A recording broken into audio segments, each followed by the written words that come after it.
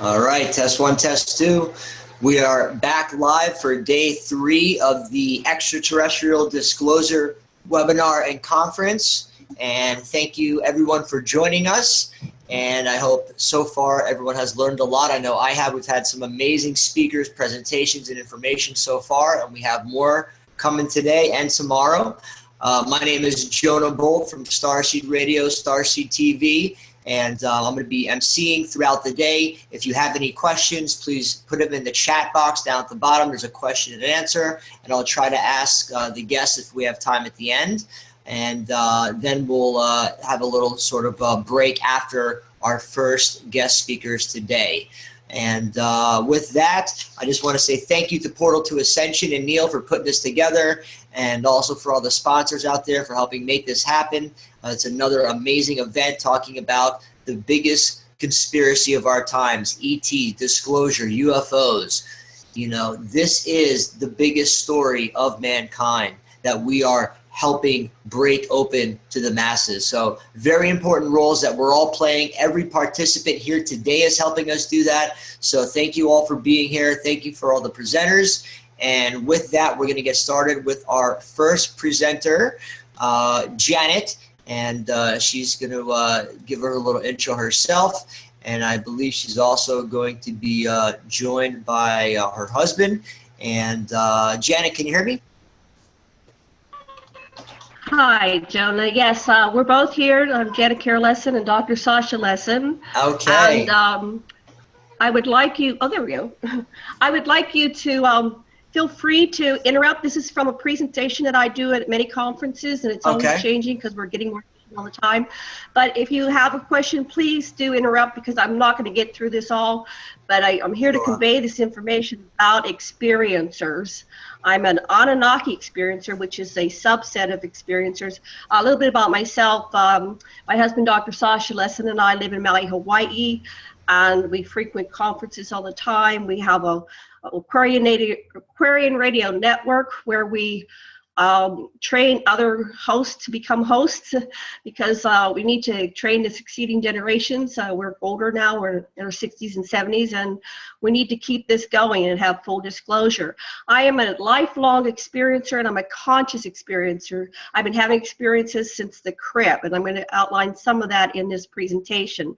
I'm also the radio show host, and I interview all kinds of people like you do, Jonah, whistleblowers, and I'm a researcher. We're Anunnaki, ancient aliens researchers. Dr. Lessin and I have 3 books on the ancient aliens, with about 2 more in that we're working on. And I have my own book called Dance of the Souls, which I don't have here to show you. But that's part 1 of 3 of what it's like being an extraterrestrial experiencer. And then I'm collaborating with several other experiencers that I'm going to be bringing to the table pretty soon here.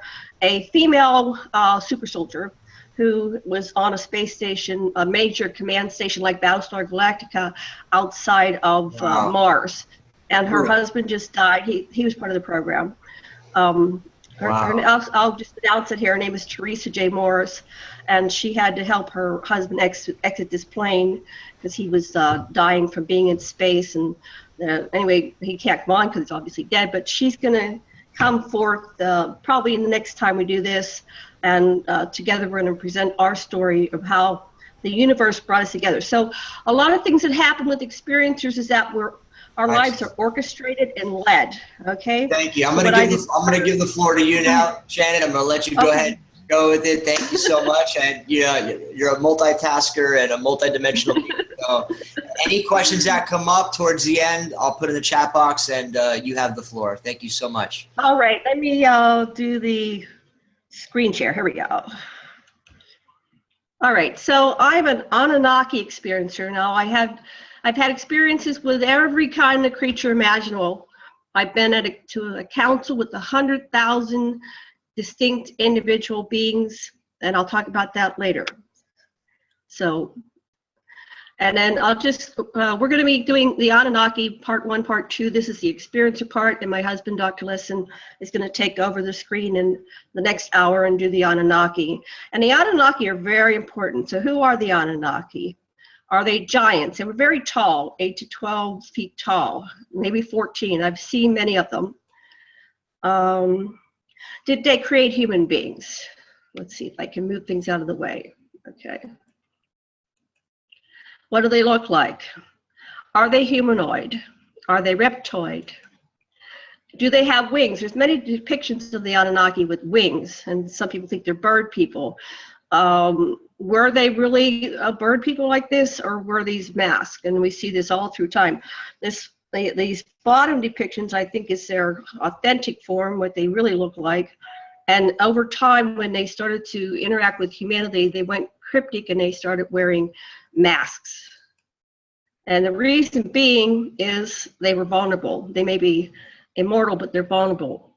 Are they dragons? So I will give you the dragon connection, and that's why they're called the dragon family. And they are the ones at the top of the dung heap here, on the top of the pyramid.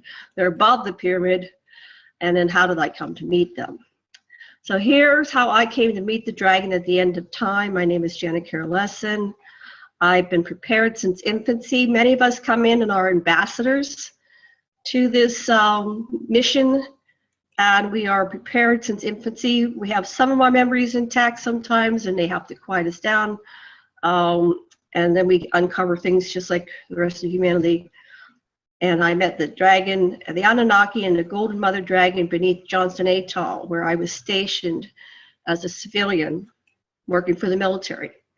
And when I got back to Maui with my husband here, I was summoned to the Galactic Federation as an ambassador from 3D human being life, Earth life. So this is what happens in the world. The elephant's in the room, and we each hold a piece of the elephant. So we're very important. Each and every one of us, we are a piece of the puzzle, and we are essential to the evolution of consciousness and to this grand awakening and ascension process that we're within right now. And we suffer from pluralistic ignorance, and we profess one thing while we do another. Pluralistic ignorance makes us sheeple, and we've got to wake up in this. It makes us puppets. And this ignorance keeps us chained to an evil and perverted matrix. There's Neo, and we're constantly taking the wrong pill. We got to wake up. Most of us privately reject the norm, like the emperor's new clothes, and we begin to accept the norm, and we start acting like a bunch of sheeple and following the emperor and doing as he wishes. And we assume others accept the fiction, but no one believes, but everyone thinks that everybody else believes. That's the lie. We publicly go along with the lie. And we suffer from the bystander effect. We just sit by and we watch people die and suffer, and we go, I'm not going to do anything about it. We're the bystanders.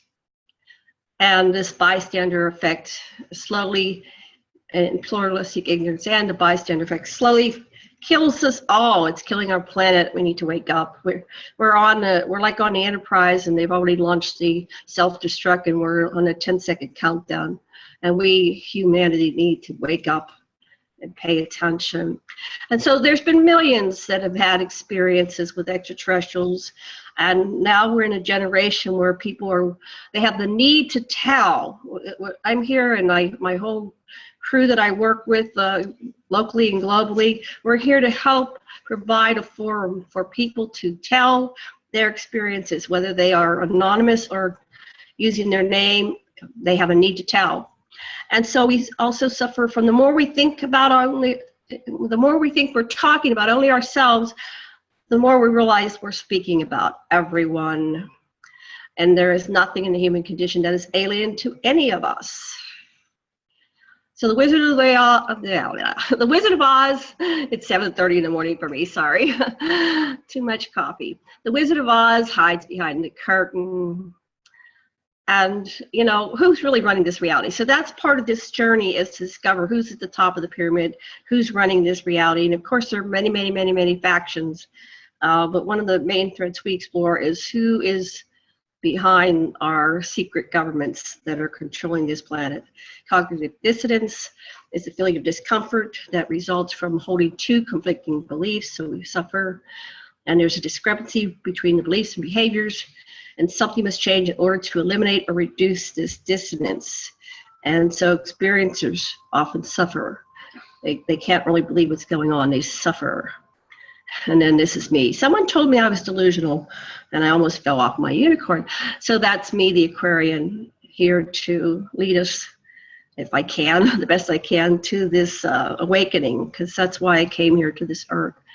And so I'm going to cover my paranormal experiences from childhood to the current time, and how the Greys in the U.S. military took me to the Joint Military ET base under Johnson Atoll. I was there from December 95 till I think it was February of 97. And I'm in touch with my higher selves in many forms. There's more than one higher emanation of Jonah Lessin, and I identify with Nimma and Enki and Joy, and they communicate with me, especially when I do sacred tantric rituals, journeys. So journey work on spirituality, meditation, opening up your chakras helps you connect personally and directly with extraterrestrials, interdimensionals. And then I represented the Earth to the Galactic Council. There are many, many, many ambassadors. I am nothing special. Any one of us could be an ambassador, maybe an ambassador. Just become aware. And you can see yourself before the council and create conscious contact for yourself. This is something that each and every one of us is able to do. And this is my book. There you go, Dance of the Souls. And I use the analogy of the hero's journey, because we're all here in this 3D Earth human form in a hero's journey to awaken in the amnesia that we agreed to do. So what's a hero and who are the heroes? Well, you're the heroes, obviously. What makes a hero, and is it who you are, or is it what you do? So what if you wake up in the middle of this dream called life and you find you're already in the middle of the journey? So that's what happens to a lot of us. We become awake, conscious, and aware. We go, I woke up, I woke up. I hear this every day. People call me, I woke up, I woke up.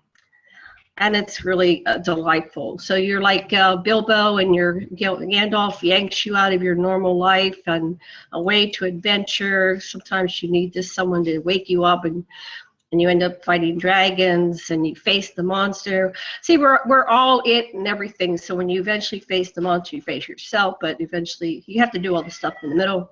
And so she is like the dragon mother of people. I'll try to get to that in this story. And then when you look one-to-one into the soul, the apparent other, especially if you look in the right eye, this is very tantric, you could see all the way through the continuum to the core of existence. And there's where you find forgiveness, because we created this paradigm in order to create these experiences to diversify creation. And that's what we're doing. We're all gods co-creating with Source to diversify this existence. And so in part one, I'm going to share these paranormal extraterrestrial contact and experiences from childhood until now. And science might reject my tales, but maybe this presentation will awaken you. I have I think most of the people watching this are awake and we're preaching to the choir, but perhaps this will get shared and like a candle, lighting and awakening up people one by one by one by one. And it starts, the hero's journey starts in the ordinary world. So we're in this illusion. We think this is reality. We think this is ordinary. And I was spiritually asleep. Although actually, I came in pretty awake. But even though you're awake, you have to have an operating personality so you can walk in this world so people don't slam you. Okay. And so I became conscious in the middle of the journey and realized there was a higher perspective of what I was experiencing, and I needed to integrate with that. So here's the Joseph Campbell's Hero's Journeys chart. I recommend you look it up, and it's a wonderful system which explains many people what's happening. And so what I experienced, you might too. And I can't read the top of my screen. So there's a call to adventure. The hero faces something that launches her on her adventure. So what I realized when I went through many, many years of therapy. My husband and I facilitate experiencers. We basically do counseling.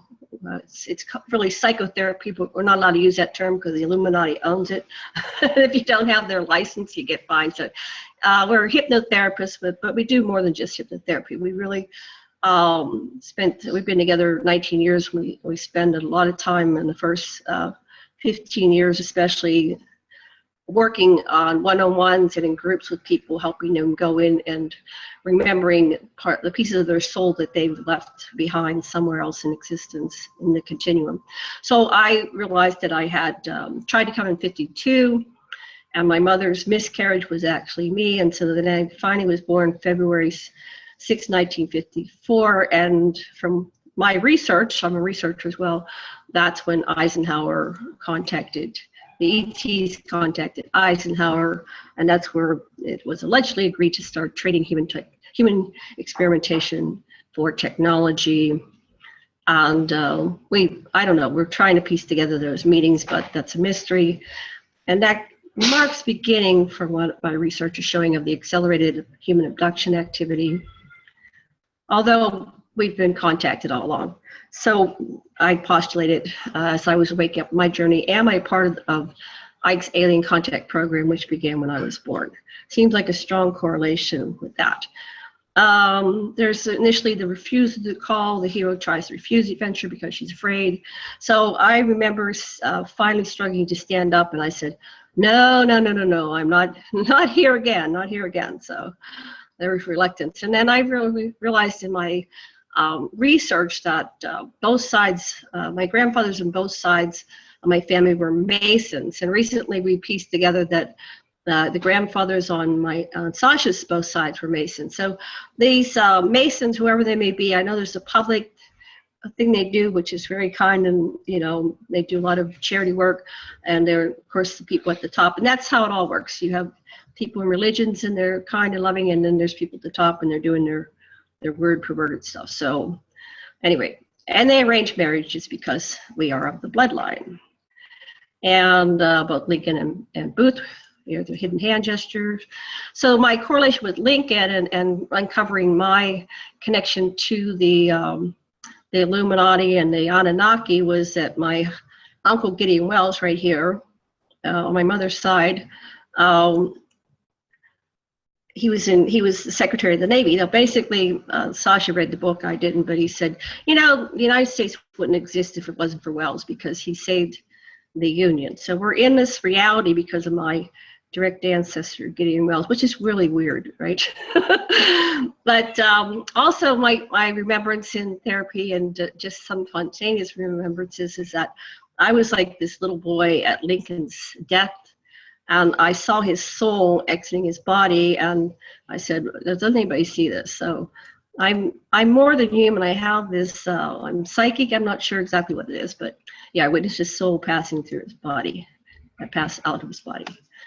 Okay, so this is just tying it up. So I pondered, am I of the bloodline? And so I was tracked coming in. I was told by a whistleblower, and I am connected to the Illuminati bastard line. And I have other friends that are discovering, oh yeah, I'm in this bloodline, but I'm the bastard. I'm not the royals. Don't have all the money. And so through my regression therapy, I remembered that I died around 1900. And I reincarnated into this lifetime as Janet. So that's how I came to this lifetime. And I was indeed tracked.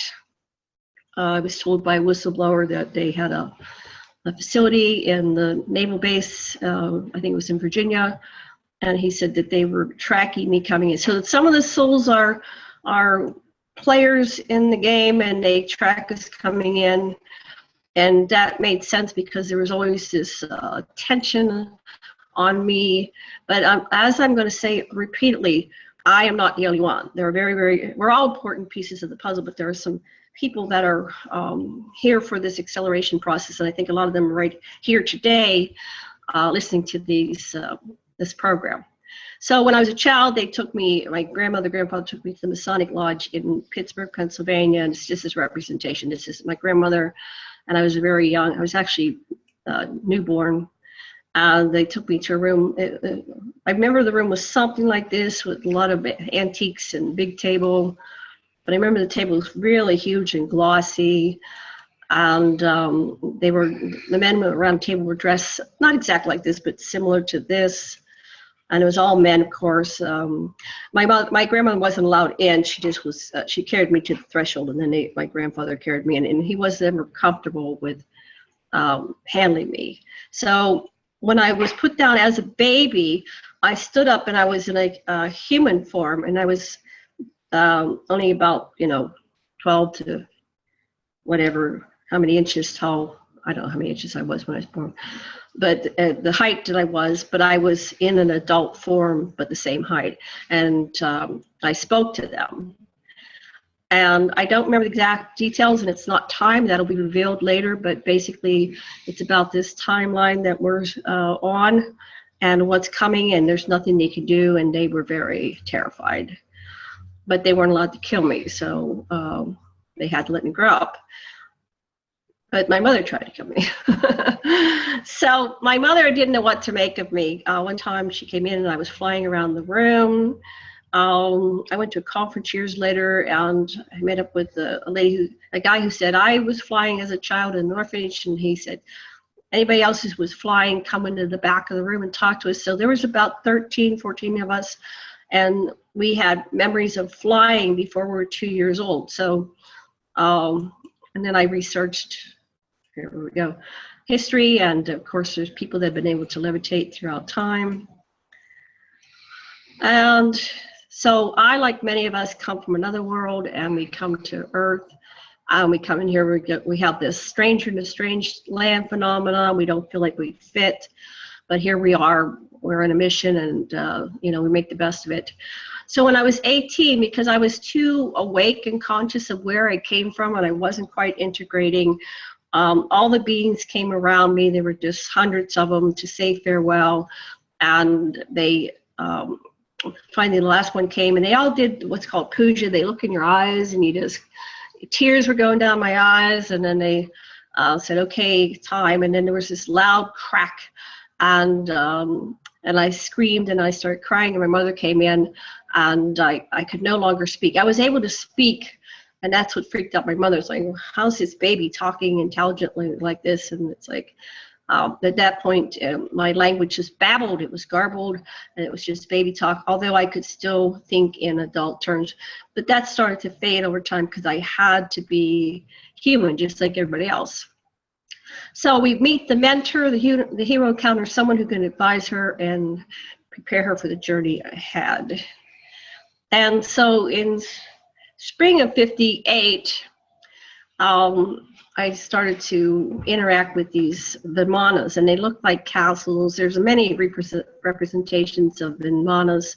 If you just Google it, it's amazing what you can see on the internet. It's like the collective consciousness is telling us that it's right in front of us. We just have to follow our noses and Google things. And you can see this is the ancient depiction of them coming into Vimanas. And so they make Vimanas to resemble what came down from the sky. And of course, there's large and small Vimanas, and I was interacting with many that look like castle. I think that Camelot was probably a Vimana that came down and settled, and sometimes the reason why Camelot disappeared is because it just left. Here we go. There's the representation of Mount Olympus, which is a Vimana, and this is supposed to be a representation of Sinai. And we wonder about Mount Sinai, what's going on there. It was probably Vimana came down and people gathered around it. And of course, they could project holograms. Okay, back to the Janet story. So I was picking flowers outside, and a mothership, this is in '58. I was a young girl. I was 4 years old and teleported me on board a ship. Another representation of that. And I found myself in a theater. Here's Star Trek. I love Star Trek. And the theater was constructed for my convenience. I needed some kind of construct. A lot of these ships and are constructed in the moment for the convenience of the experience. And they don't need to be in solid form because many beings don't need ships. But I needed a ship because I was human form. And they welcomed me like I was some kind of returning royalty. And once the screen came up, I was shown 24 different multiverses. And the first image showed the Earth being blown up and powdered into stardust. They showed all these different scenarios of destruction, and then they started shifting until there was more and more life and less destruction. And they showed me civilizations destroyed. And this is the typical thing that happens to experiencers. But then, you know, there's people escaping, and I was crying because it was just so overwhelming to witness all this destruction. And finally, I talked to Tolik, and I said, there's 24. And he said, yes, there's 12 negative and 12 positive. And I said, yes. So it was good confirmation. Then the scene shifted and the terrible alternatives were over. These are all possible future multiverses that we as the observer participant can decide to take that journey, take that road, take that channel and live as our lives. So we are always the chooser. And so they were showing me that I'm the chooser. So there were scenes where people were emerging from the ruins and celebrating, and then there were utopian ones. So the last 12 were different types of utopians getting better and better and better. And so I started to stop crying. I relaxed, and I realized there's hope for our world. I loved our world. And some of them just seemed too kind of airy-fairy. The ultra-utopian options left nothing to do, nothing to achieve. You know, they kind of seemed plastic and artificial. They were just so goody, goody, goody. So they asked me at one point, telepathically said, this is what a sample, just a sample of all the possibility for existence. You know, they're just giving me 24 as an example. And which one do you choose? They asked me, which reality do you choose? And I like the third one from the end. So I said, well, let's do that one. So this is kind of representation of where we're going based on Janet's choice. And my job was done. I could go. So when they took me home the long, slow ways. This is kind of Pittsburgh in '58 when I lived there, and it was very polluted and the air was kind of yucky. So they showed how they transformed it and cleaned up the air right in front of my eyes, and then we took it back to my neighborhood, and it was very, very colorful. So what I realized is that I was taking high noon, and so they were returning me at sundown. And so when I was teleported back to the earth, now this is a physical teleportation, I returned and I looked and kind of hesitate before I went to the house, and they said that you have come to do that which will benefit all of humankind. And this is a common experiencer message that we get, that we are on some kind of almost like a Christed mission to come here and help humanity. And I was just overwhelmed with joy, and I felt like my life had meaning and purpose. But I realized when I walked back into the house that I cannot tell those parents, those people that raised me, and the brother and sister, because they just wouldn't understand. I had, even though it's for the wisdom, to not say something prematurely. So crossing threshold. So the hero leaves her ordinary life and crosses the threshold into adventure. But my existence was not going to be easy. So also later that year, a neighbor sexually assaulted me, and my mom tried to pull him off of me. But I died. I died during the experience. And I went out of my body to heaven. And back on earth, my mother and the neighbor tried to revive me. And while I was dead, I went through a life review and was shown several lifetimes. And these are all connected to, we think these are different things, but the paranormal and the extraterrestrials and interdimensionals and life, death, it's all connected. So I met my personal guide. We all have a personal guide, and I went to my council. We had all these discussions. What I noticed that where I went was very similar to the where I was when I was on mothership. It was the same energy, and it felt safe, like I had returned home. And then they showed me, once again, I'm looking at timelines. So they showed me the timelines that hurt my family. So these are all lessons for me. In one timeline, my mom went to prison. Another one, my dad killed the guy, Harry, who abused me, and he went to prison. And in another lifetime, my brother couldn't take it that his little sister had died that way, and he committed suicide. And another one, my sister overdosed and killed herself on prescription drugs. And they, basically, if I stayed dead, we were on the disaster timeline. I was like, oh, goodness. And Earth would perish. So So all these things, the personal and the global, and if I returned and did my life's work, my family and the world would end up in a positive timeline. That's a lot of responsibility for one time. So everybody needs to do this. Everybody needs to realize that we are, if we find ourselves going down a negative road, we can shift to a positive timeline. So which timeline do you choose? So, and I really wanted to stay. I felt very conflicted because it felt more loving there. The energy was better. You know, Earth is very difficult energetically. It's dense, and many experiencers say that same thing. But I had to come back, so I did, and you know, I have a good life. So I chose life, and the moment I made that decision, I was back in my body, and despite all the hard times, we are on a positive timeline, and goodness and love will prevail in the end. So every time you see yourself personally, shift and readjust, and then you get back in the positive timeline. So in 59, they put the tracking device, they put an implant up my nose, and they put one behind my ear. I have a lot of implants, and I realized that the guardians watch over me, and when I need to know things, they don't reveal things to you all at once because it's overwhelming for one thing. Also, there are other people that can read your minds, and I am being protected and hidden from those people. You're protected, watch, and your memories are blocked for your own safety, and you're never alone.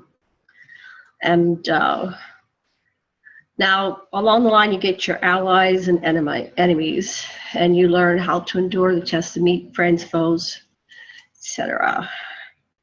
And so there was a being, I think many people have encountered this guy, George. He's like a hooded being. And so from 58 to 66, I battled with this demon type being named George. And George kind of tried to suck out my soul like that, you know.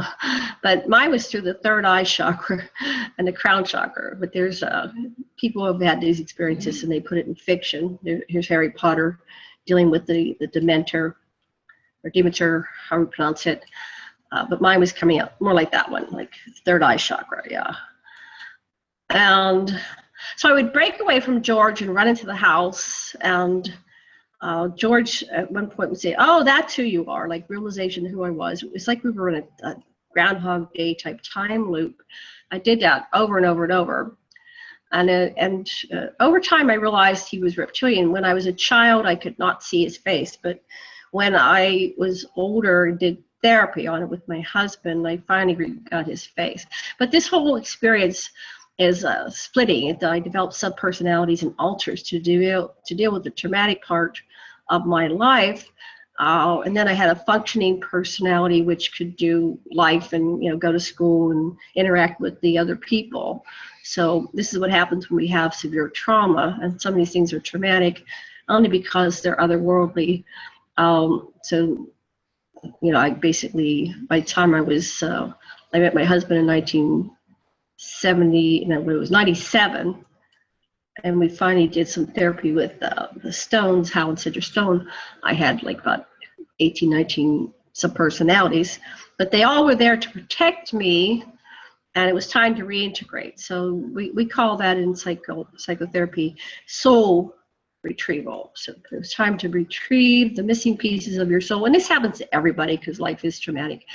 So one of these episodes with my mother was my handler, and so in 59, we were all watching Peter Pan, and we got real excited. It must have been some programming in that, because my brother, sister, and I, we were just like jumping up and down, and in a rage, my mom took me down this, and we had a stairwell, and she threw me over the stairwell. So that further traumatized me. All these things happened.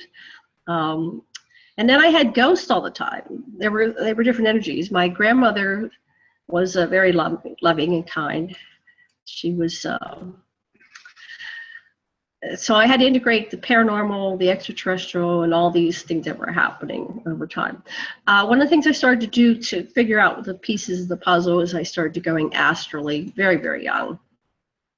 And nightly, I would just go out of my body and just trying to figure it out and connect, sending my soul out to connect with the extraterrestrials interdimensionals and those who would speak with me to give me the pieces of the puzzle. And eventually I went down under the ground. A lot of people were talking about the inner earth and all the different civilizations down there. So when I went, I would go out of my crown chakra and down through my basement of my house, and there's a little entryway, and I was in some kind of, it was like my astral body, but I could actually feel walking on these, through these, they look like wine barrels. And I don't know if it was wine, it might have been something else, but they had these, they were gigantic. They had handles that were, only giants could move. And and the light was illuminated from up above, and there was no kind of light fixtures or candles, and they were highly polished, and they had these giant, so the cobblestones were not the perspective of, back in the 50s, a lot of the streets in Pittsburgh were cobblestone, but the cobblestones that I was walking over were gigantic. And eventually I went into places similar like this, and I kept going down and down and down. And then I went further into the caverns, and then there were cities in there too, in ruins. So I went there. I'm not sure what that meant, but I did. So in 61, when I was 7, my mother strangled me, and I died once again. So I keep having these near-death, otherworldly, extraterrestrial experiences, and they all feel the same. When I was dead, my guides helped me fix my broken neck, and then I went back to my life and my mother, and I was more like the adult, and I tried to comfort my mother. She couldn't help herself, and I knew she was out of control, and there was really nowhere I could go. I had to be with this family, so I had to learn to cope and to communicate and forgive. Constantly, life is about forgiveness. So, and then all during this time, I was living in Pittsburgh, which was a hotbed of UFO activity, and whenever I would walk with people or have sleep outs, people would see UFOs. So I would invite my friends to say, hey, you want to see a UFO? Yes. And these were, they were large, like 50 feet across, and they were pretty low to the ground, and they were bright colors like blue, orange, yellow, red. And they definitely were not the moon or the sun, because you could see those in the sky as well. And then my mother, who was always trying to figure this out and angry at me, and she pushed me down the steps, and I knocked out my front teeth. And I just realized that she loved me in one hand, but she was programmed and crazy, and so I just had to deal with that. So the extraterrestrials helped me. In 64, I was taken by the praying mantis. I was at a local skating rink, and a boy molested me from behind, but he had clothes on. And he told me he got me pregnant, which I didn't understand because I was very young. I didn't know how sex worked. So I went home, and I'm hypersensitive. I have super emotions. And when I went home, I wanted to die. And I really had the ability to just die, to just leave my body for good. Excuse me. Excuse me.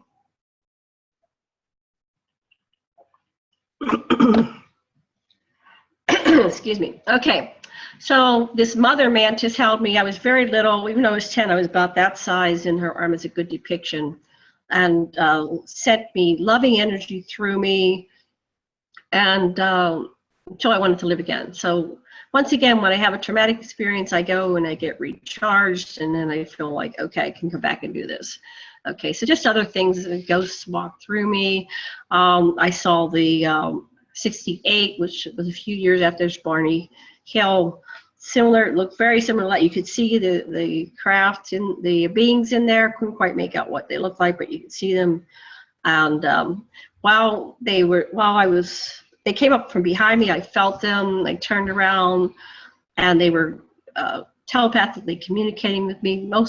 I'd say almost 99%, maybe more, of the communication is telepathic. They don't really use their mouths very much, and they stayed for a while. 69, my house is where I grew up is a vortex. Like I showed you, I went down, but there was a stairwell that was closed, and my girlfriend opened the door, and this type of being, like out of Poltergeist, came out snarling. It was very amazing. Okay, so I got married in 70, and when I was married, I started having witnesses all through my childhood. I'd say, you want to see a ghost? You want to see a UFO? So I'd invite people over to my house, and they'd have experiences. and a ghost kept knocking at my bedroom door, and my husband witnessed it. But I wanted children, and the ETs kept taking them, and they said, you will never have children. So I've never been able to give birth here. Okay, so, and also my first husband was a hitter, and so eventually I just left. I had no children, no reason to stay. So I was also at that time suffering from battered wife syndrome. Couldn't get myself to leave for a long time, but finally I did. And, you know, it was very traumatic. Splits you further. Approach 6, setbacks occur, sometimes causing a hero to try a new approach or adopt new ideas, and I kept getting pneumonia. So my out was to get the pneumonia and die. So I was conflicted. I wanted to go, I wanted to stay. I had a mission. At one point, I had seen Superman. What was it, 1977, I think, or 78? Yeah. And so an ET came looking like Superman and did a huge healing with me. And when I woke up, I said, okay, I can do this. So when I left husband once and husband one and met and married husband two, and I moved to State College, where I started the Penn State UFO discussion group. It was one of the earliest, I guess, in the planet. And there were many people who reported these hooded beings, and they described them as reptilian. And so I started getting that connection. And then our members were, at that time, they were interacting with grays and reptilians. There were many others. And there was one man that told me about how he was surrounded in a field by a dozen of these hooded beings. So the hooded being phenomena. So I wondered, now when I was making this presentation, are dementors or reptilians the same thing? So, and then when I would come home from this discussion group, I would ask for proof. You know, I had a long drive from the Penn State to my home out in the farm fields, and so they would follow me. These shooting stars would follow me, and I'd say, "Are you real?" And then they would shoot directly across my hood of my car, you know, and it was like, okay, you're real.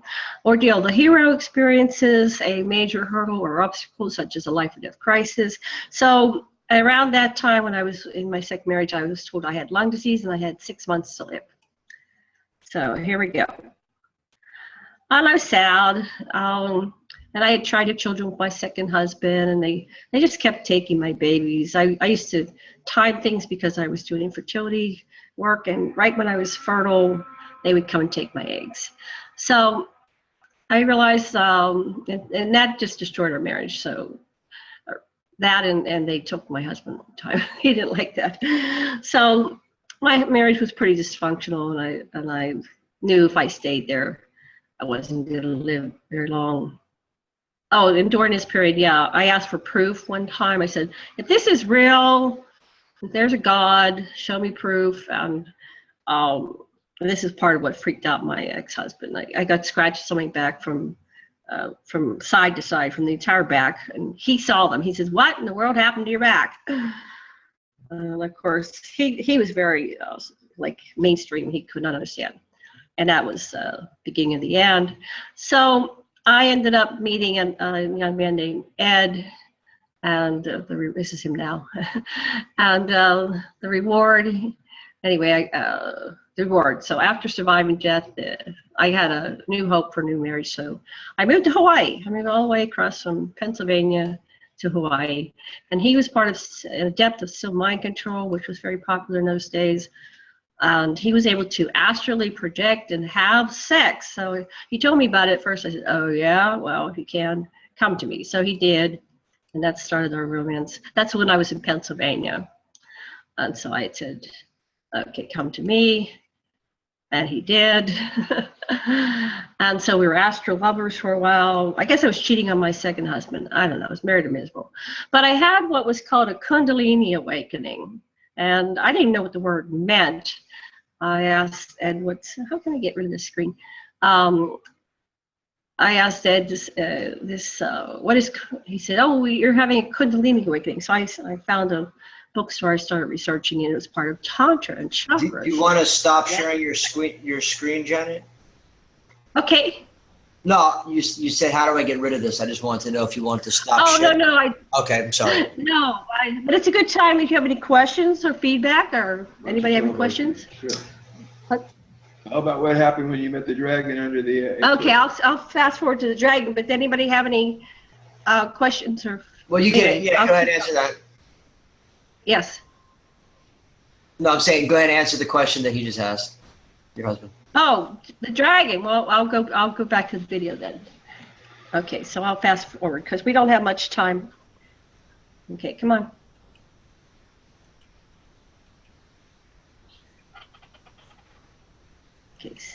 Okay, start video. Yeah, we see you. Okay, is it coming back? Well, we see you, not your screen. Oh, screen share. Okay, back to screen share. Okay, hold on.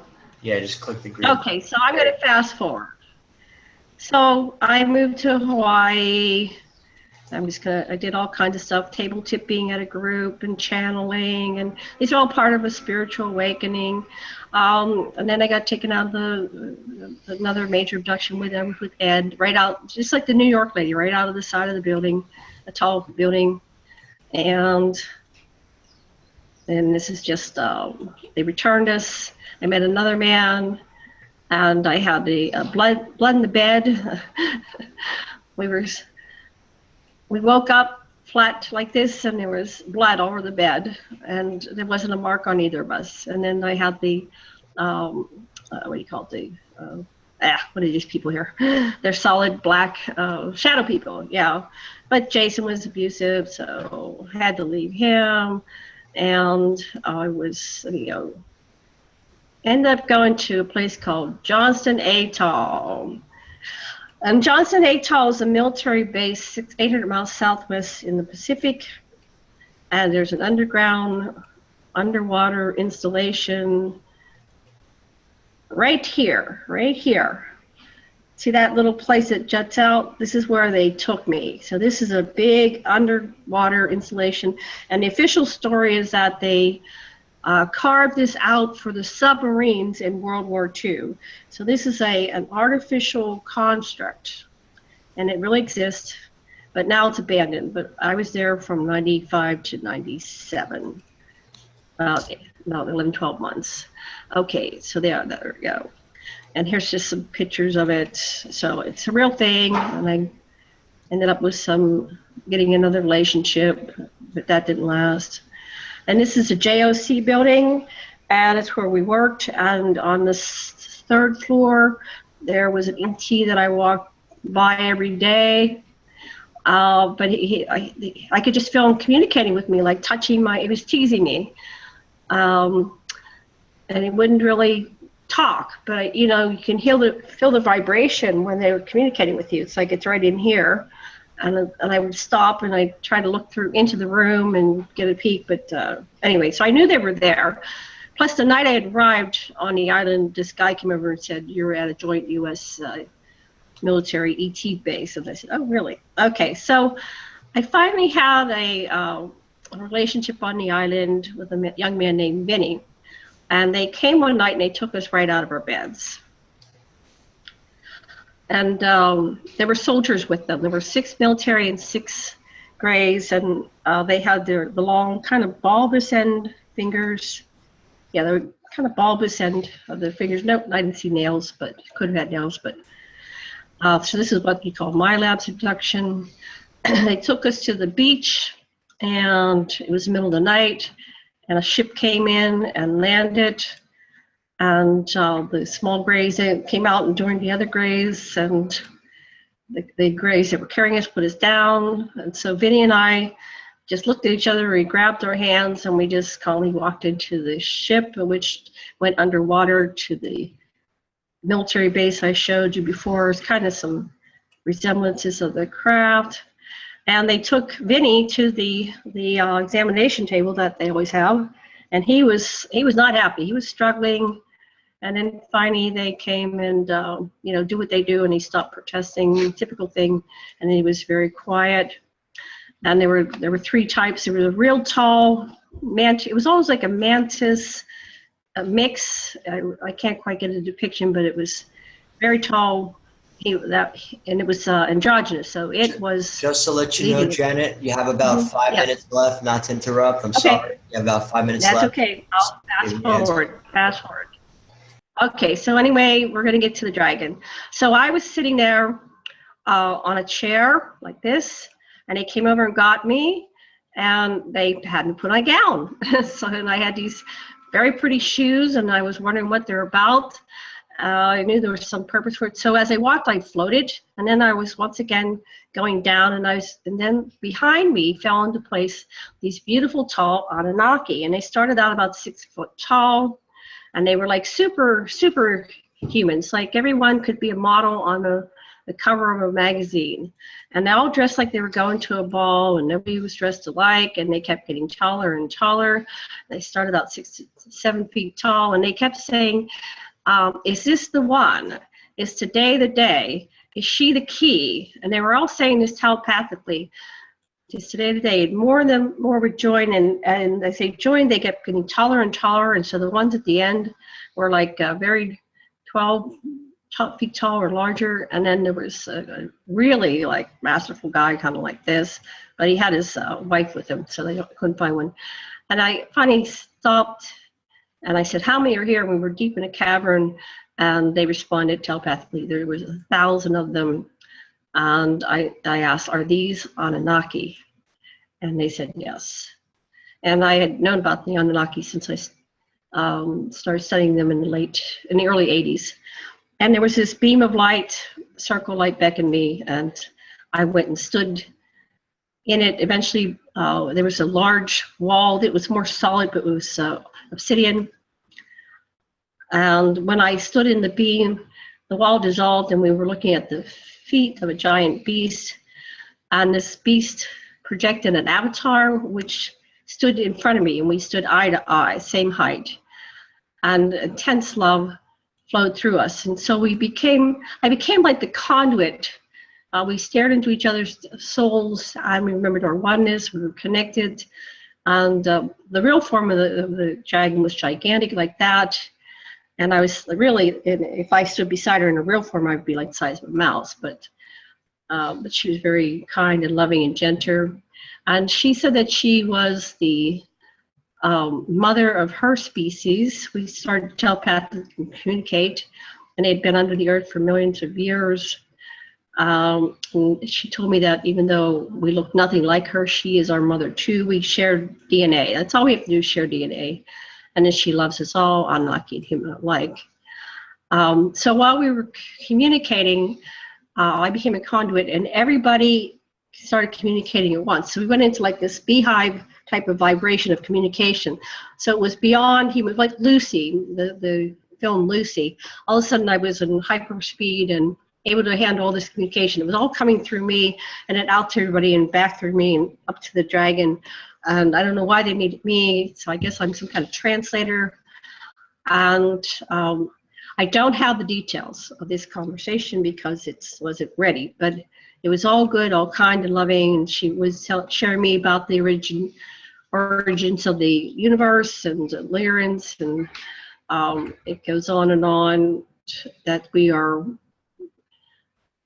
had generations of DNA experimentation throughout the universe, combining in myriad forms of existence. So there are just so many diverse forms of being, and that they were originally a space being, and they don't need spaceships, and Lyran and dragon blood. And this is why we have the symbol of the Lyrans and the dragons. They're core to our DNA structure. So let me fast forward to the council meetings.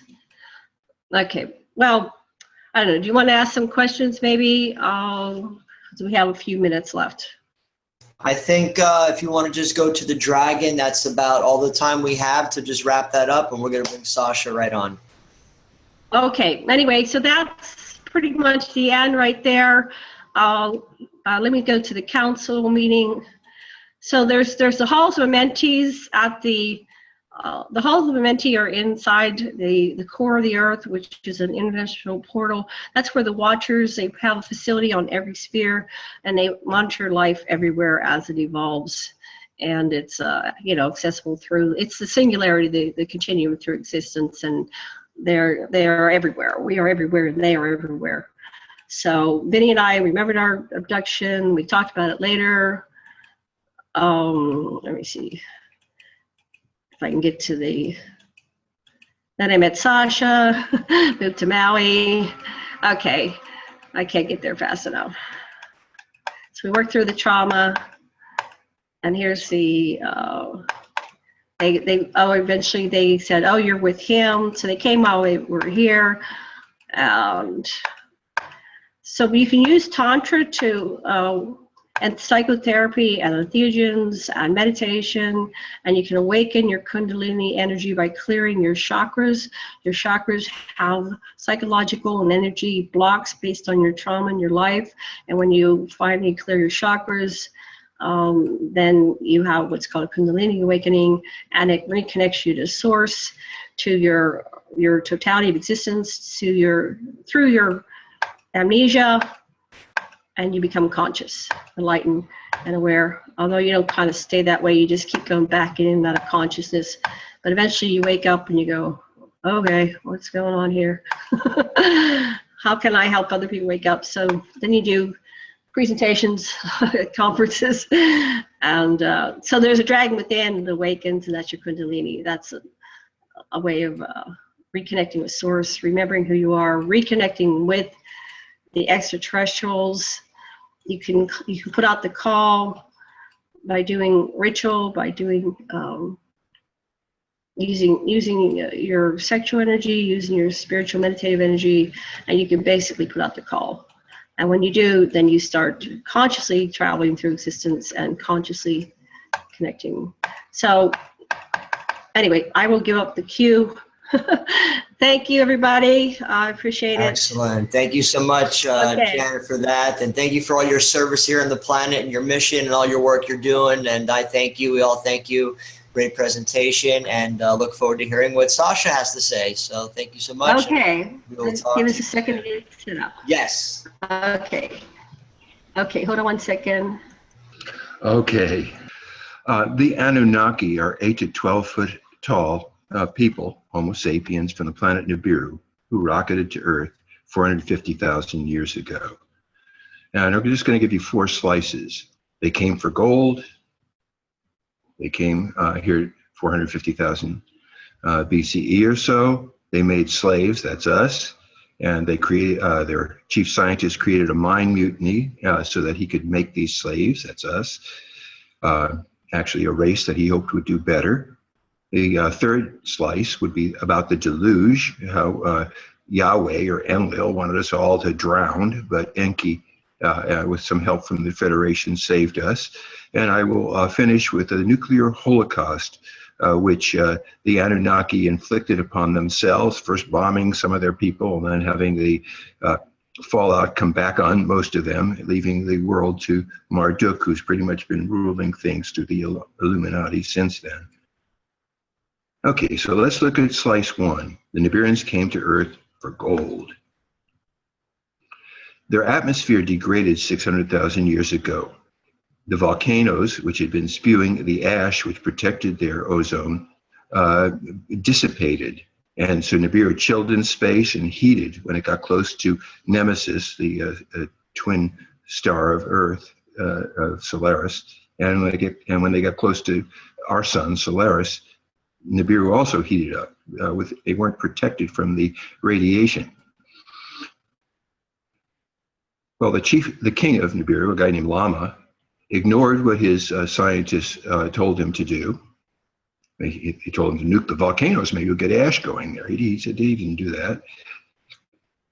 And he didn't send ships to get gold, which they knew from records. They could turn into monoatomic gold and spread over the ozone. The Lyrians had already taught them before they even came to Nibiru how to use gold to get the piezoelectricity from their planet.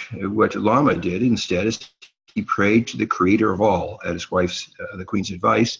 And this is an important point for a lot of people, that they didn't, the Anunnaki, that means those Nibiruans that came to Earth, didn't think of themselves as God. They prayed to the prime creator. Prince Alalu he couldn't take anymore. Lama wasn't doing anything. So he killed Lama. He pushed him off a tower. And so when the guy that was supposed to be king after Lama, Alalu, said, hey, it's my turn. Alalu said, look, let's not have another civil war. We almost wiped ourselves out with the thermonuclear war that we had before.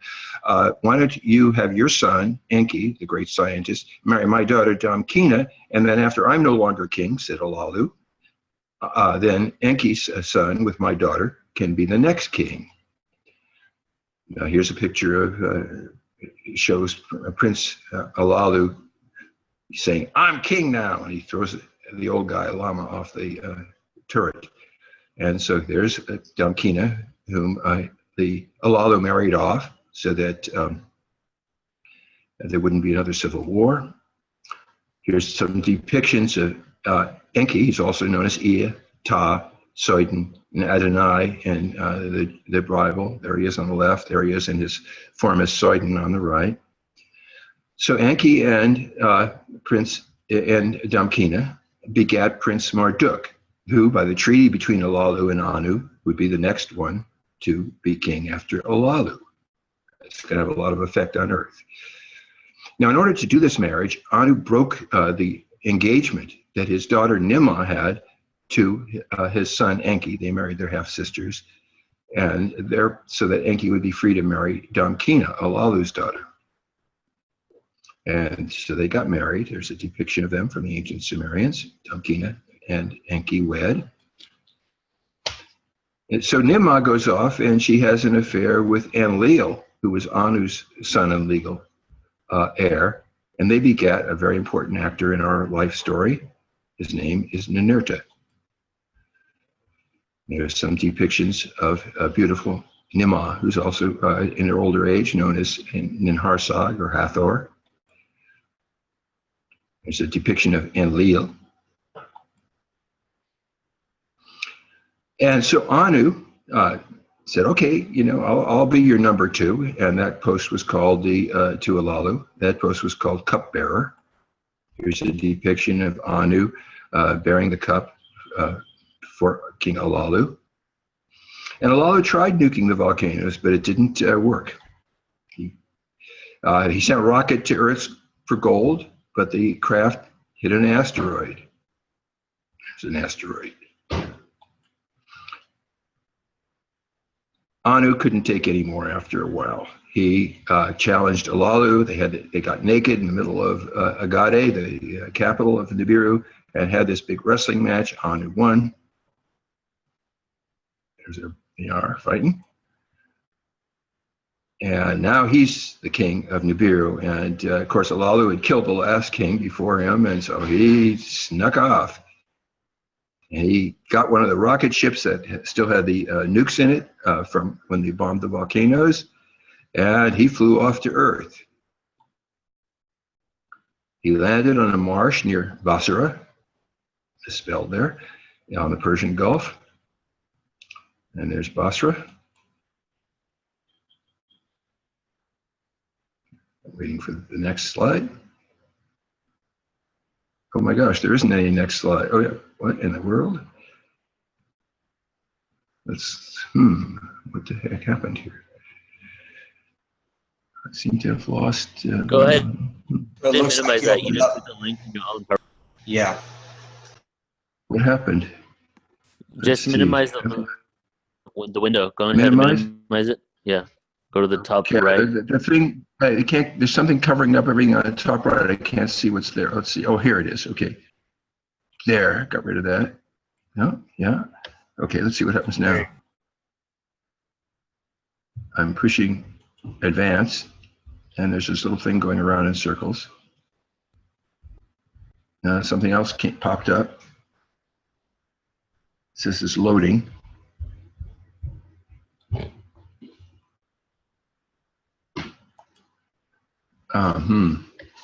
Just make sure you're clicking over here. Click the right arrow, because basically your picture there is a link. So every time you click it, there we go. There you go. So, okay, so Alalu landed in it's now the Persian Gulf, but there was a big marsh there 450,000 years ago. And Alalu aimed his missiles, took them out of the ship and aimed them at Nibiru. And he says, on Earth, I have gold to save Nibiru, or I have missiles to blast it unless you return Nibiru's throne to me. The Nibiru Military Council sent Enki, because he was related to both of them. He was Anu's son. Anu was now king. And he was Alalu's son-in-law.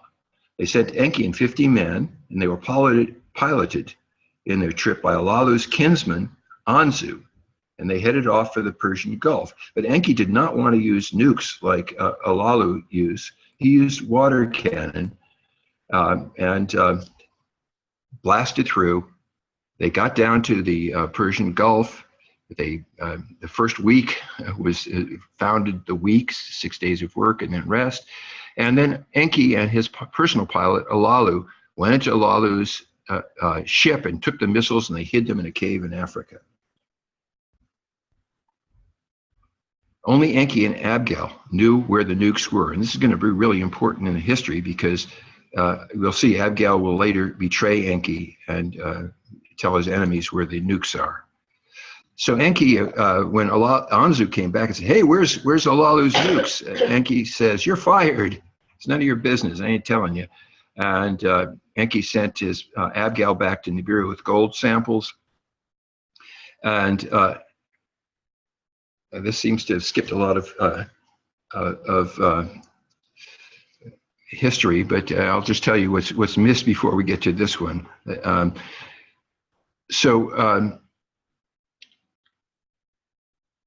Enlil Enki, Enlil said to his father, look, I don't trust Enki. He hasn't really got a lot of gold there. I want to go there and take care of things. And so this is really out of order. So he went, he got Anu to send him, and then they started to Earth. They started fighting. And then finally Anu flew to Earth, and Anu had a drawing with his two sons right in front of Alalu. Is that we'll see who gets to be king of Nibiru, who gets to be rule Earth, and we'll see who gets to run the gold mining operation. Of course, he fixed the drawing, so he won king of Nibiru, and Leo, his heir, Anu's heir, became ruler of Earth, and Enki became ruler of the mining operations and the sea. Alalu jumped up. He was so upset. He said, let's wrestle again for king. Again, Anu won. Alalu jumped up, however, and bit off Anu's manhood, severely injured. Enlil tied Alalu up. Anu said he was going to die from the poison that he from ingesting some of his flesh, but leave him on Mars. Enki had landed on Mars because that's where there was water to refresh the water cannon, and so that was the first record the Anunnaki left us of them being on Mars. They got water there. The oxygen wasn't enough to drink, but there was plenty of water on. So Anu knew about Mars, and he said, drop Alalu off at Mars, let him die there. Anzu said, hey, look, let me stay with him while he dies. He is my kinsman. Anu said, hey, you're a brave dude. Okay, you can stay with Alalu on Mars, and I'll send my daughter back to Earth. She's got some stuff to do, helping me organize, and we'll set up a base here. And so when Nimma and her 50 nurses came to Earth to help establish things, they stopped up. Alalu was dead. They made a statue for him. That's the statue at Sindonia. And they, she sailed on and left 20 men to start Mars base. And that was the beginning of the Anunnaki of Mars base, and Anu was in charge of them. So when Nimma got to Earth, right away, Enlil got her off by himself and said, let's make another baby. I'll bring our son Ninurta here. But they didn't conceive. And so she went off to be with Enki in his place on the Sinai. And Enlil was really upset because he really wanted Nimrod. And he saw Nimrod's cousin, her name was Sud, by the med center and said, hey, let's get drunk and together, and I'd like to make it with you. And she said, hey, no way, I'm a virgin. You're huge. I don't want to do it with you. He raped her. Nimrod and the council was really angry at him, and they exiled him to Africa, as you see in this slide here.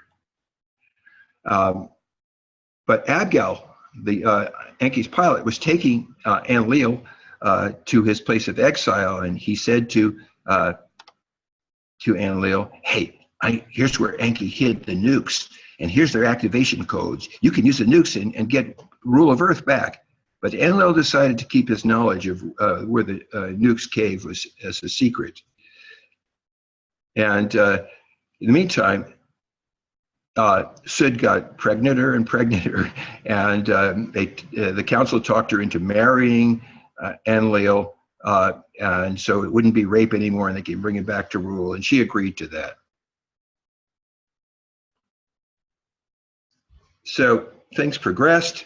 Skip a lot, but eventually Enki started examining Homo erectus, the ancestor of Bigfoot, and he had a great idea of how he could improve the stock of people that he was generating.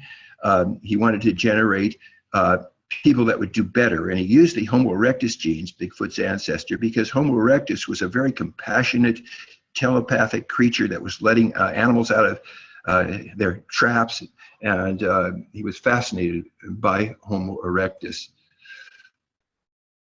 And so what he did is he said, look, withhold the gold and to the volunteers. There was a lot of Nibirian volunteers who had worked decades and decades in the South African gold mining, where Enki had traced the gold from the Persian Gulf down to the south of Africa on the east coast. And they were eating dirt. They thought they were going to be heroes, but they were under the ground for a long time. So Enki sympathized with them, and he said, this is perfect. I'll use this to create this hybrid race and let these guys off the hook. And so that's what he did. He got them first to slow down. And in the meantime, when the desperation really got there, he announced, I think we have the solution. Here's Nimrod and Enki's son that he had with one of Enlil's granddaughters, Ningishita, and they said, we can make clones. And however, they went way beyond that. Nimrod realized that they needed clay, it had minerals in it and copper, and they needed the mitochondrial DNA from the womb of Anunnaki women. And Ningishita found the X and XY chromosomes, and they first of all, they made the first of our ancestors, the Adamu.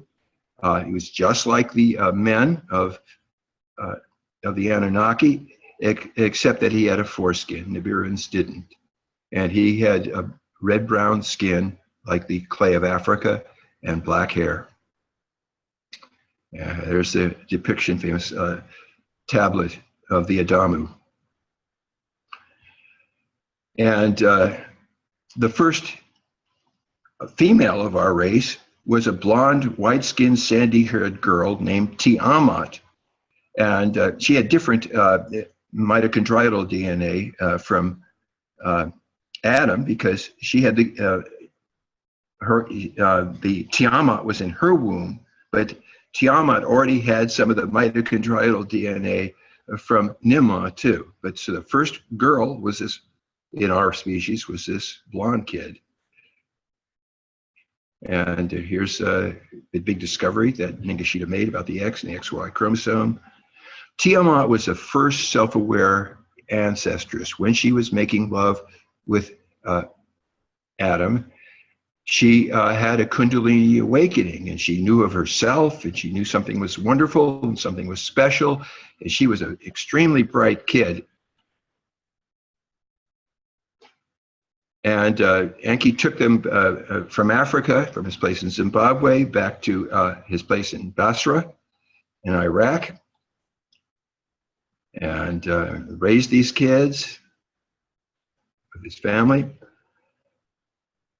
She was getting more and more pregnant, and over came Enlil. And right away, Tiamat walks right up to him and says, "Hi, I'm Tiamat. Look, I made this table and this skirt." And she's chatting with him just like a little Nibiran girl. And he said, "What? And she's pregnant?" Seize him, he yelled to his guys. And he put Enki in chains and said he wanted him executed. Of course, the council didn't want that to happen. But here's Tiamat saying, "Why did you tie Dad up?" And there's Enki also, he's got handcuffs on, he's got electric charge all around him. So Enlil said, get these creatures out of here, bring them down to Africa and let them breed slaves now that you made them breeding. Well, about 200,000 years ago, Nibiru went through and things got really bad, and most of the Adamites, the descendants of Adam, and there were lots and lots of them by now, just went off and foraged for themselves in the bush, and some of them had been put out in their old age, and they started getting in touch with nature, with Gaia, and so forth, and they were doing less and less work for the Anunnaki. So Enlil, the commanders, told Enki, make smarter slaves. These aren't smart. They're going off and taking care of themselves instead of us. Well, Enki said, "Oh, cool, I know just who to do it with." He found two really beautiful Adamite girls and had kids with them. And Enki and Damkina, his wife, Nimma, took the two children, one child of each of these girls, and made children with it. We have Titi, and Adapa. These are the children that Enki made, but with these two beautiful Adamite women. They raised them, and Damkina taught Titi all kinds of crafts and art. And Enki tutored Adapa so that he could run the farms, herds, estates, run the descendants of Adam and his own descendants as well. And there were lots of them. He taught Adapa basically everything. His kid was a genius. And Enki then begat Cain with Titi. Adapa begat Cain's fraternal twin, Abel, with Titi too. Okay, this is the third slice I'm going to give you. How we survived the deluge of 10,500 BCE. Ice Age crop failures made Lumach, who is Enki's Adapite Iraqi boss, give the slaves less food and more work. Well, Enki really was hot for Lumach's wife, who was named Batanash. Enki sent Lumach to Babylon to be with his son, Prince Marduk, and said, "Here, you'll be safe from the angry slaves there." And of course, he went on and saw Batanash and made Ziasutra, who we know as Noah, with him. Lumach looked at Ziasutra with his shining eyes and blondness and said, "Have you gone to bed with some of the astronauts?" And in all honesty, Batanash said, "No, Enki wasn't an astronaut. He was the chief."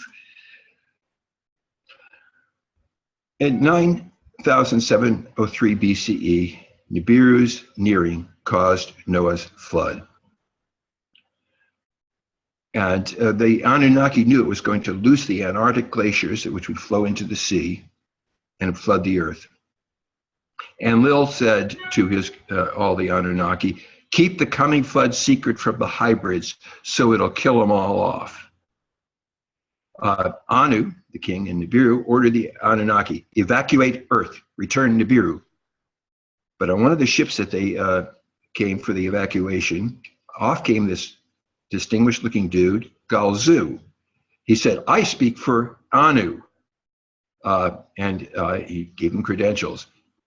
"You leaders must stay near Earth during the flood or you'll die if you return to Earth."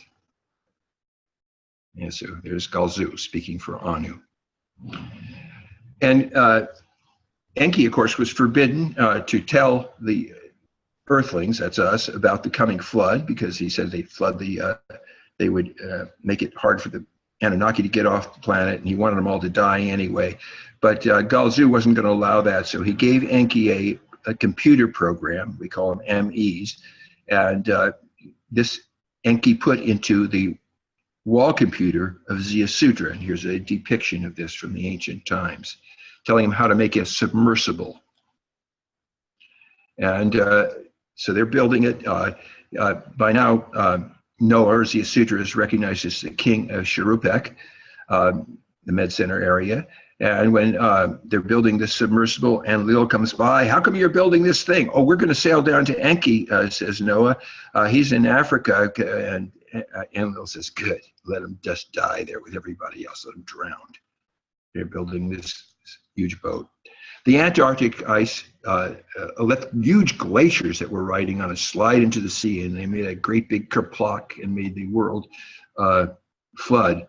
And it wasn't just Noah and his people on his submersible that were saved. Of course, Enki had these genetic banks underneath the ground, and Thoth Ningishita had put records underneath the ground and emerald tablets. But when this flood hit, also other Anunnaki and other extraterrestrials elsewhere in the world all knew it was coming, and they did what they could to save their people. I hope we have a whole bunch of stuff about that. The Anunnaki bosses, thinking they couldn't go back to Nibiru, just orbited around the Earth, or they took shelter on the Moon or Mars. And from their ships, Nimma and Inanna recorded how terrible they felt as they saw their hybrids, their Lulus as they called us, dying. But the Ziusutra's boat came out okay. They landed after a while on top of Mount Ararat, and all the slaves, except for those that Ziusutra's boat made. Also, there had been a bunch of Anunnaki who had come down for the wedding of Prince Marduk when he married Sarpanit, one of these Adapite women. And so they actually had invaded Earth. This was the second Martian invasion of Earth. And they had taken 200 of these Adapites, and they conquered Lebanon, and basically said, recognize our marriages, or we'll blast you. And so Enlil says, okay, you can go live on Earth.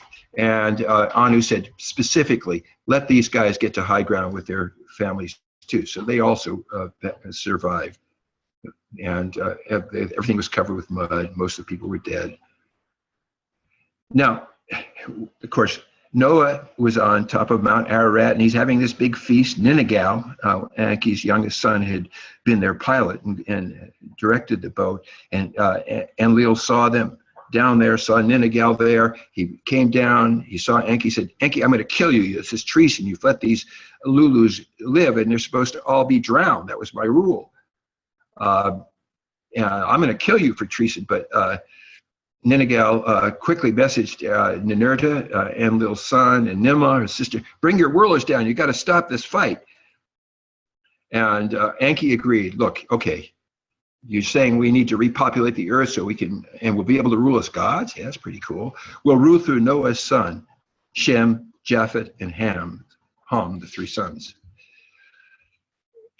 So for about 11,000 BC, after Noah's flood, the Anunnaki lineages finally stopped fighting among themselves, and they cooperated for 1,000 years.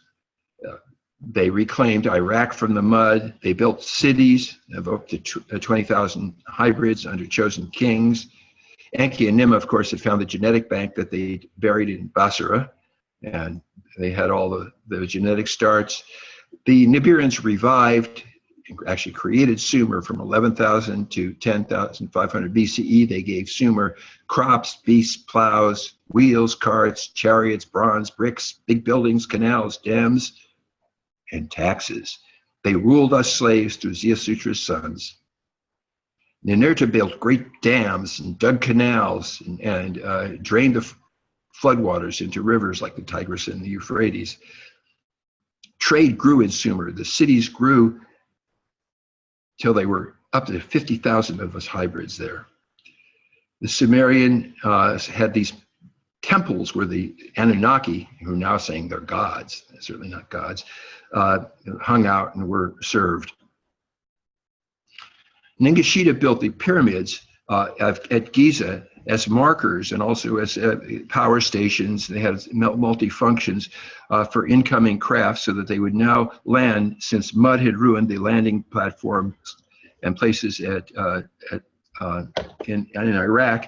So now they were going to land on this new spaceport that Ningishita built on the Sinai. It was a great big spaceport. The mission control was in the area we now call Jerusalem. Slice 4. In 2025 BCE, Enlil nuked Sinai and Canaan, and the blowback killed his area and Sumer too. Now what happened, Prince Marduk, who had allied with us Earthlings, and his son with an Earthling. The Earthling was named Sarpanit. Sasha, just to let you know, you have a few minutes left. Just a heads up, about 2-3 minutes left. Okay, so they closed in on the Sinai space facilities, and their spies reported Sodom in Canaan. It was in Marduk and Nabu's camp. Enlil Enki thought that he had hidden the nukes, but remember, Enlil knew where those nukes were hidden. And Anu back on Nibiru said, "Go ahead, nuke them.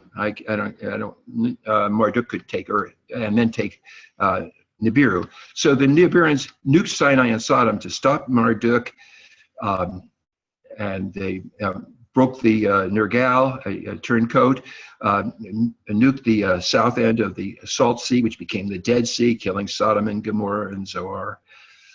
The Salt Sea, of course, flooded the cities on the south there. Here's Sodom after the nukes.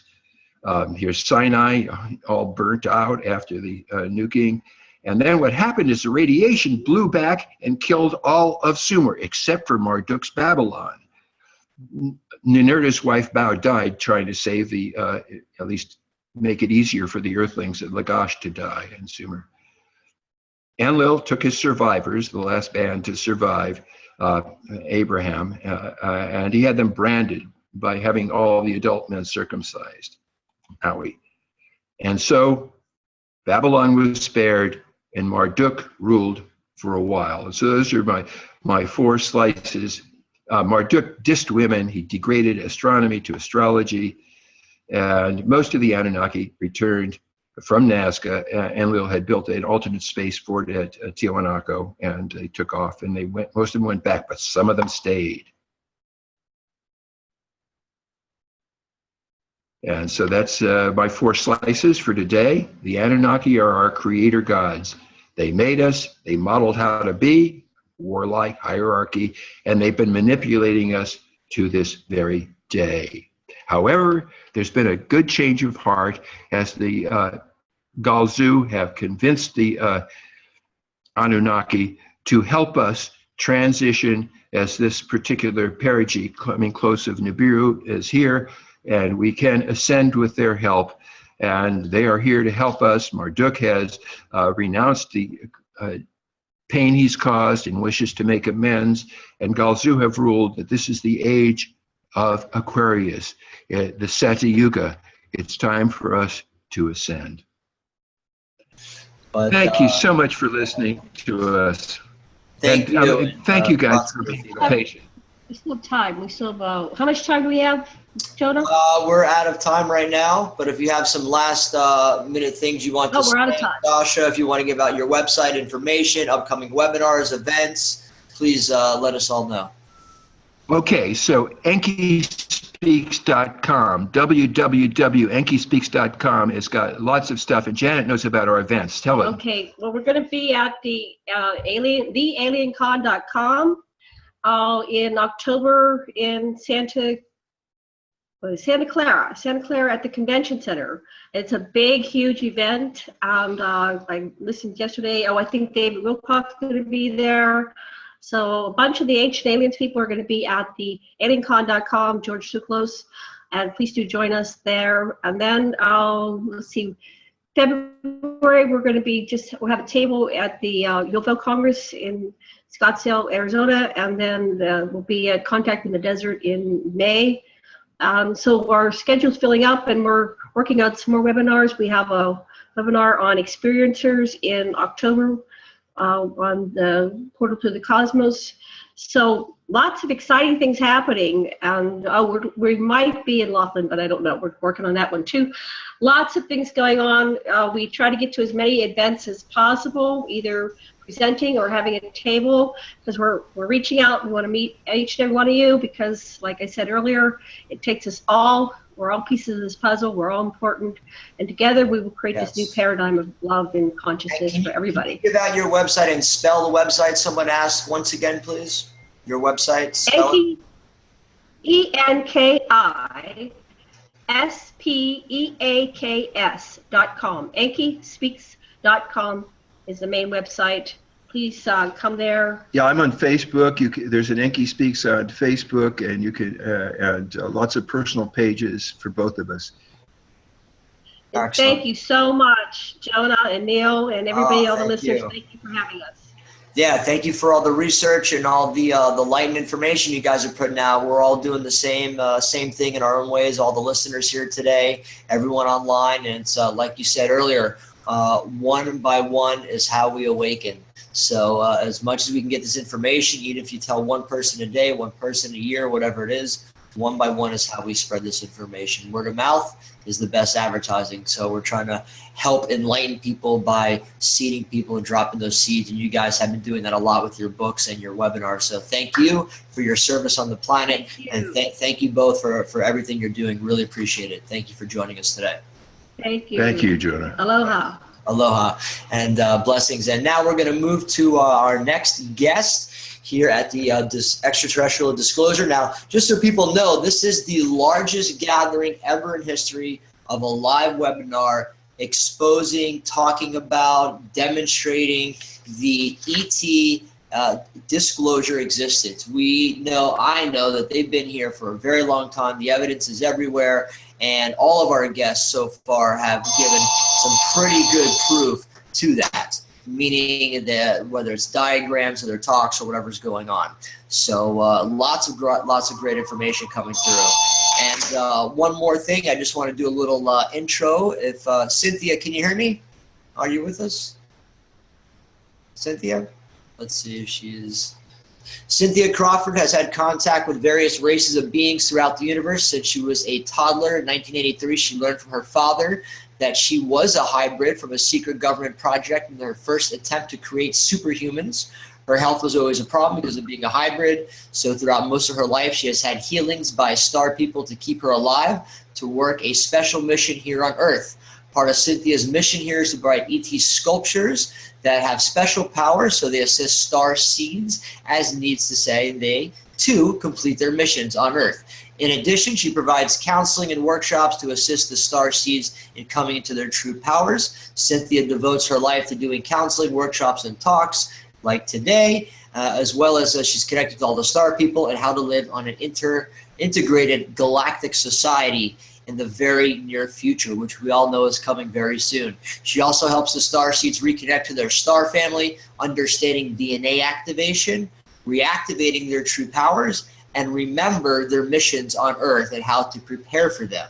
The key for humanity's future depends on living in their heart with unconditional love. So I'm sure a lot of listeners today are going to have some questions for Cynthia. And Cynthia, just so you know, I've been on your site before, and I've seen your work years ago when I first started my show, Starseed Radio.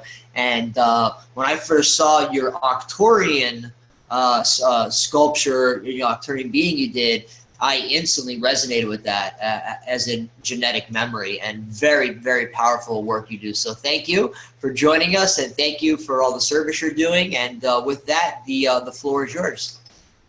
Yes, I'm so very lucky to be here. I first want to tell everyone that on July 12th, I had to have emergency surgery to have a tumor removed. And it was a brain tumor, and although it's a grade 4, I've got to tell you I'm doing really good. I'm improving every day. And I am fighting this so that I can be with you longer and make more sculptures.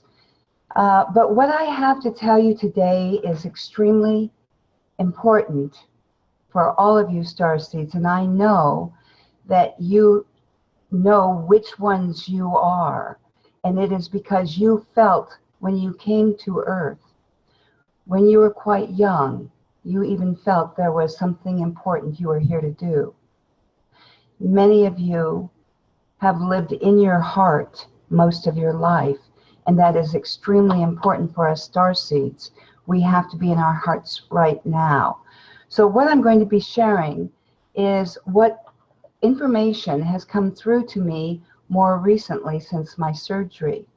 And the reason I'm sharing this is because I've had contact with the Galactic Federation, the various councils and alliances, and they have given me the opportunity to revisit the time before we came to Earth and why we chose to come to Earth and to help humanity at this time.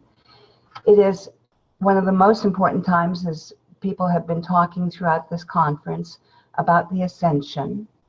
And we're here not so we can ascend, not that we aren't going to even grow greater in our ascension as we work our mission, but we came here to help the humans that are ready to ascend. And not all of them are ready to ascend. I was told back in 1997 that 1 out of 7 humans will actually complete their ascension. And we were hoping for more. In fact, many of us that came here in this lifetime are already masters who gave up their time, their positions, to come here to be able to help humanity. So going back to when I was in the hospital, I first want to say that the first night prior to my surgery, I had so many people praying for me. It was just really overwhelming how many wonderful people. And I was visited literally by so many dozens of different star beings that came into my room and allowed me to see them. And they were so precious, each one so unique in their own way. And yet I found them to be absolutely beautiful. I felt their hearts and I felt their love. And then the very next day when I had my surgery, they actually took me, my soul, out of my body, and I went before the council. What happened at that time was phenomenal. I had no idea how very important this mission is for all of us. Every one of us are equal in this mission. We have important missions, and it has to do with us using our powers. Before we agreed, I was shown how we traveled in the universe to different stars or different planets to ask for assistance from the different alliances as well as other councils. The cities on these other planets were tremendous and so unique. And it reminds me almost of living in the movie like Star Wars or Star Trek movies, because they're so very similar. But what was most interesting about this is the way we went in groups as we found those people that wanted to volunteer. And many of them were not human, not humanoid species. Some of them were insectoid and other species. But it was the love in their heart, their need to assist us, that gave them that desire to be with us, to work with us. So we have many different races. I mean, we're talking literally hundreds of different races that are on Earth right now. The most important thing we can do right now is to come into our power. You all know there's going to be challenges. There's going to be events that will be unfolding, one right after another and another. We all know about the dark forces that rule planet Earth, but we can stop them by uniting together. And this is why we've come. If you think about it, there are hundreds of thousands of us starseeds all over the planet. I've had contact with many of them throughout the whole planet. I've even had contact with a few people that have contacted me and told me they couldn't give me their name or where they live, but they actually told me they were not from Earth, but they came to Earth as observers.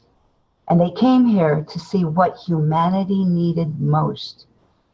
And if we starseeds needed further assistance as well. And they thanked me and thanked all of us for coming forward and doing our part. What's going to be happening in the very near future, with all these different events, it has been designed primarily to look like terrorist attacks. What the star people are saying is if we start now working with our love and light on a continuous basis, that power is the greatest power in the universe. Nothing exceeds it. Nothing is more powerful. And it is when we envelop ourselves in the white light, allow it to run through us and to shield us, and using unconditional love, that we literally send unconditional love from our heart chakra into another's heart chakra. And we do this to diffuse those negative ones of their power and to empower those positive ones to become even more powerful. What surprised me was I didn't realize all the powers that the starseeds came in with. And I was shown these powers. Not only do the starseeds have the ability to remote view, but to jump the different dimensions.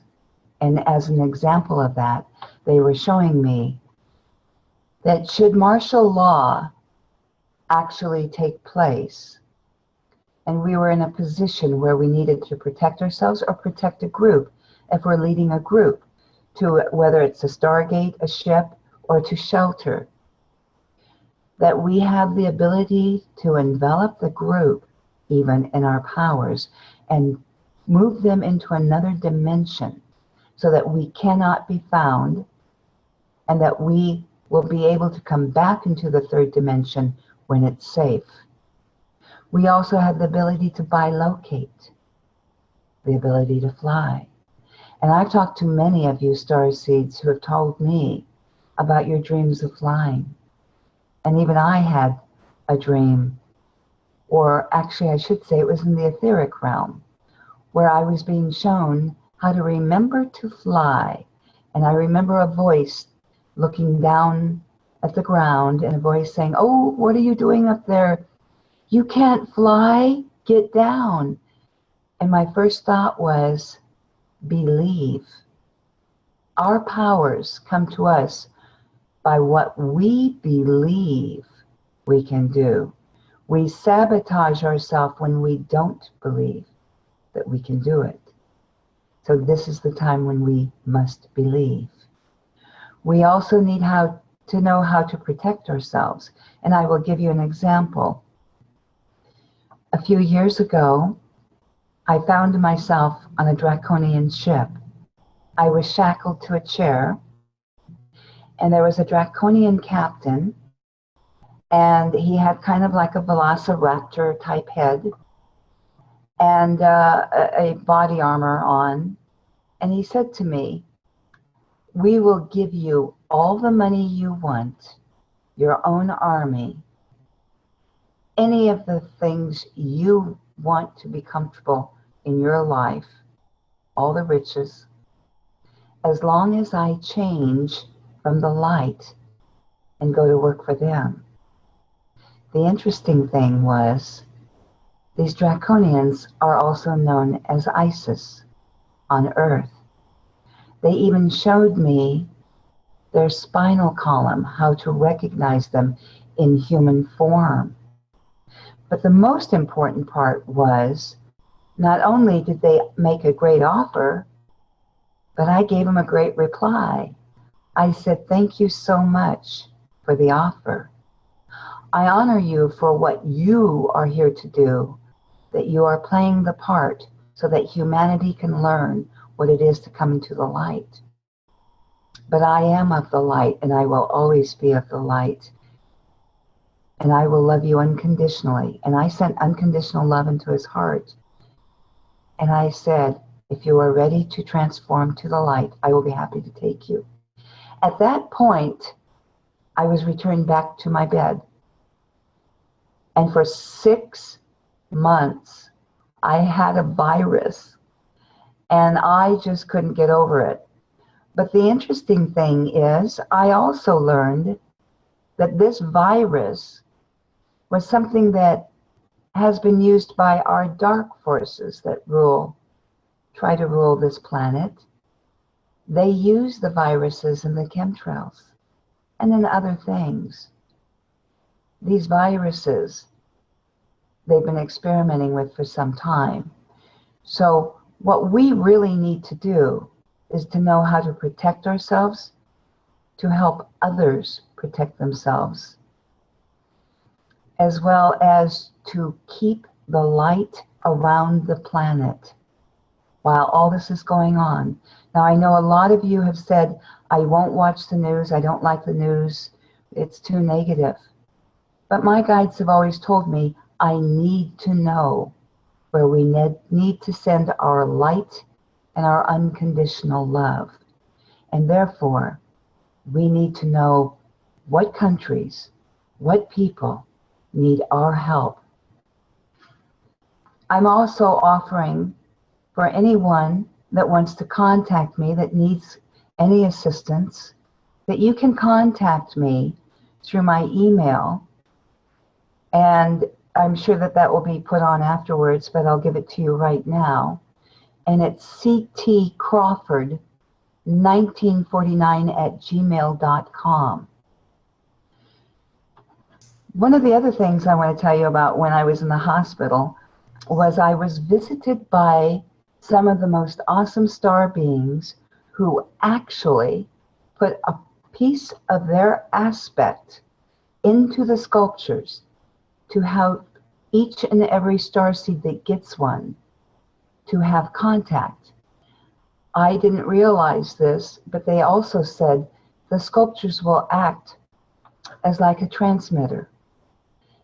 And even though I've been told I will be going back to the ship in the near future, I'm still going to be here for a while, so you have to put up with me for probably maybe another year. But when I go back to the ship, I will be going in my body that's in stasis, and I will be coming back here, and I will be assisting a lot of you. The sculptures will also act to help you connect with your star family, with the council, when you need assistance. But do you need a sculpture? And I have to answer quite honestly, some of you are very awake now, having conscious contact. So no, you don't need a sculpture. It's only if you really feel you want one or your guides tell you you need to get one. We don't have much time from what they showed me. So I do know that within the next 2 years, we will be finally realizing the full event. And yes, this will be with a planetary system coming in, which people call Nibiru or Planet X.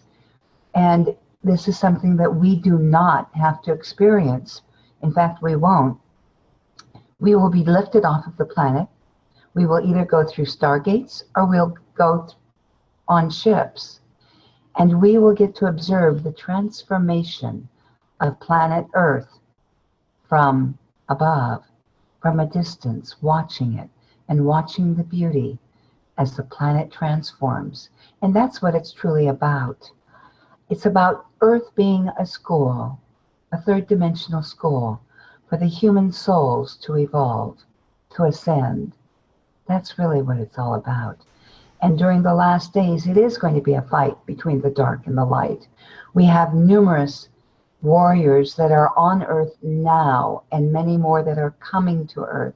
Some are Syrian warriors of light, some are Arcturians, and we've got others that are blue race of Syrian warriors of light that I only in the last few years got to meet and get to know. But we've got other warriors. We've even got archangels already on this planet. We have got so many of you wonderful stars to be amongst all of you, that we will be working together.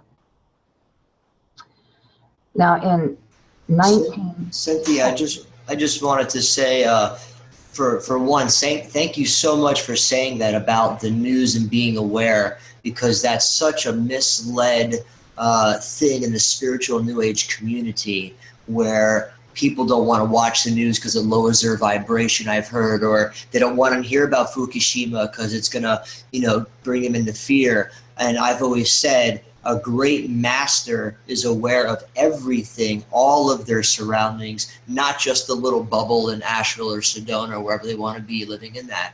So thank you so much for saying that, because that really has always resonated with me, and also with many people that I've been interviewing and speaking to and talking to all over the world. It's the same thing. So to hear you say that really resonated with me. And like I said, when I saw your Arcturian sculpture from your website, that really resonated with me, and I could share this with you. I have been on board the Arcturian mothership outside this Earth's planet, and I know my part and who I am on that level. So, there's many of us on this webinar together that are doing what we can. And when you said that, that just really hit me. So just thank you for that, and for bringing that to light, because you're the first person other than me that I've heard that from, that you need to be aware of everything. So when things happen, you know how to react with your family, with your friends, you know what to do, and it's go time, and you're not just sitting there meditating. So thank you. Thank you. And I'm glad you said that, because the other thing is that when we have those of the dark that are creating all this havoc, and if we send unconditional love into their heart chakra, all we have to do is put the light around them and send it to them. They just, through our thoughts even, send unconditional love, and it diffuses them of their power. And I know this for my own self, because at one time I was about to be attacked, and instantly my guide said, surround yourself in the light and surround the other person in the light and send unconditional love from your heart into his. And when I did that, he literally flew backwards. So we do have the power. I talked to another woman who also had the same thing happen to her when she was walking in San Francisco one evening in her neighborhood, and a serial rapist attacked her, or was about to attack her. And immediately she surrounded him in the light and sent love to his heart and said, you don't want to hurt me. And the guy was so totally confused, he couldn't do anything. She actually took his knife from him. That's how powerful this is. So we have to understand that our powers are greater. And it's only when we don't believe that we have that power that we don't come into it. We've got to realize these are our true powers. And everybody possesses that, and same as when I've been attacked many times by military, my labs, I've been all sorts of things, but when I remember and blast that light, the light is always stronger. And there's a couple of questions that popped up really quickly. One person, Brandy, I have a hard time watching the news because it hurts me so much that I literally shut down and get depressed for weeks, depending on the severity of what I hear. Some stories that have kept me down on and off for years. I'm not sure how to overcome that. I would think knowing what triggers I need to stay away from would be a service to others, by the way, a service to myself. I look at the news as really, I laugh at it. To me, I look at it as comical. I don't take it as serious because it's not my world that I'm co-creating. It's the crumbling of the old world that I'm laughing at on CNN. So don't take it personally would be my answer. But Cynthia, what do you have to say? Well, I understand what they're saying, because I'll have to tell you, when I was in the hospital and heard about the shootings in Texas, I did cry, but it was quite an emotional thing for me, because it was like the star people showing me what was going to happen, and this was just one of the many events that are going to be unfolding.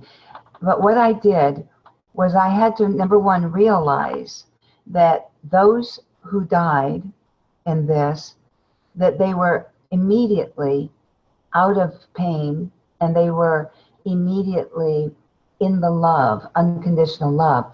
So what I did was I sent the love and light to all of the relatives and all the people in the area that were experiencing this. I did watch on the news where a little boy, and I can't remember, I think he was like 10 or so, and he had made these little devices that you blow on them and they spin, and he said what you do is blow unconditional love on them, and it'll make the love grow bigger and bigger. And I thought that was so precious that a little child would do that. And by the way, talking about little children, I have to tell you, I was so honored to have a woman contact me from Canada who actually goes on the ships on a regular basis, healing the starseed children, many from Earth, and the hybrids, and those from other planets that need healing. She has twin boys that are 8 years old, and when she goes on the ship from time to time, her husband and her boys will go with her, and immediately they go into their true bodies, which is in stasis again on the ships, and they are little blue people, and they're precious. They're almost like a sort of a Zeta type race, but a little bit more humanoid. And her 8-year-old boys are in their full adult bodies then, and they all work together. I also have several other of you wonderful starseeds that have been on the ships and are being trained on the ships and have described the ships to a T. But as far as I want to get back to the news, one of the most important things we can do is, instead of feeling the sorrow immediately when we hear of this, envelop them in the light and see what it is that they have taught us, those that have passed over. And let's honor them instead of being afraid or being hurt. Let's honor them.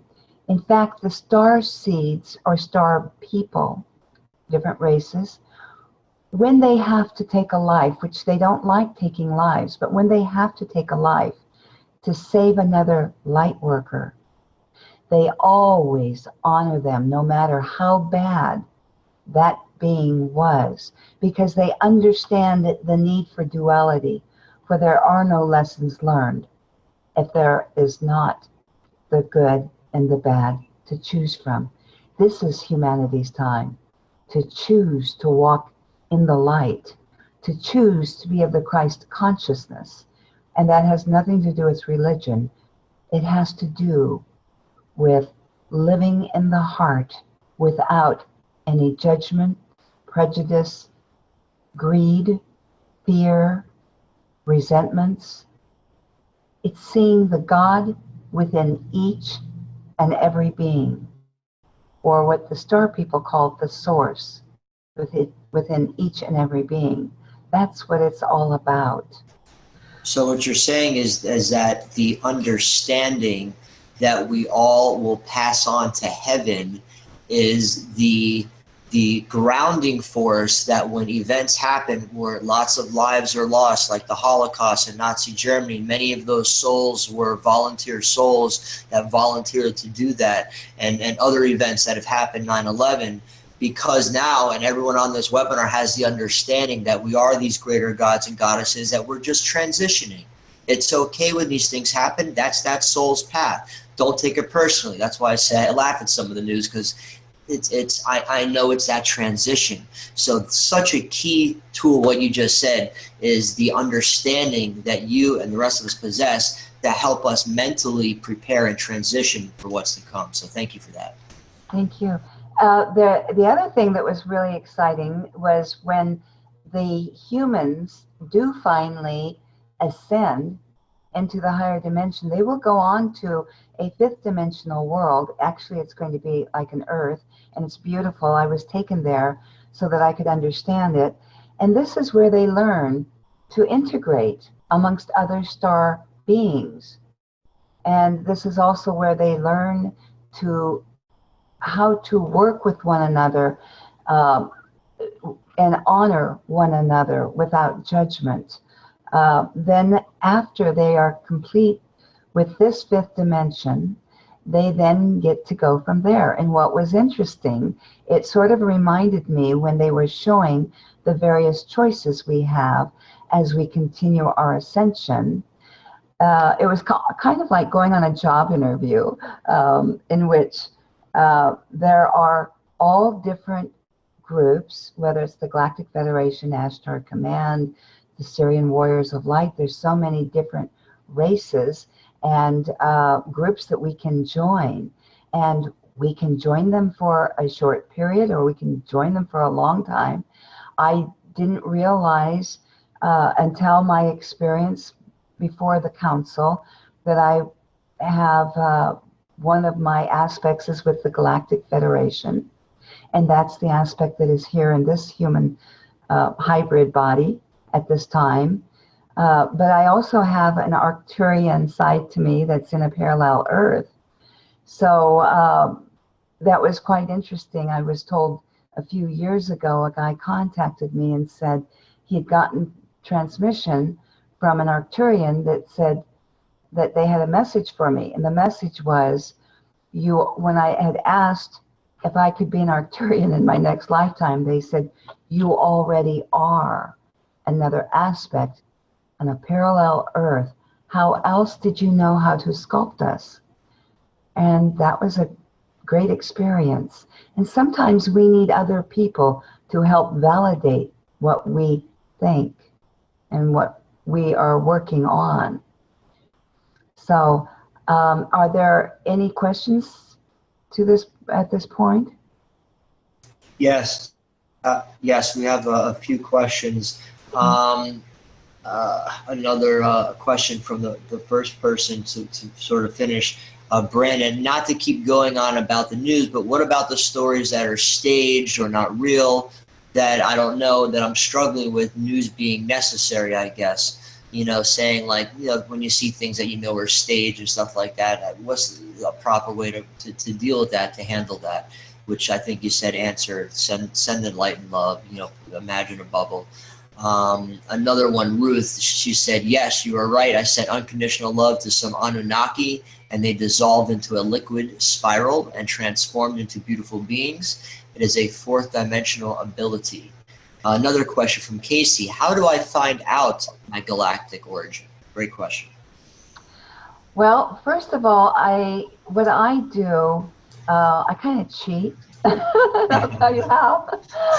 I ask people. The Akashic Records. I actually ask people to send me a picture of them, and then I will ask my guides. And sometimes, well, for example, this was a really good story. A young man called me and wanted to know who these ships were that kept coming to him. He had been filming them for years, but never had contact. And so I said, send me your picture. Well, when he sent me his picture, and I looked at it, all of a sudden a Syrian warrior of light came in and telepathically began communicating with me. And I think a lot of us have this ability in which we see them through our third eye, and it's like Skyping with them, with my third eye, when they come in and communicate with me. And this particular Syrian warrior of light had a great message for this young man. And so I called the guy back, and I said, well, if you want to know who your star family is, they're Syrian warriors of light. In fact, I was being told that about 2 weeks to 10 days before this guy called me, that he had walked into his apartment. It's at nighttime, and I said he had to walk to the lamp in the center of the living room to turn on the light because there was no light switch. And he wanted to know how I knew that. And that was because the Syrian warrior of light was showing me his apartment. And I said, you felt like somebody tapped your shoulder. Is that right? At first he said, no, I don't remember. And then suddenly he goes, oh my gosh, yes, I remember. I thought somebody broke into my apartment, and I turned around to see who was there, and I couldn't see anyone, but I felt a presence. And I said, that is your best friend on the ship. He misses you. He broke protocol because he couldn't help but just want to be with you. And he touched you on the shoulder lovingly to let you know he misses you. The phone went silent as he shed a few tears of joy, but it changed his life. You see, many people will tell me about the different contacts they're having. And one such person was having contact with a being that was not at all human, and it did scare him. And it was a mix, again, a hybrid of sorts, and it didn't really have a friendly looking face, but they are very benevolent, extremely benevolent. So he would say every time they'd come, they would paralyze him so he couldn't move. And they were giving him injections, and they were doing different things to him, and he was angry. And so I made the suggestion, is it possible that this being is part of your star family? What I want you to do on your next experience with this being, because they came every month, almost timely, and I said, I want you to ask them. Just ask them, surround them in the light, send them love, and say, are you my family? Well, eventually he found out they were or are his family. They have got him suited now. They have a suit they made for him. He actually was taking 6 different medications because, being that I believe he was a hybrid, but he had a lot of different diseases and illnesses that were abnormal. The doctor had had him on these medications for many years, and after an experience that he had had where they were doing a healing on him, I asked him to go to the doctor and find out if there was any change in his medical report. And sure enough, they took him off all but one pill. They kept him on the blood pressure pill, and all the others, the doctors had no explanation how he could miraculously overcome these diseases. So you see, our star family, they're doing everything they can to make sure that we're ready, we're prepared. They want to help us. Those of you who are having problems connecting, again, are you believing in yourself? When you work with the sculptures, are you surrounding the sculptures when you get them with light and sending unconditional love into their heart chakras? Because that's what causes them to bond with your DNA. And by the way, every one of us, starseeds, designed our own DNA strand before we came here. That strand consists of when we were going to meet each other, how we were going to find our partners or our other co-workers on this mission. And what we will be doing and how we will be coming into our powers. Many of you have integrated already with several aspects of yourself, because that is when you come into your highest power. It would be like Jacqueline Smith, for example, when she united with her Mantis being and 2 other Zeta beings, and one of them an Arcturian being, and some others. And all the powers together strengthen our ability. Are there any more questions at this point? Yes, a couple of them. A couple of them are actually very specific. One is what sculptures, where can you find the sculptures? Someone missed part of it, so if you just talk about the sculptures and your website again where people could see them. And then Brandy said, could I send love to everyone and just now worry about specifics, not worry about specifics too much? Just send love to everybody.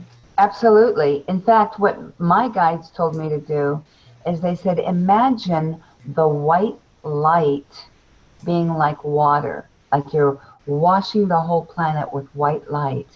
And if you program your white light so that every person it touches, that unconditional love goes directly to their heart, you can do that. And that's what we're really asking you to do, is start doing this all the time, not just when you think about it. We have to get used to doing it. Even I do. The other thing I was shown was that we all came in with what we call our power source, which are our abilities to move between dimensions and fly, to do everything. But when we feed into negativity, anger, resentment, anything like that, we cause a perforation in that power source. And what that means is that some of our light is leaking out. And I am a great example of what not to do because a little over a year ago, I was very upset, and I was quite having negative thoughts so badly that all of a sudden I got picked up by a 4th dimensional being and thrown headfirst into a pillar. And the only thing that kept me from breaking my neck was that I put my right arm up and it crushed my wrist and broke my arm in 2 places. And this is just one example of their power. When we are out of control, this is what they can do to us. While I was having my surgery, well, actually the day before my surgery, I got a phone call from one of the beautiful starseeds I love so much, her and her husband, and their 10-year-old boy had gotten into some trouble at school, and he had actually gotten an attachment from it. Now, both the husband and wife are star seeds, very powerful star seeds, and the children, I'm sure, are, but he didn't understand, and he got mixed up with the wrong crowd. And what happened to him was he was picked up and literally thrown like I was, and fortunately, no broken bones. And so I had to tell his parents what to do. So I'm going to tell you all this because if you need it, this will help you tremendously. He got an attachment and he was not acting himself. So I had her stand in front of him, or actually kneel in front of him, her heart to his heart, her husband's heart to the back side of where the son's heart is. And I had both of them surround the child in white light and themselves and send unconditional love into his heart. And at the same time, they said to the attachment, "Thank you so much for the lesson. Thank you for showing us where our weaknesses are so we can turn them into strengths. I love you unconditionally. And if you are not ready to go, if you are ready to go to the light, I will be happy to take you to the light." At that time, the light or the being released. But the other thing you can do if you ever have an attachment on yourself, which I had to happen for 3 weeks solid, and the reason it happened to me was my guide said, how can you teach others if you can't do it yourself? And it took me 3 weeks, can you believe that? And finally I got to that point where I literally would take my hand, I would pull the being off my back and to my heart, and I would treat it like a spoiled child throwing a fit, and I would say to it again, I love you unconditionally. Thank you for showing my weaknesses. I am now ready to make them my strengths and take you to the light. And they left, and they never came back. So we can do this. It's all about love and nothing less than love. And that's such a powerful lesson, because what I was taught is that if there are entities in a room, and I've experienced demons, I've experienced them trying to get in my third eye, I've been touched by demons, angels, I've had lots of experiences myself, is to claim your space, universal law. If you are not of the light and love, you are not welcome here, you must leave now. It's as simple as that. And you claim your space and they will disappear. And they will go into smoke or whatever else there is. So Absolutely. Very powerful lesson for every listener on here to know that. Claim your space. Universal law is that simple.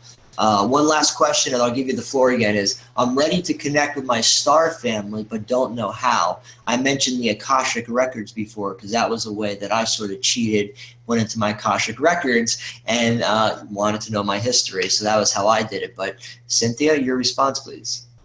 Okay. Well, first of all, the best way that I know, as far as me helping you, is if you send me a picture of yourself, a front picture close up, and then a side profile of your ears. And the reason I say that is because when I started making the sculptures, I would get telepathic communication, and they would tell me what significant features that some of the star seeds came in with so they could identify one another. We had an example at that of that in 1997 when a man came to a group meeting and said he was a Syrian warrior of light, and was very upset because he said, I thought I would find my brothers and sisters here, and none of you are Syrian warriors of light. And he could tell by their features.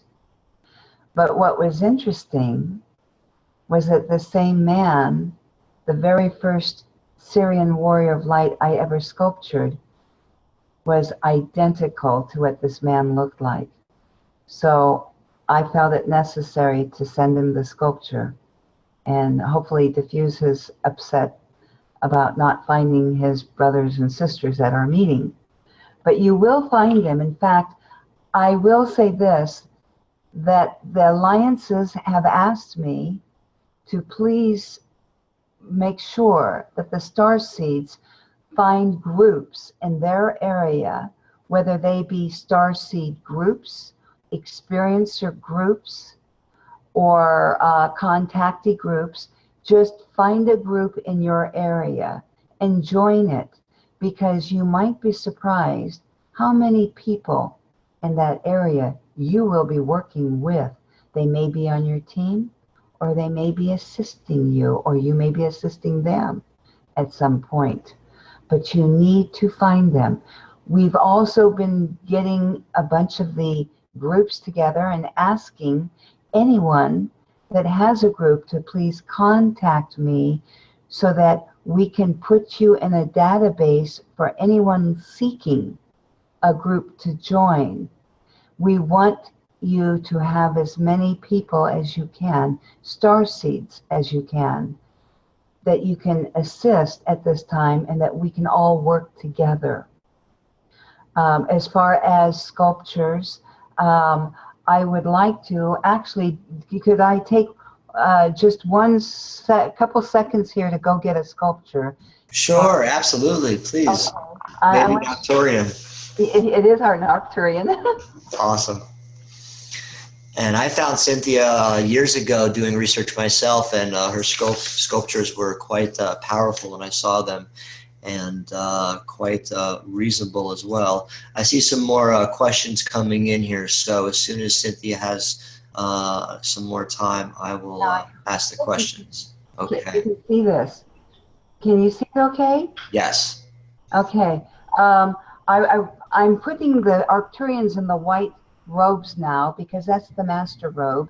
And people that have been getting these have been on the ship. But I did something that I put what's called, it's a white glowing glitter that I put on the outfit. And I didn't realize, I thought it would only glow if you put it out in the sun and brought it in. Well, I had 6 of these that were ordered, and I had been making them. I had them on the countertop and turned off the light, and my husband all of a sudden said, "Oh my gosh, they're all glowing. They're glowing." And so they do. Wow. They do glow. And that wasn't by chance, because I know that on our home planet of Arcturus, our silver white robes do illuminate. So you were right on with that. Good. Oh, good. But I just love them so much, and I love their energy. But I wish that I had more time to make the ones that I recently met in the hospital, because they were so beautiful. In fact, anyone that sees the new Star Trek movies, the new Star Trek movie that came out, there are a couple of the beings in that look so much like the ones that visited me. One of them was this beautiful female that had like a pearly white skin, and she had ridges down the side of her face, but she was just so perfect. I can't help but fall in love with all these different beings. They're so unique. And the other thing that happened, there is another gentleman I would like to mention. His name is David Godson, who has done 9,000 drawings of interdimensional beings that have come to him, and these are 4th dimensional beings. So this is someone you might want to check out in the future for maybe a talk.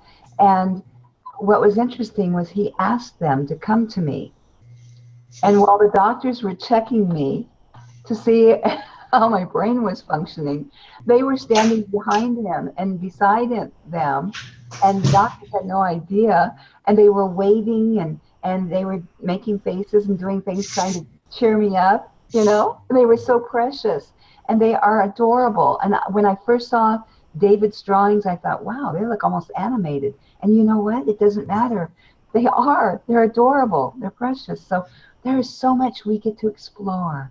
Yeah, there's a few questions coming in here, so I'll just try to roll through some of them.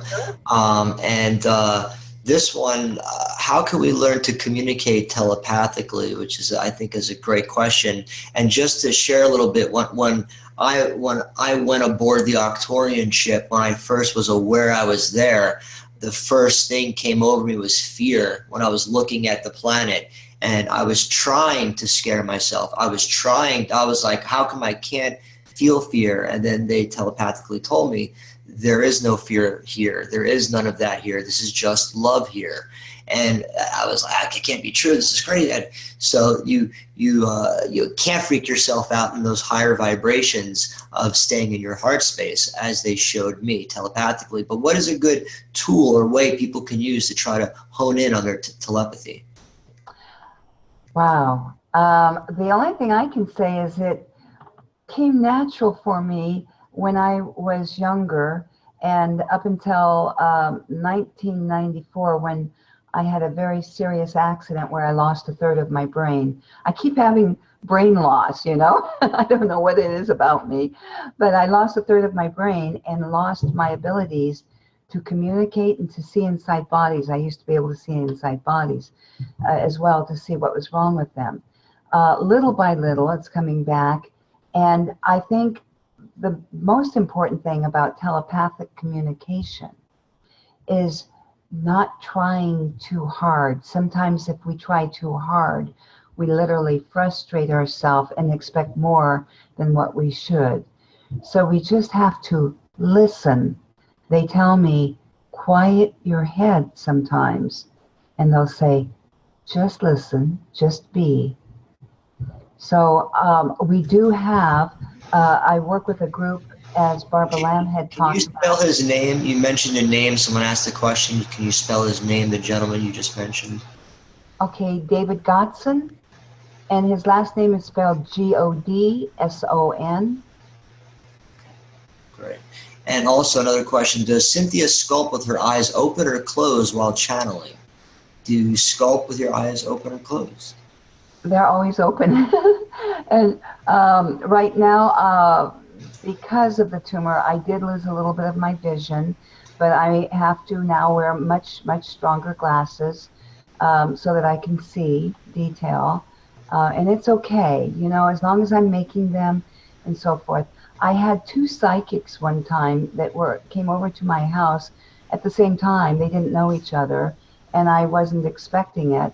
And they were watching me as I was painting a sculpture. And one of the girls said, "Oh my gosh, do you see that? There's white light coming out of her eyes into the sculpture." And the other one said, "No, I don't see it, but I feel it. I feel the energy coming out of her." So I think with all of us, regardless of what we do, that our powers comes, again, by, number 1, believing, being patient, and just doing it. Just keep trying it. In fact, interestingly enough, lately, as soon as I think of someone, it's like they call me. Or someone will be thinking of me, I'll call them. And it's like we're tuning in now. So don't be so afraid that it won't happen, that you sabotage yourself from the experience.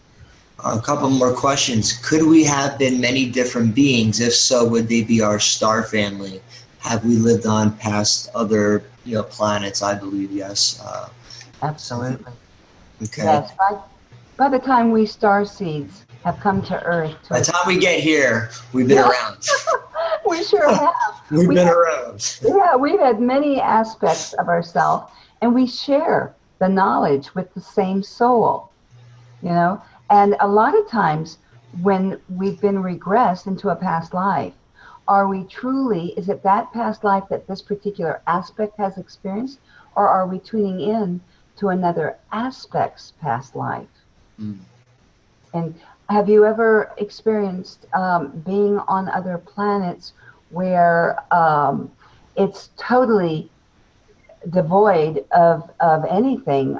For example, I was on a planet that the brightest daylight would be what we would call a full moon here. Mm. And the buildings were very tall and narrow. And I remember walking on the street wondering, okay, is this safe? You know, because I couldn't see anything. It was so dark. And then I thought, you know, I'm not going to worry about it. I'm sure I'll be where I need to be. And then I had another experience where I found myself up at the top of a mountain with a gadget. I had no idea how to work it. I'm holding on to this gadget. It looks kind of like one of those exercise equipments where for the midriff, where it's got a tire and you roll on it, right? Mm-hmm. But this had like claws, and it was going between a crevice of these mountains. I mean, this was thousands of feet up, and the claws dig in to the crevice and was pulling me up.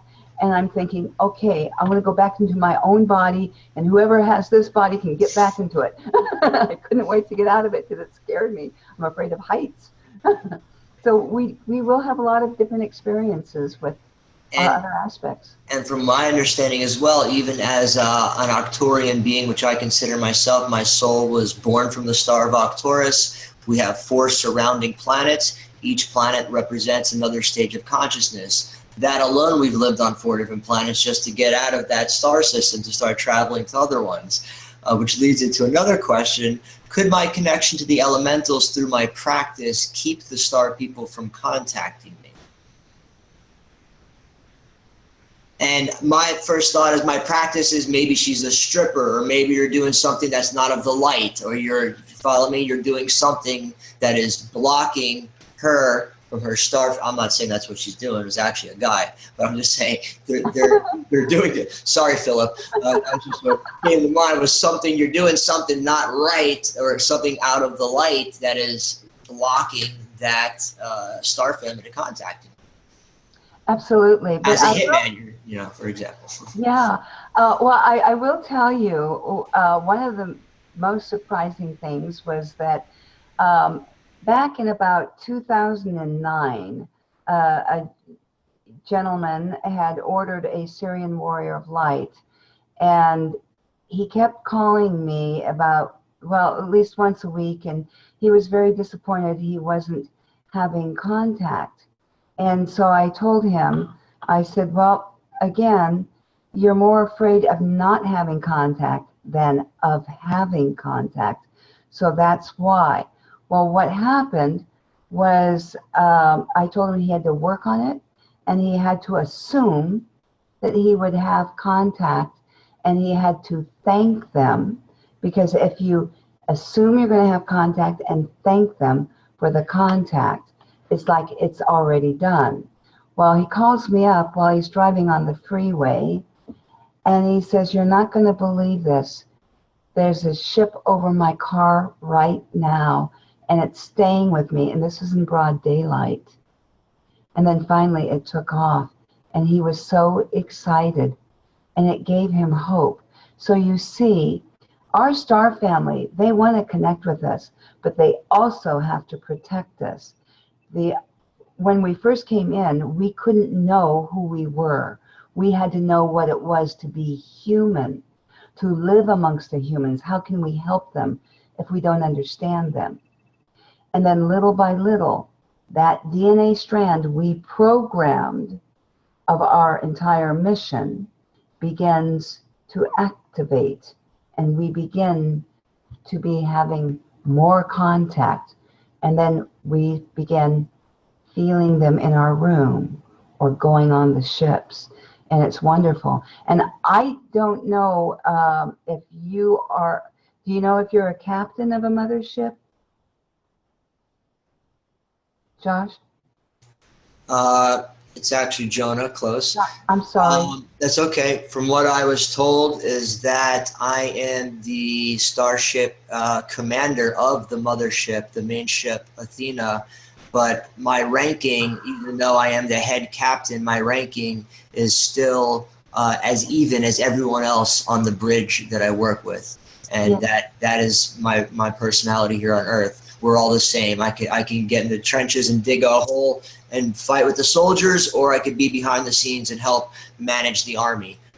And my experience through life has taught me that. So when that was shown to me, that resonated with me. Okay, so I'm a starship captain, but yeah, I still got to pay my bills tomorrow. So, but the confirmation resonated very deeply, which is why we're all connecting this way and other ways. So yes, and I've been told by many other interviewers and people over the years that I've interviewed, like Krista, who's online right now, who channels the Orion High Council, that the Orion High Council needed permission to get into my Akashic records, which she said they've never asked anyone for permission, never had to ask permission before. So through different experiences of talking to people like yourself, I've put little pieces of the puzzles together of my role. No one's ever been able to get into my, I'm protected by a big purple orb, and whatever my big mission part here is important, it's still, I am you and you am I, and we're all here together to help with one another. It doesn't make us any different. We're all the same. I agree. When I first started making the sculptures, what was really interesting about it was at first I heard voices tell me how to make them, and then I began going into a trance and making them. And the Andromedan was one of the first ones I went into a trance with. And when I was done and I looked at it and I said, oh my gosh, and who are you? And my guide said, those who know them will tell you. And sure enough, the next conference I went to, a man came up to me and used his pendulum, and everybody said he knows all about the different star races. And he said, Andromedan, Buddhic tribe. And that really blew me away. But I also did others that were like the salamander people. I've also gotten to meet the alligator people. I've met so many different races, and they're wonderful. I even took a walk with this alligator reptilian looking being, and it was pretty neat. He had a big fat tail. I'll never forget. I felt so honored. He talked like a professor. I swear he was like an English professor. It was awesome. Let's see. And as far as there was a question also on the website and where to go. Is that will be posted at some time? Is that correct? Or shall I give the website? Give the website out again. Yeah, of course it'll be posted, but if you could give it out, yes, please. Okay.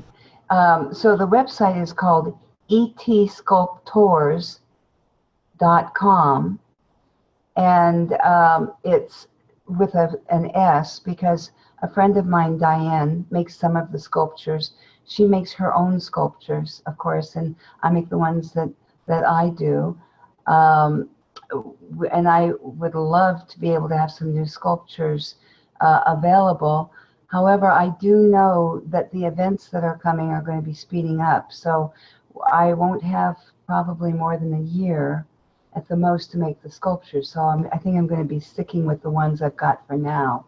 And maybe in the when I leave here and we're done with our mission, I'll be able to make some more. Who knows? Maybe the next lifetime I'll have some more. So any other questions? An odd question, but is there an ET that looks like a lizard, kind of, but there is no head? Like where the head would be, it looks like a stub that just simply doesn't have a head on it. Any comment on that? Wow. Well, after the experiences I've had recently, I would say anything you could imagine is possible. I've never seen that being, but I do know there's some that, wow, I had an experience with a fourth dimensional being that kept coming in and it would slither like a snake, but I couldn't see a head on it. But it was just quite interesting. And yet I wasn't afraid of it. I left my arm on the sofa as I watched it like slither over my arm, even though I didn't really feel it other than a little bit of energy moving, and that was it. But there are so many varieties. The most important thing that we need to understand, though, is that as long as we stay always in our light with unconditional love, it doesn't matter what beings we meet or see, regardless of how rogue they are, because we will still maintain our power. They have to honor us as we honor them for what they are here to do too. We may not agree with what they do, but we understand that this is all about the process of learning. Like the Creator Source years ago came to me and had me do a talk in which the Creator Source said, the Creator was, just was, knew all, had all, wanted to know what it was to start from nothingness. So the Creator created selves, source selves, in which each of us are source selves, that it lives vicariously through and has the ability to experience coming from nothingness to becoming all it is. And when you think about it, how many of us have a higher self that is on the council, or maybe with the Great White Brotherhood, or works with the Federation, that is one of the councils, the Council of 12, Council of 9. It doesn't matter. There's so many councils out there. But what's exciting is the opportunity we have to experience all the different races that we want to experience, that we can even visit them. In fact, many of us are being visited by beings that in a previous in our previous existence, we had gone to their planet. We had helped them. We had become friends with them. We learned to love. Well, we didn't have to learn to love. We just loved them, and they loved us. And several of the people I've talked to have actually had these beings come to them just to let them know, we miss you, and we honor you. And that's it. They're so wonderful. And I just can't help but fall in love every time I experience them.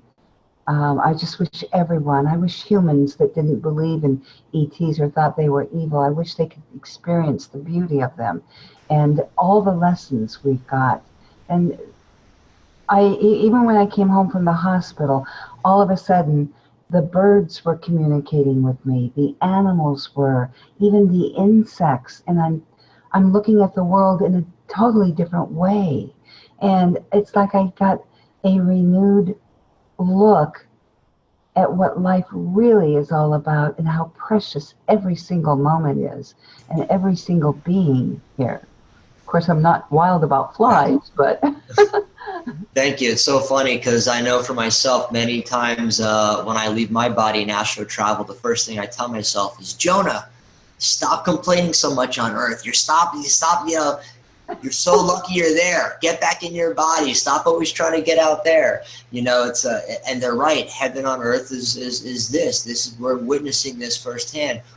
Trillions and zillions of beings want to be incarnated here right now, but there's only 7 billion of us, which tells me that all 7 billion of us are very, very important people from all different home planets and all different species of where we all came from, because there's many more of that than souls if you do the actual numbers. So every single one of us who's here is a very special soul on some level, bringing whatever information they're absorbing here back to their home planet, to their race or whatever.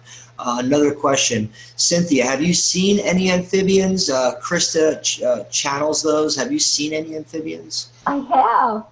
They're adorable. I love them. Yes. And I don't know which ones she's seen, but I've actually made some. And I actually channeled a few of them when I made them. But what was interesting was a guy one time said he wanted to get a sculpture and he didn't know which one to get. And my guide said, just give him one of those beings. So an amphibian being. So I gave him one and I said, look, just work with this and see what happens. Well, a week later he calls me up and he says, I haven't had anything happen and I've been meditating every single night with it. And I said, okay, well, my guide said you don't believe that you're really going to have the experience. You're more afraid you're not. So it's the same old story as that happens to a lot of people. But I also told him, I said, they want you to take your crystals and cleanse your crystals and form a circle. Put in the center of the circle your sculpture and your favorite crystals, 1 or 2 of them. And then I want you to tell them, when you start meditating, I want you to send unconditional love to the sculpture, into the heart chakra, and say, I am ready. Well, a week later, he calls me up and he sounds like he's on his last leg. And I asked him, I said, what's going on? And he said, well, I've had contact every night for a week now and I haven't slept. They just keep going and teaching me things. And he said, I don't know what to do. I can't sleep now. And I said, very simple. Tell them, I need a break. Give me a few nights sleep and then come back. Well, this guy did phenomenal. And not only did he do phenomenal, he could actually design a spacecraft and know everything about the propulsion system and so forth. In fact, he corrected some people at one of, I think it was Omni Magazine had an article on something to do with the UFOs, and he responded to it, to that magazine article. About 2 weeks later, he has a knock on the door and it's the government. And they asked him how he knew how to build this ship and the propulsion system and everything. And he said he just knew. he didn't have an answer. And they said, if you will go to college and get a degree in whatever it was, I'm not sure what it was, engineering or whatever, that they would pay his college if he went to work for the government. He chose not to. But unfortunately, he did move to Colorado, to Denver, Colorado, where they have that big underground base that's under the airport there. And I have only, this is from Philip, I have only been contacted by a being I call the Green Dragon. She and a wolf guide are the only ones I have made contact with. Is that just because I'm an earth spirit? I actually, you know, that there are, as we know, on other planets, there are the dog people or wolf people and so forth. And I can't honestly answer, Philip, with that question, other than I would say keep an open mind. And the other thing is that he said the one is green and it looks like a dragon. Is that correct? It was a dragon that he... A dragon, yes, correct. I'm looking, I didn't say a color, I was looking at okay. A dragon. Now, there are draconians that are benevolent, so we can't always put a tag on them as being rogue or evil. I had a guy, actually, I have a dragon type. It's a hybrid dragon type that this guy had contact with, and it's got teeth. I'll get that one. I've never shown it. I made this specifically for a person about 6 years ago, and a couple other people saw it and wanted it. And let me get that.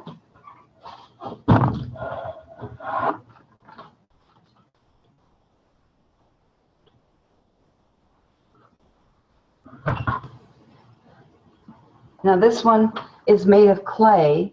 I don't know if you can see it. Can you see it okay? Yes, we could see it, yep. Okay, now this one is benevolent, and I know he shows his teeth, but what's interesting about him is when he would come to this guy, he never did anything to the guy, and of course the guy was afraid of him, but he would just smile at him. And it was because he had the little itty-bitty sharp teeth that it was a little unnerving for this guy, but he has since, of course, made peace with it. And there are so many different races that get a bad rap, and we've got to stop giving them a bad rap. And we've got to understand that, yes, there are dark ones, rogue ones, and we are going to have a lot of them come to Earth. I was shown that they're going to be really pouncing on us in the very near future. But again, we have nothing to fear. We're stronger than they are. We have greater powers than they do because we live in the Christ consciousness. We love totally, unconditionally from our hearts. And what greater power is that than love, you know? And Philip answered that it was a green or emerald dragon that aids me in my healing work. She is very enlightened. She claims she predates the Draconians. Wonderful. Oh, I think that's awesome.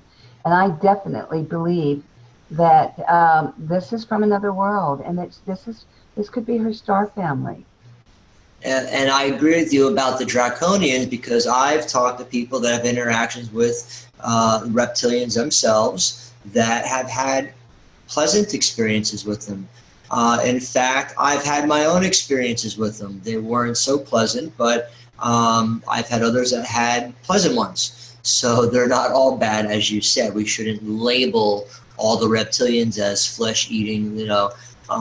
They're not all like that. They have a consciousness as well, although some of them may be ritualistic and do that because they're with the Bilderbergs or Rothschilds or whatever, and they're doing that kind of stuff. Some of them are bad, but not all of them. So thank you for saying that as well, because that is needs to be understood that they are not on bed. Bashar says most near-death experiencers are walk-in or transitions. Anything on walk-ins or transitioners? I've met some. I'm not one, but I know that there sometimes when a soul is unable to handle a situation, and of course, when we first come to Earth, we have chosen what lessons we need to make us stronger. So sometimes the starseed, the lesson is so hard on them that they can't handle it and they have to leave. And then that's when the walk-in comes. Now, one person in particular happened to be a master that came into this body when the man had committed suicide, and he came into the body and took over the body. Wow. Yeah. Very powerful. I remember when I first woke up 8 years ago, I had a very quick awakening. I was activated, and my spiritual guide at that time that helped activate me, I was so torn and for days hysterical crying. My whole world was just opened up, and I said, I want to leave. I want to get out of here. I can't deal with this. I want to kill myself. And what his answer was after I went ranting and raving was, if that's how you feel, that's okay, and you can do that. And I was like, whoa. Oh, but then I thought about it, and it's exactly what you just said. Some of us cannot handle the density here, and it is too hard. And what that made me do internally was make myself stronger. I'm not going anywhere. I'm here to finish out my mission, and suicide's the last thing that I want to do. But for some of us starseeds that are not from here, most of us, all of us, their uncomfortability levels can get to that. I've lost many. I just lost a best friend a few weeks ago, brain aneurysm, my age, 38 years old, just like that. Just spoke to him last week. So when people leave like that, it's for a specific reason. He was having a very tough life. My friend who just passed, and last time we talked, he called me up crying. He was hurting so much, so maybe he had to leave. And my understanding helped me be okay with his transition. So very important information that was brought through today. We have about 10 minutes left, Cynthia. So if you can, maybe give out any upcoming workshops, references, webinars, books, your website, any information you can give to all the participants, please. Okay. Again, the website is etsculptors.com, and my email address is ctcrawford1949@gmail.com. I am going to be doing a conference in October that's going to be in Phoenix, and I apologize for not having the information of the name of the conference and the date. But we're still working on that. So I will get that out to people when it gets closer, probably in September, so that you'll know which one I'll be doing for those that are in the Phoenix area or coming to this area. As far as what else I do a lot of counseling. I am not a degreed counselor. I just counsel people from my star family. So when I do counseling, I tune into them and let them give me the information or advice that they want to share with you, or that will help you do your best. And as far as when we were talking about others that have left, I do want to make one quick statement. Many of us are leaving because we have to get back to the ships. We're going to be working from the ships and on the ground, but we need a better, healthier body, and especially for me, I need a young one, and that's what's going to be happening. So I had one guy that in 2010, that actually it was 2011, that died with absolutely no cause of death.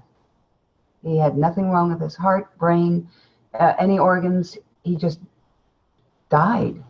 And he came to me when his sister called me, and wanted to tell me that they were having a memorial for him, and he came through and spoke through me to his sister, and he told her things that only those two knew in order to validate that he had come through. And what was interesting was he's the captain of a Syrian Warrior of Light ship, and he'd always said he never ever dreamt, and yet every night he was on the ship taking care of his ship and his crew, and then during the day he was on Earth, and now he needed to be here or on the ship full time. So many of us will be going back and forth. So those that have already left, trust me, they're still working with us. They're still helping us in many ways. Yes, absolutely. Thank you for that. And there's a couple more comments here. It's etsculptures.com. I know you wrote that on there. And what about the 4-foot-tall blue dragons? Any information on them?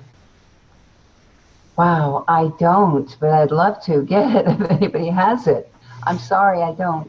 There's so many different beings out there. I know we had a guest yesterday said that he knows of 10,000, I think he said, of different races of beings. I mean, the latest number I told to another speaker yesterday was the amount of stars that have been found in the visible universe that we could see is 26 sextillion, which is a 26 with 21 zeros behind it. That's in our visible spectrum of stars.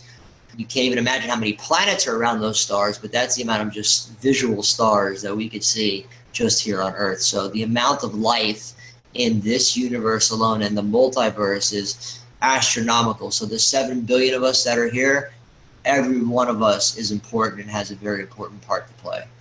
I firmly believe. And when we're not doing our missions, we get to go out and explore these planets, and they are awesome. And also watch the planets that they are creating life on them, and how they do it. It's just beautiful.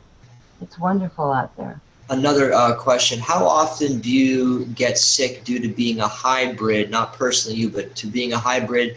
Is it okay to refer to you that way for this question? I mean, not saying it's okay to refer to you as a hybrid, no offense, but how often do you think hybrids get sick, or do you get sick because you're a hybrid? Any correlation with that? Well, when I was a child, I would go into a coma almost every year because I had very bad lungs. And I also have very porous bones, like the Zeta, because I'm 28% Zeta, and that shows up in my bones. But yeah, I'm more susceptible to getting sick. I get terrible welts from even an ant bite. But you know, it doesn't matter. It's all about just being in the moment and love. Yes, I agree with that. I think I'm the opposite. I don't think, I'm not saying I can't get hurt, knock on wood, but I've done a lot and never seriously, thank God, injured myself. So I'm blessed for that. But being these different hybrids and different entities, we are susceptible to certain things. Some can't go out in the sunlight. Some can't do this. Some can't do that. But the bottom line is we're all lucky enough and blessed to be here walking on planet Earth right now, which is heaven on earth. And that's the blessing that we all have. So despite limitations, we're still here living and breathing, enjoying this while we're here. You know, there's one thing I want to say. Twice I was, they used a device on me, and when I say they, I mean the NSA. I'm part of a government program, and they didn't used to monitor me because they thought I was a failure as being a superhuman they created. And then when they found out I was having contact frequently, they began monitoring me, and at one point they came into the house, they used a frequency that knocked me out, and they interrogated me, and the men in black were with them. Then, the only reason I know this is that they allowed me, my star family allowed me to wake up just for a split minute to take a look at them, so I understood it was not my star family. And I had dried blood in my belly button where they had injected me with the truth serum. And then a few years later, they injected me in the back of the head with a serum to cause an aneurysm. And at the moment the aneurysm was about to explode in my head, I yelled at my star family and said, if you want me to finish my mission, you need to heal me now. I was out cold, and when I woke up, I was 100% healed. So our star family takes care of us, and we have to know we can demand a healing when needed. Oh, thank you so much for saying that. That's one of the most powerful things I've heard, not from you, but from someone else at a workshop, is everyone has to remember our galactic family is all out there to support us down here in this density. They're not down here dealing with bills and electric and everything else we got to do.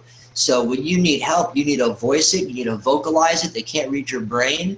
You need to say it out loud. Like when I wanted to go to Burning Man, I didn't get my Burning Man ticket, and I was crying like a baby. I went outside and I screamed out to the mountains, like, I want to go to Burning Man. An hour later, got an email and I got that ticket, and I went to Burning Man in 2012. But it's the intent, it's the vocalization, and it's calling in your guides and angels, because they're all sitting around watching us, waiting us, and they're to help us. We're the ones that signed the contract, like you said, to go down to this low density 3D of Earth and deal with this toughness and feelings and hurt and pain and all this, and they're not. So everyone should know that. Thank you for saying that. You're the second person to say that, and that's such another powerful lesson. You brought so many today, Cynthia.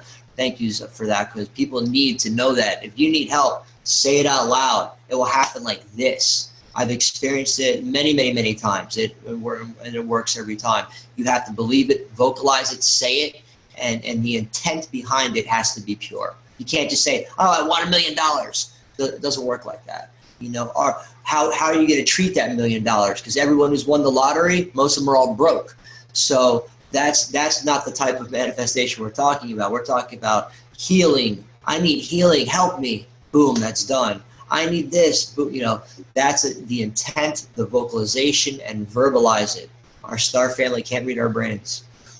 You know, that's a good thing as well, because about 4 years ago, I was doing a talk for a little group of about 80-some people, and I needed to get some water and before this thing started, so I drove to a station, and I realized I had no money in my billfold. I'd given it to my husband, and I had a friend with me, and I said, you know, I need the money now. I closed my billfold, and I said, I need it now. Opened it up, and there was a crisp $20 bill in there. Wow. So that's manifestation. But I also want to say one other thing, that in 2012, I had 44 people over at my house. I live up against the Superstition Mountains, where there is a ET base under the mountain that is a huge mothership, and there's several different races. Mm-hmm. And what we were doing at that party was we were honoring the star people for all the help they have given us. And do you know, they opened up the veil and came through the veil and showed themselves. We literally had thousands of orbs light up the night sky on the desert in front of the mountain, all different colors, and we had a tall mantis being, we had some Andromedans, we had some Arcturians, we had a little bit of everything that was there, and people were crying. They were so humbled that they came through just to let us know how they were honoring us. So we have to remember, we have to honor ourselves and honor them. Correct. Thank you so much, Star Sister, for your service and all your work you're doing on the planet. And everyone is just nothing but raving about you and all your questions. And thank you so much for your service. And also, again, we'll be having you back on more webinars. This will be up for everyone to see. Get this information out. Spread it to your families. Plant the seeds. What I always say is, if you don't believe in ETs and UFOs, you're freaking crazy, because at this point in time, there's way too much information to try to even talk me out of it. And, you know, I've had my experience. So it's that time where people, you know, need to step out of their comfort zone and be like, oh, I've known about this for 30 years, but I haven't had anyone to talk about it with. Talk about it to everybody, because the evidence is overwhelming, and now is the time. So thank you so much for your talk today and all the work you're doing. And I hope to speak with you soon and have you on my show as well with another interview. So thank you, Cynthia. Thank you so much, Jonah. Thank you. Blessings. And with that, we're going to jump to our next guest here. And I think, let's see, we might take a little break. Are we going to take a break? Maybe, maybe not. I'm not sure. But again, Cynthia, amazing, amazing being of light. Thank you so much. I felt very, very connected to her. And Krista, my star sister in Sedona, I love you. I hope to see you soon. And Lorraine in Asheville, I missed you last week, and I was just up in Asheville. Sorry I missed you. But it's so good to see people here that are our star family that we know getting this information out. And we all learn from each other. I learned from Krista, I learned from Lorraine. It's amazing how much information can be interpreted. And we're going to take a quick break. Okay, so if everyone wants to grab something to eat or use the restroom, we're going to take a quick commercial break here for a minute. And what I'll do is we're just going to play a little music while we get our next guest tuned up. So just hang in there. Give us about, say, 5 minutes, and we will be back with our next guest and some more information for you. So with that, we'll be right back. All right, welcome back. Hope everyone had a nice quick break and got a chance to download and absorb some the information that Cynthia shared. Again, I want to thank portal2ascension.org and Neil and the Ashtar Command and everyone who's been so supportive with just all the information that's coming out and all the amazing speakers we have. Thank you, Cynthia, again, for all your service and all your work and everything you're doing on the planet and all the speakers. And with that, we're going to jump to our next speaker, and he is none other than Mr. William Henry. During over 25 years of research, he's pursued a startling but undeniable fact that throughout history and across widely diverse cultures, there's an absolutely seamless tradition of the existence of portals, gateways to the stars, which have been preserved in the art and myths of each era and place. Advanced beings that came from the light of the vastness of the Milky Way and beyond did so through these gateways. They left the secrets of the Stargate, what I call the gate of eternity, his quote, for us to discover. And in his quest, I'm sure he's going to share with us today. He has been all around the world, and I can't wait to hear more about the Stargates and portals myself. So with that being said, William Starbrother, thank you for joining us today. How are you? And thank you for sharing your wisdom with us today. Thank you, Jonah. It's a pleasure to be here, and thank you, everybody, for spending this time with us. I really appreciate it. Just so you know, if there are any questions that come through, William, I'll wait till you sort of take a break, or if you want to ask, the questions will pop up. So the floor is yours. Give us the download. Okay, very good. Right. Thank you, Jonah. Thank you very much. So welcome, everyone. The title of my presentation today is CE9, the Essene Angel ET Disclosure, with the further subtitle, Close Encounters of the Ninth Kind and the Science of Ascension. That's a mouthful. I realize that. There's a lot of layers to what we're going to be talking about in the next hour to hour and a half that we have together. The presentation I'm giving you today is based on, as Jonah said in my introduction, over 20 years of research. I've been focusing on the Gnostic wisdom traditions, and over the years, I haven't spent enough time researching the Essenes. The Essenes were a group of primarily Jewish mystics who were living in Jerusalem and also Alexandria, Egypt, in the period from 150 BC to approximately 70 AD. They were known as some of the most elite scholars of their time.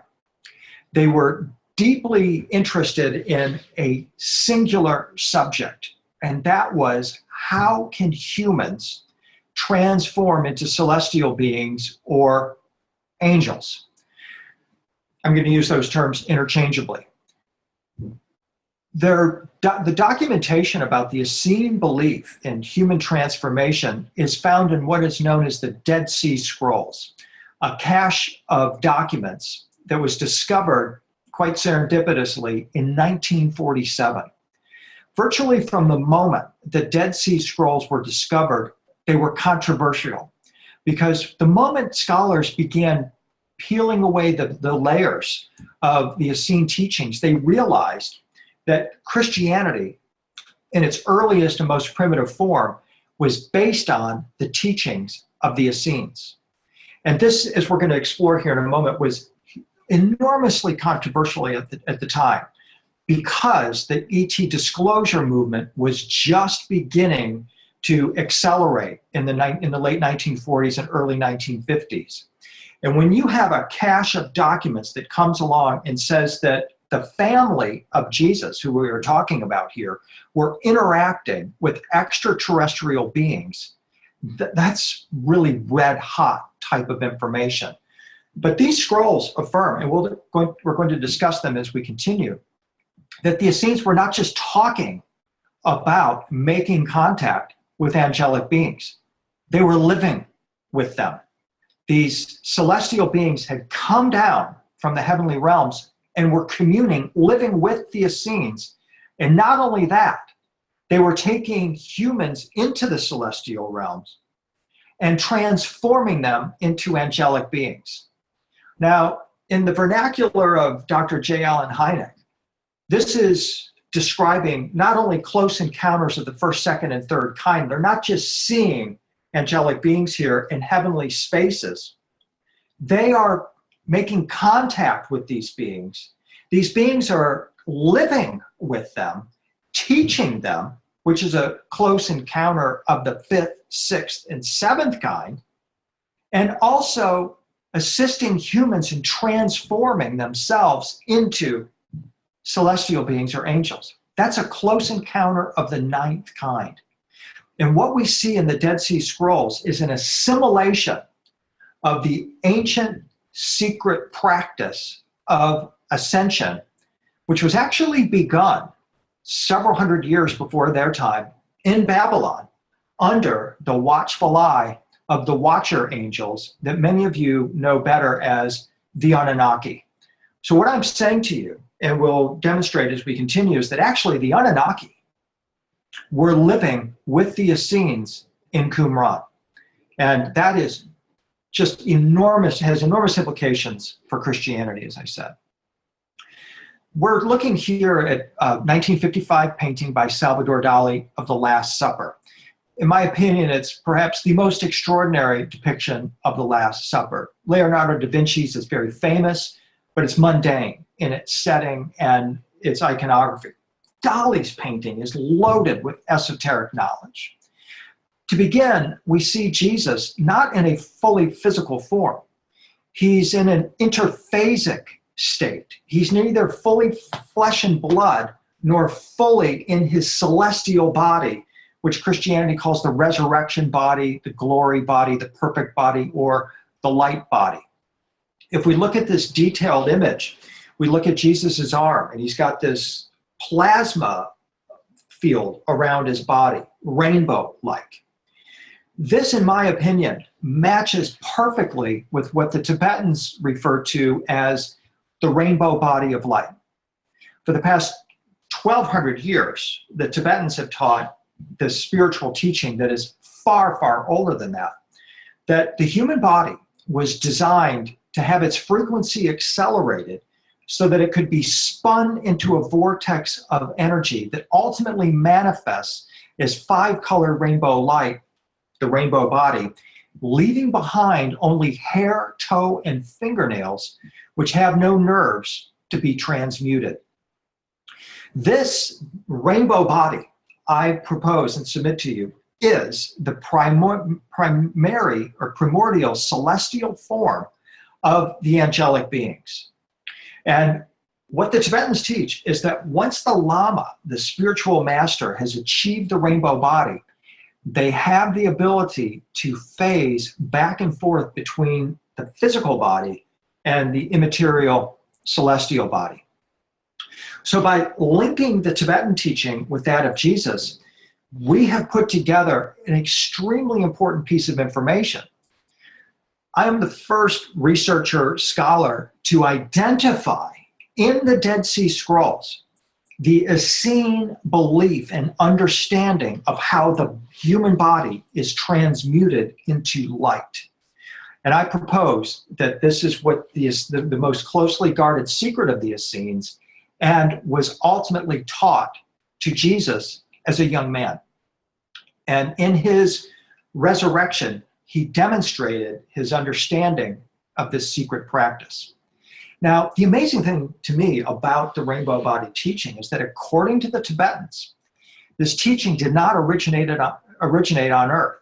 It is an extraterrestrial teaching that is taught in 13 star systems, including our own. In my research, that list of star systems includes Sol, which is the name of our star system, Sirius, Orion, the Pleiades, Cygnus, Lyra, Vega, Arcturus, and Ursa Major. So if we count those, that's 1, 2, 3, 4, 5, 6, 7, 8, 9 star systems. These are the star systems that appear repeatedly in sacred myth and tradition going back 5,000 years. The Tibetans are saying there's 4 other star systems, and they infer in this teaching that all of these star systems are connected. My research reveals they're connected by a system of stargates and portals that are accessed via the beings in their rainbow bodies. So what I'm showing you here is the Tibetan version of the celestial beings. This is how they believe they appear in their fully manifested rainbow light bodies. We cross back over to Christianity and we see Jesus enthroned in the same rainbow ring. We see various figures wearing white robes. These are perfected humans, angelic humans who live in the celestial realms. These are the Essenes who have completed the earthly cycle of spiritual evolution and have fully manifested their light body or their rainbow body and have now ascended to the celestial realm. I don't know how much of this Salvador Dali actually knew. Some would argue that he knew a lot about what I'm describing here. Let's take a look at the painting in just a little bit more detail to see what he actually did reveal. The room in which the disciples are gathered with Jesus for the Last Supper, many of these disciples are Essenes, John the Beloved, John the Baptist. Others are notably Essenes. They're pictured in a 12-sided dodecahedron, which can be perceived by observing the pentagonal windows which are open that surround the table. The dodecahedron is actually a shape that Plato spoke of several hundred years before the Essenes came on the picture. He said it was the shape of the whole universe. The Essenes in 150 BC were students of Plato's works from, as I said, several hundred years before. In his discourse, Phaedo, Plato records the astonishing revelation of Socrates in the last moments before his execution, that the true earth itself looks from above, if you could see it, like those 12 patched leather balls. So Socrates is telling Plato, I have been outside of the atmosphere of Earth. I have been in space, and if you could see the true Earth, it looks like one of those 12 patched leather balls, a dodecahedron. The dodecahedron with 12 5-sided faces was in fact used as a teaching tool to instruct the Platonic initiate to know himself or herself as an energy system just like the Earth. The takeaway here is that as we view our physical Earth, we're being asked to superimpose a matrix, another structure, a spiritual structure, the dodecahedron, on this with 12 vertices or points. These are actually thought of as portals in this tradition, portals through which the soul comes and goes. Here in this detail of Raphael's painting, we see Leonardo as Plato.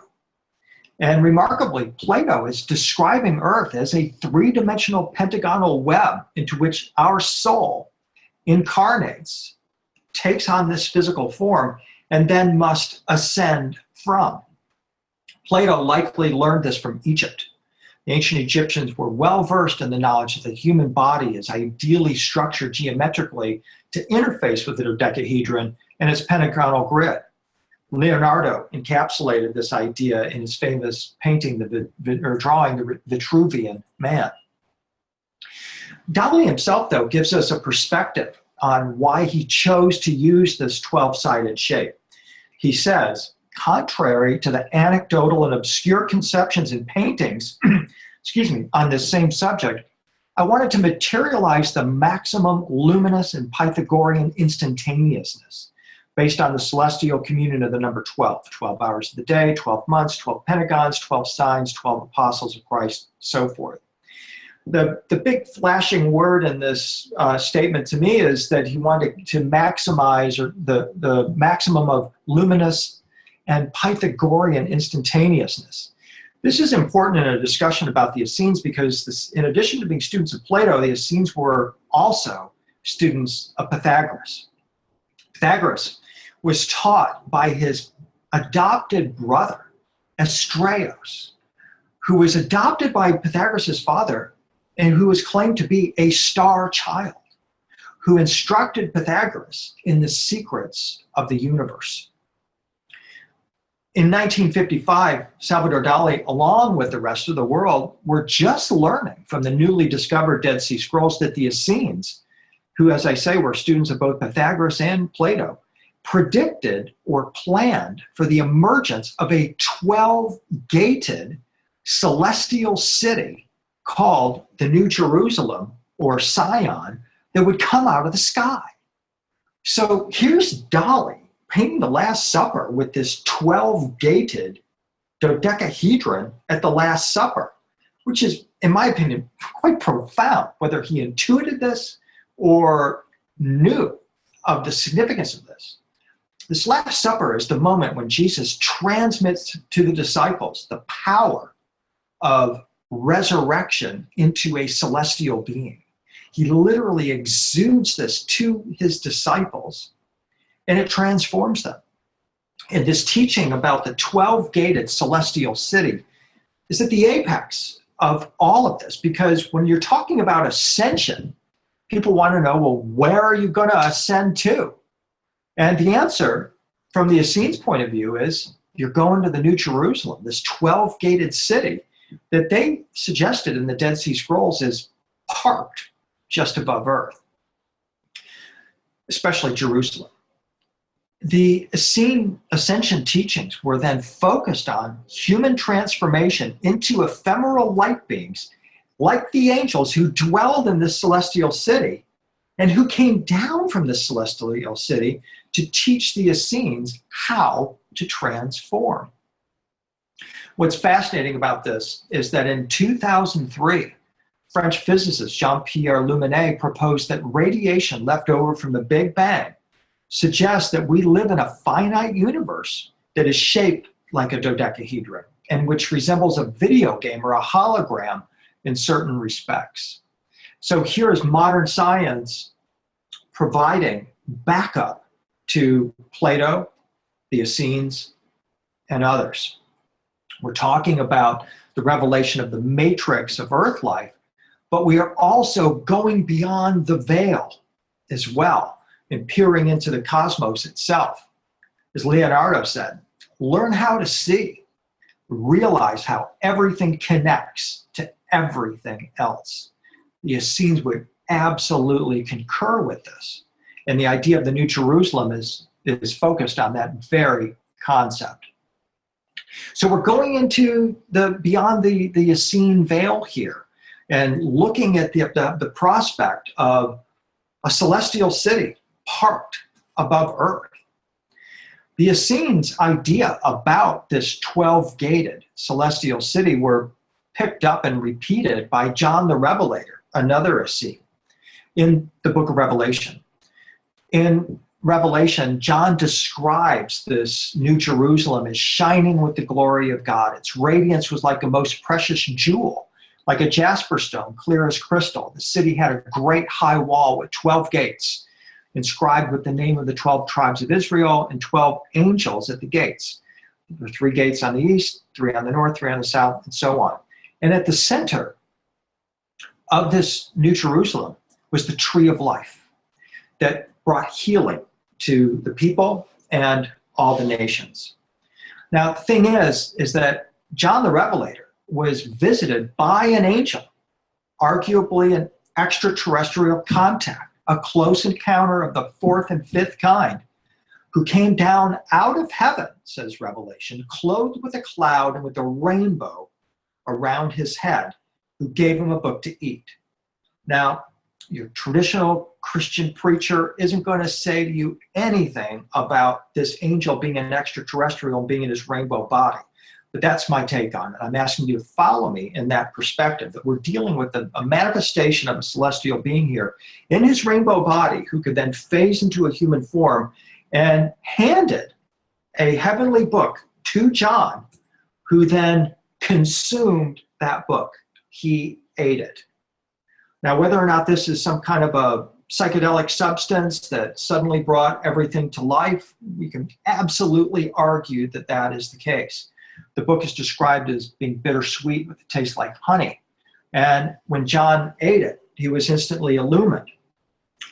I have an opinion based on my research that it also assisted him in dissolving his flesh and blood body into his rainbow body of light, his celestial body as well. It for certain opened up his consciousness so that he could perceive this celestial city above Jerusalem. And he's not the only one.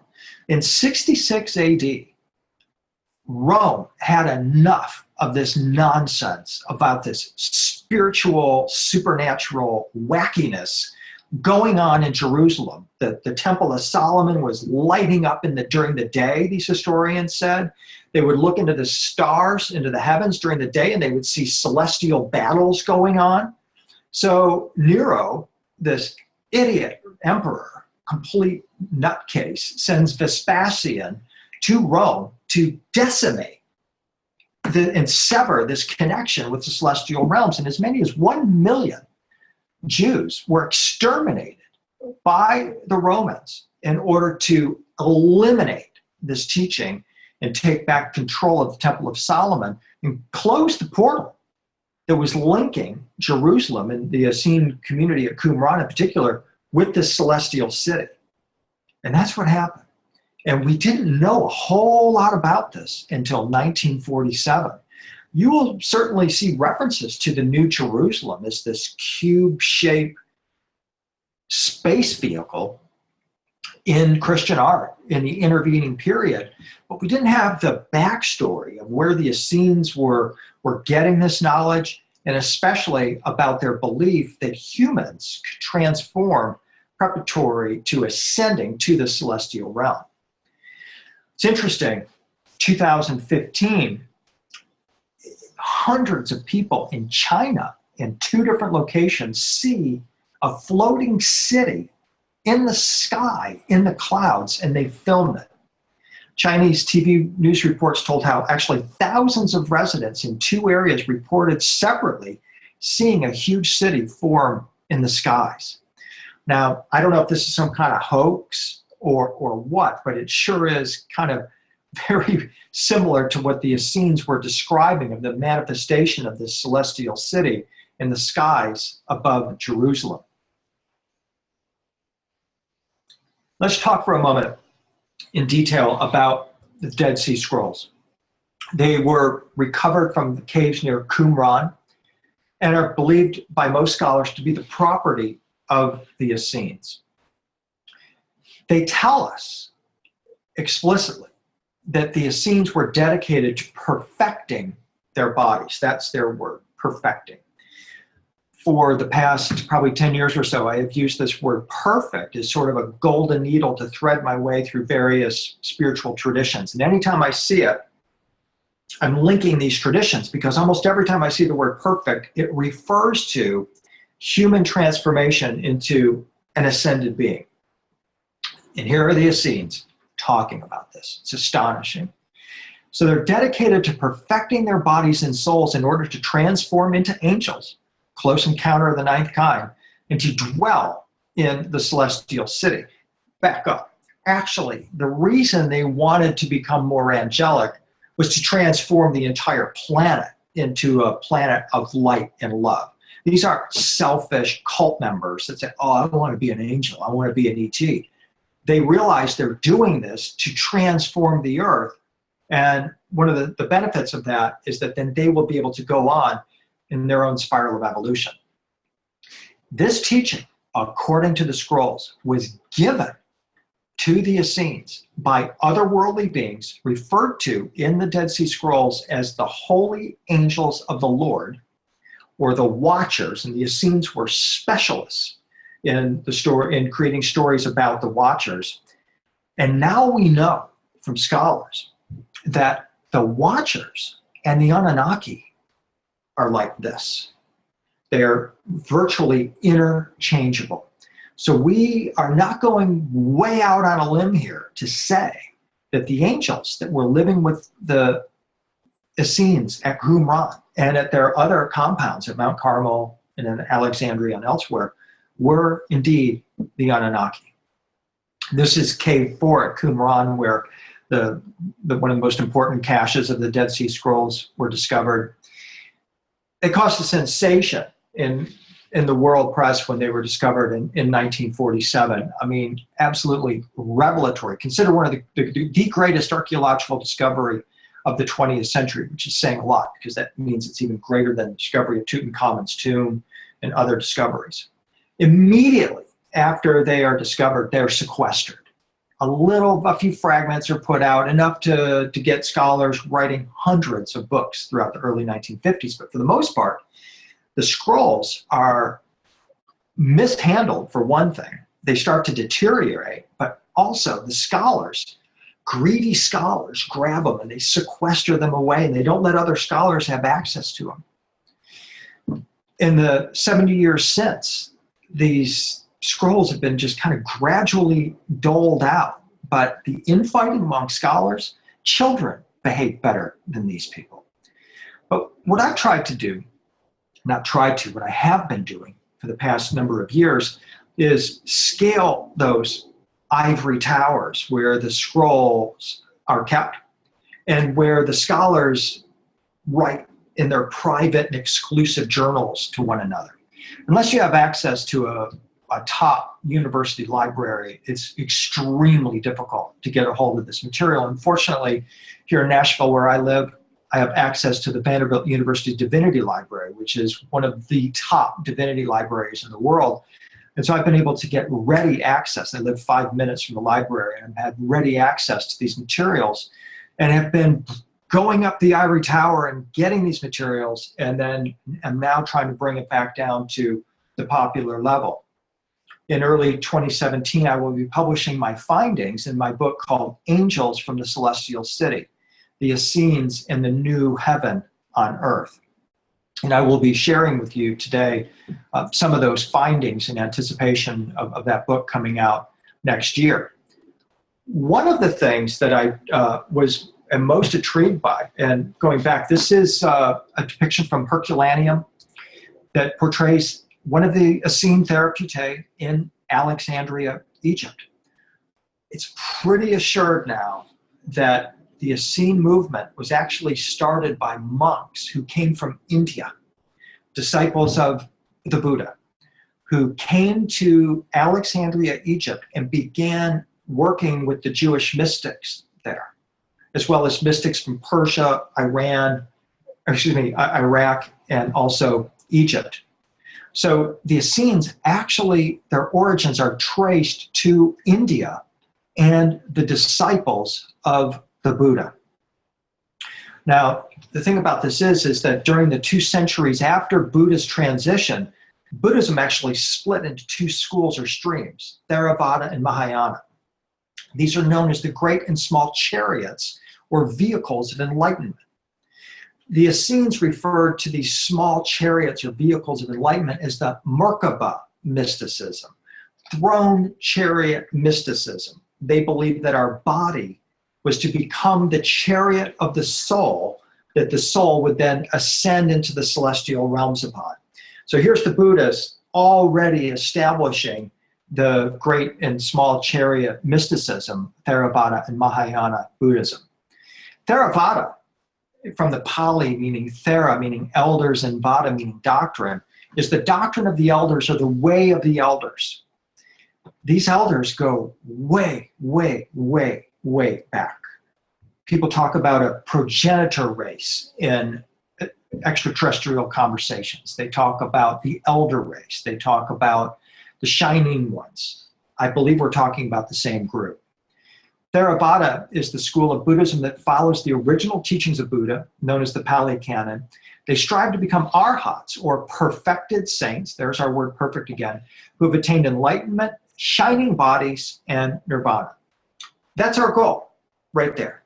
That is the reason we are on Earth, to transform Earth into the kingdom of light, but also to perfect ourselves, attain enlightenment, shining bodies, and then ascend into the celestial realms. Mahayana Buddhism developed the idea that enlightenment can be achieved in only one lifetime, even by the layperson, not just by the monk sitting in a cave for 40 years, or the nuns. Also known as the Great Vehicle, Mahayana Buddhists hope to become not arhats, but bodhisattvas, saints, perfected ones who have become enlightened but unselfishly delay their nirvana to help others attain it as well as the Buddha did. This is a fundamental precept in a lot of extraterrestrial discussions of why we're here, that we are part of a team that are sent here to transform the earth, and we won't leave until everyone who's gone before us has already left. Mahayana Buddhism often includes veneration of celestial beings, other Buddhas and bodhisattvas, ceremonies, religious rituals, magical rites, and in my particular interest is the use of icons and images and sacred objects as interfaces with the divine realm.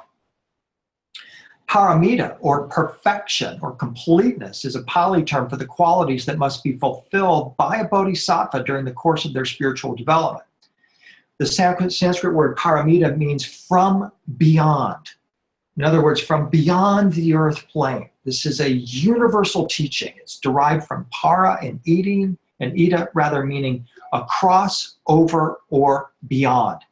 It's what gets us across the great beyond, the veil of earth life, to go and dwell in the other supernatural realms, including nirvana, as mentioned a moment ago. The Essenes called themselves the house of the perfect ones. So this tells us right there in the Dead Sea Scrolls that they are perfectly aligned with this teaching and the celestial beings who brought this teaching to them. Paramita may also be translated perfect realization or reaching beyond limitation. In other words, it refers to the achievement of a transcendent state, which I believe is equatable with the Essene concept of the angels and the celestial beings. Obviously, we're not talking about the Anunnaki as flying around in chemical-powered rocket ships. We're talking about super advanced celestial beings. And personally, from doing research on the Anunnaki since 1991, I see how we got off track in thinking of them as just giant flesh and blood beings, when in reality, they're giant, meaning super advanced, superpowered celestial beings who can take on physical manifestation. One of the core teachings of the Bodhisattvas, of Paramita, is that there are 6 qualities that lead to realization: generosity, discipline, patience, joyful endeavor, meditative concentration, and wisdom awareness. Through the practice of these 6 paramitas, we cross over the sea of suffering to the shore of happiness and awakening. We cross from ignorance and delusion to enlightenment. We cross from flesh into celestial flesh. And in my opinion, that's the goal. That's what we're looking for here. That's the ultimate disclosure. While free energy devices and spaceships that prolong your suffering by preventing you from attaining your light body are really awesome, they are a sideshow compared to what we're really wanting to focus on, which is the attainment of our spiritual consciousness and our spiritual light body. Each of the 6 paramitas is an enlightened quality of the heart, a glorious virtue or attribute, the innate seed of perfect realization within us. And the paramitas are the very essence of our true nature.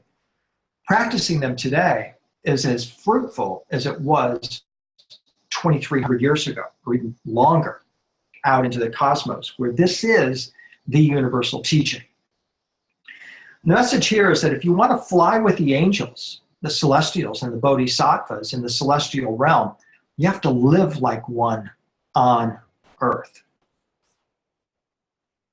In 250 BC, King Asaka dispatched Buddhist monks and missionaries to Alexandria, Egypt, where they integrated with the philosophers and mystics of the great city of the philosophers, where the most astounding library of the ancient world was in existence.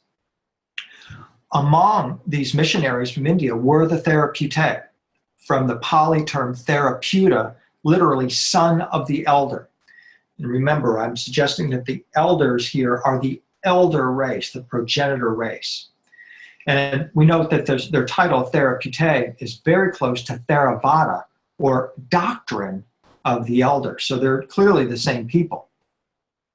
These mysterious Buddhist mystics, who were known for their flowing white robes, established an embassy outside the walls of Alexandria on the shores of Lake Mauritius near Alexandria. Some scholars have suggested that the Therapeutae were descendants of Asaka's Buddhist missionaries, and that seems pretty ironclad.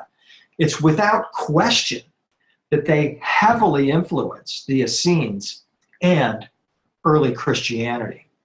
So in Buddhism, when they talk about the Pure Land as a celestial realm of a Buddha, and as a Buddha field that's inhabited by many gods, extraterrestrial beings, humans, flowers, fruits, and adorned with wish-granting trees with rare birds, we're talking about the Pure Land tradition, and that upon our enlightenment, we're able to enter into this celestial realm of perfection, this Pure Land. And even open-eye meditation such as this mandala, can tune our consciousness to that Pure Land and assist us in receiving downloads from these celestial beings. We find the exact same concept in Christianity, where now Christ is the enlightened one who dwells in the celestial realm with other perfected humans who have access to God's many mansions, other celestial worlds, even other star systems. So there's a direct crossover here between the Buddhist Pure Land tradition and the Christian tradition of Christ enthroned in the New Jerusalem, or Zion, as it's called.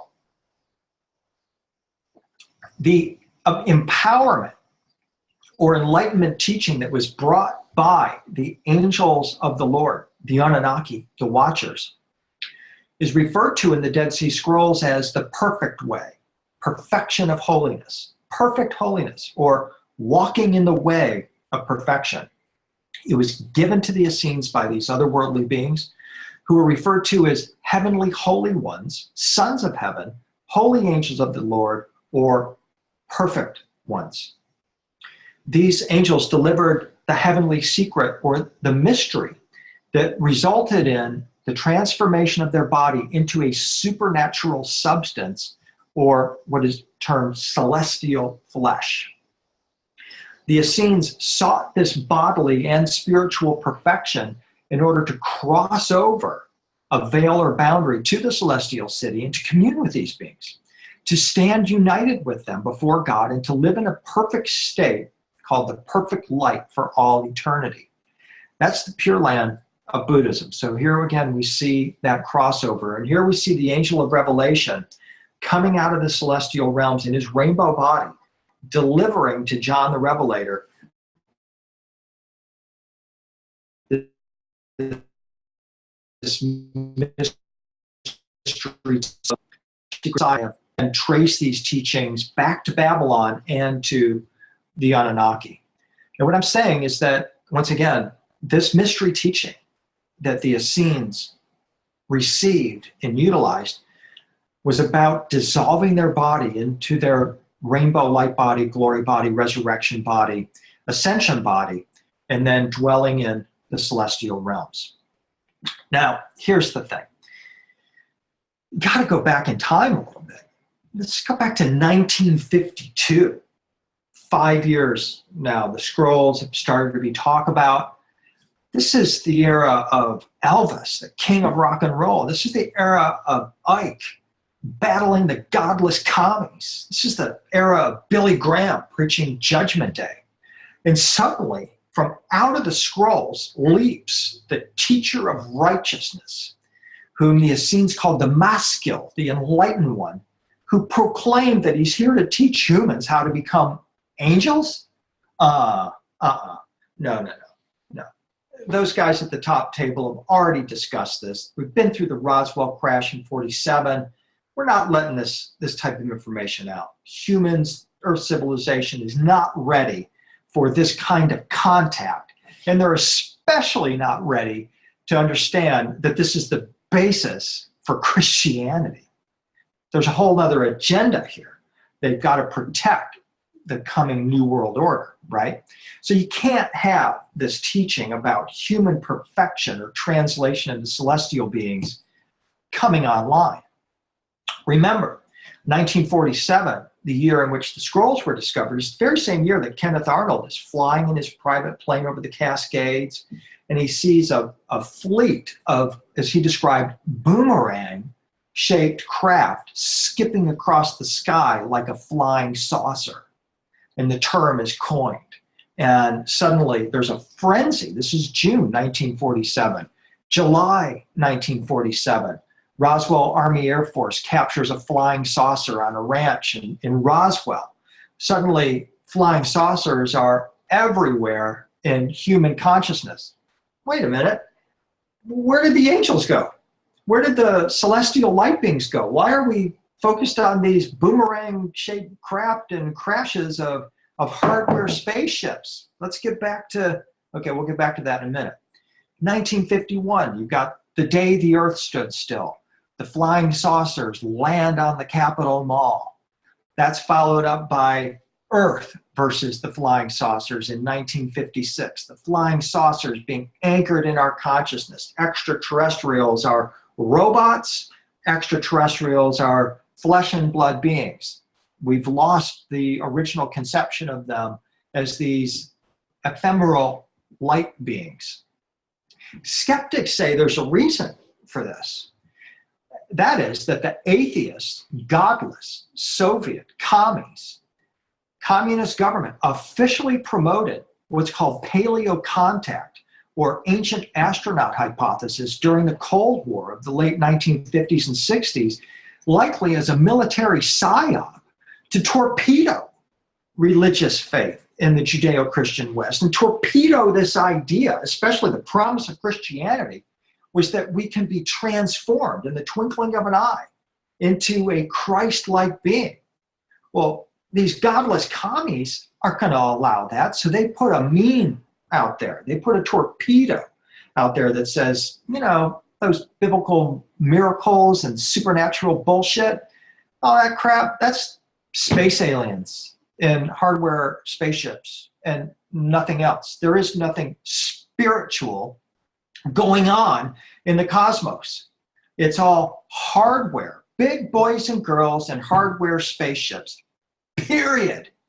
And to be honest with you, that idea is still kind of a precept of ancient astronaut theory, that there's nothing spiritual about this. It's just hardware spaceships.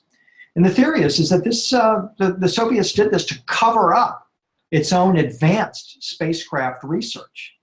Now, how much of that paleo contact ancient alien hypothesis stuff JFK actually bought, we can't say.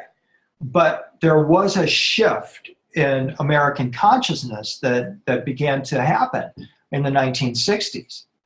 Star Trek, for example, is a somewhat quasi-militaristic view of advanced races in space. Most Star Trek episodes or stories are about the adventures of humans and aliens working together in something called Starfleet, a spaceborne humanitarian and peacekeeping armada that is part of the United Federation of Planets. Kirk and Spock go out into the cosmos and they have altruistic values, the prime directive, and they must apply these ideals to difficult dilemmas. But still back behind it is kind of this militaristic view. The Enterprise is loaded with advanced weapons and it must defend itself in a cosmos that's teeming with alien life that wants to destroy us. Along comes in the 70s, Eric von Däniken, who looks into cave art and says, look at these guys. These are alien beings.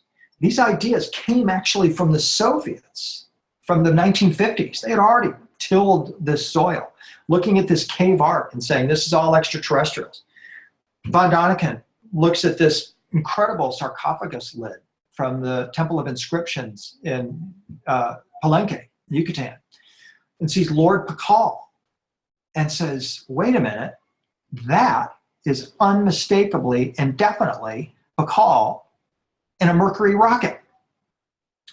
And you know, the thing is that you can absolutely see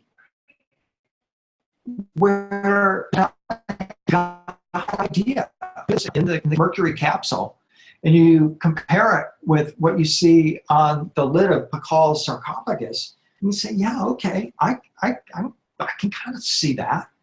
But then when you actually go back to what the Mayans said this represented, you find that this is actually Pakal surrounded by celestial imagery. And he is actually on a throne, and he is connected to what's called the sacred world tree. Maya scholars David Stewart and George Stewart interpret it more specifically as a shiny jeweled tree that represents fertility and wealth. And actually, Pakal is resurrecting and ascending from the underworld into the afterlife. Now, here's the thing. This is why this is so important for us to contemplate here. If you believe that we are going to ascend into the heavens in a Mercury rocket, then that is going to take you down a far different path than if you go one layer deeper and realize that this is a spiritual transformation that Pakal is undergoing here, and that he in fact is being portrayed in his journey into the Milky Way as an enlightened celestial being. In fact, this is an image of the Buddha under a similar shiny jeweled tree laid out horizontally that tells exactly the same story, spiritually speaking, metaphysically speaking, as Pakal's tomb. And you would never get the idea that the Buddha is ascending in a Mercury rocket. The point here is that you've got two pathways in this discovery of this disclosure of these ancient connections with extraterrestrials. You're either going to go down the path that it's all hardware spaceships and nothing spiritual going on, or you're going to say, wait a minute, I think there could be more to this story than we've previously apprehended.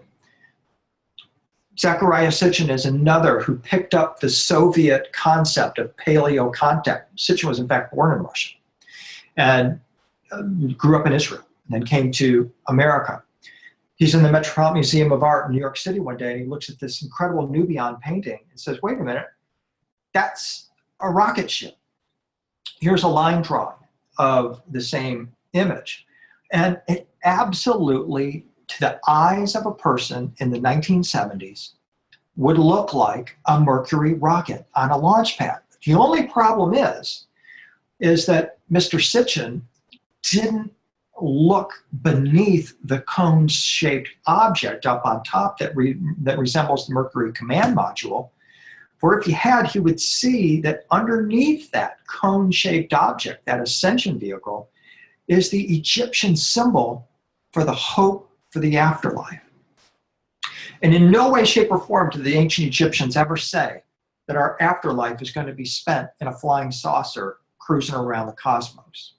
Instead, they talked about the opening of portals or gateways in the belt star of Orion, where we would dwell as resurrected beings like Osiris.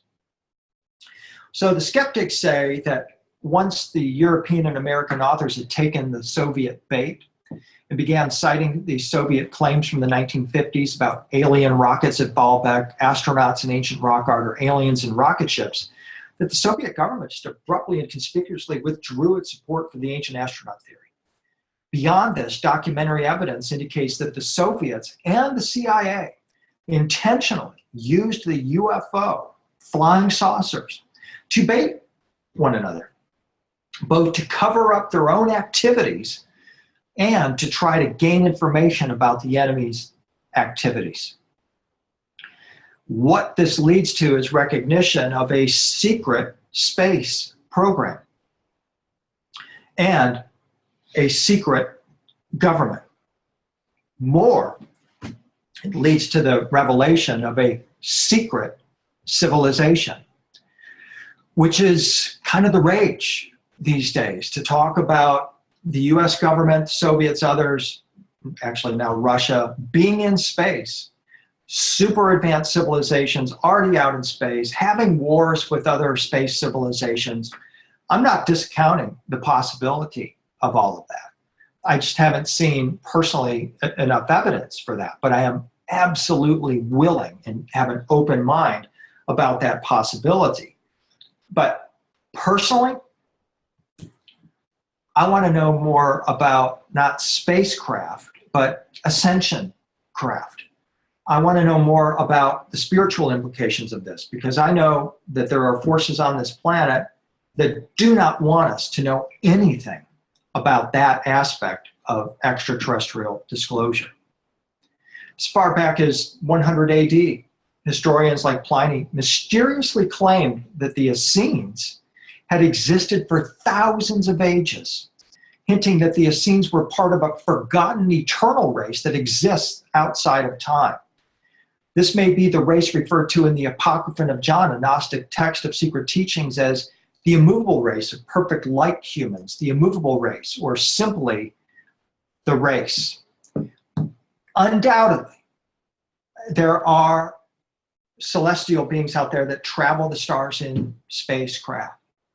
But undoubtedly as well, there are advanced civilizations that don't need a craft, that recognize that our body itself is that craft. And this is the point of where the Essenes were coming from. Let me just follow the Dead Sea Scroll timeline just for a moment, because it's highly instructive and informative of the nature of the information in the scrolls. In 1965, in Jerusalem, they built what's called the Shrine of the Book to house the Dead Sea Scrolls. This is at the Israel National Museum.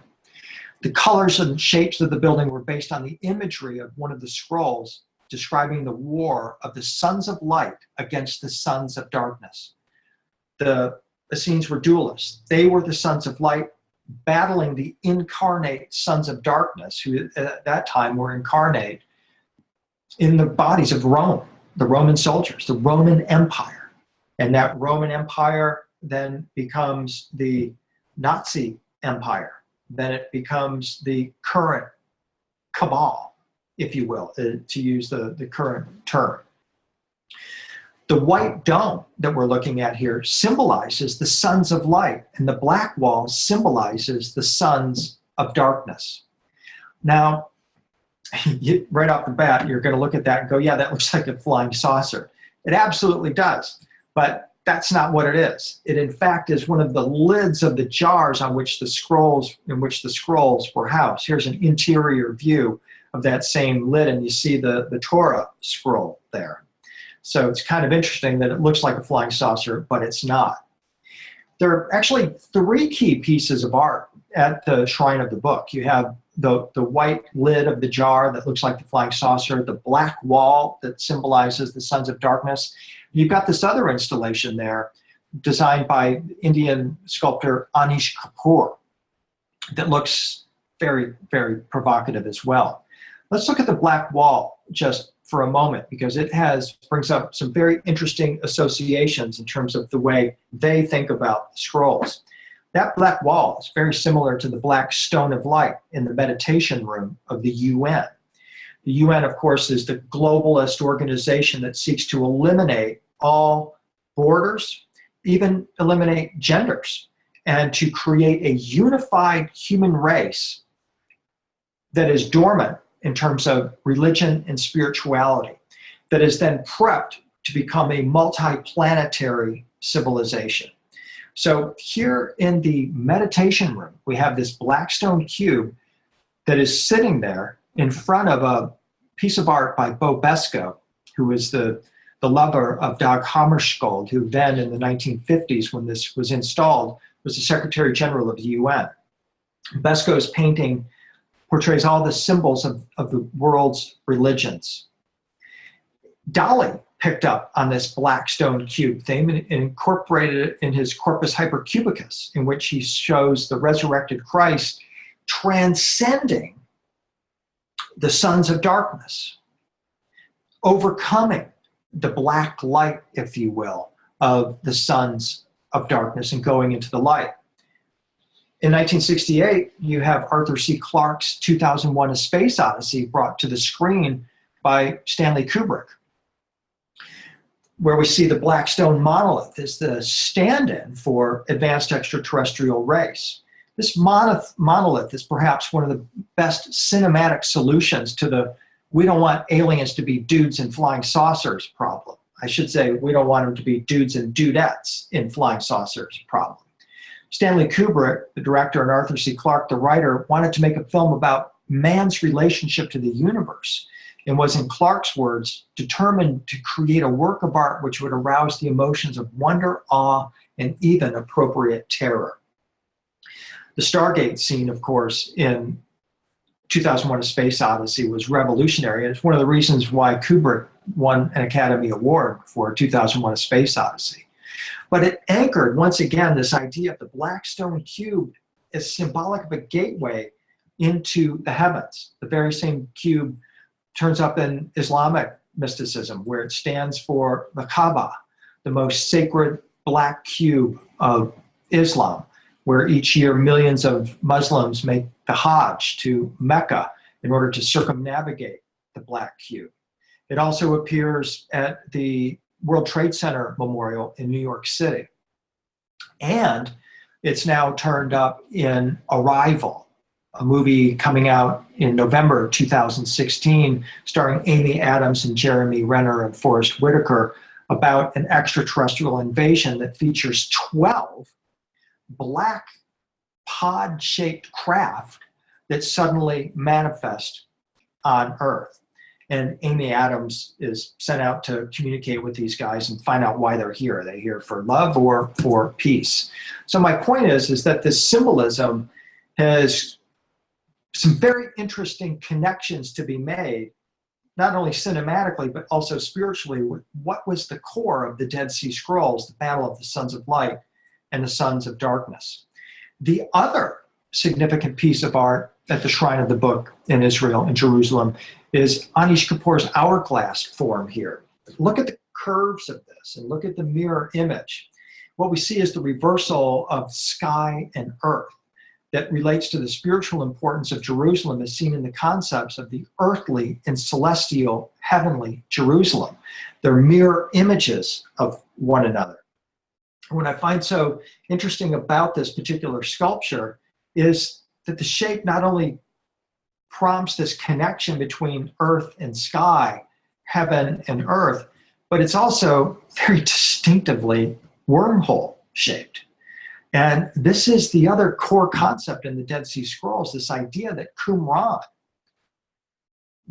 one of the communes of the Dead Sea of the Essenes, was a portal or gateway to the celestial Jerusalem or the celestial Sion.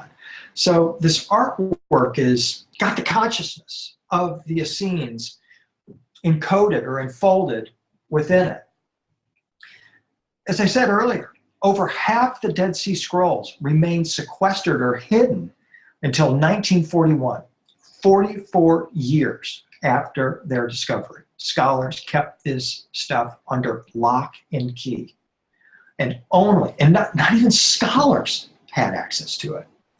And only in the mid-1990s did scholars begin to publish commentaries on the missing, what I call, Stargate scrolls. I call it that because these hidden scrolls that were suddenly published reveal the Essene teachings about ascension. And you can see exactly why they were sequestered. Alien beings, celestial cities, human contact with extraterrestrials, human transformation into celestial beings. It's all in these scrolls. And the scholars that talk about it, I just wonder what goes through their minds as they write in their private journals and write their PhD dissertations and so forth. These are literary dissertations in that they're dissecting the words of the Essenes, but they don't really capture the spirit of them. And as I delved into it, I was profoundly changed because the scrolls to me are an invitation from these advanced celestial beings to join them. The message is direct, specific, and clear. You can do this. You can get on this path of ascension and become an enlightened being and access the portals that link earth and heaven to these celestial realms. Call it the Pure Land, call it the New Jerusalem. You can access these other star systems. You have the ability to morph your body into light and then to travel to these other star systems and reclaim a physical body if that's your choice. I find it personally highly significant that in the early to mid 1990s, when these Stargate scrolls were coming out, this is when we saw the movies Contact and Stargate hit the theaters. And once again, we've got deception might be too strong a word because we are talking about movies after all.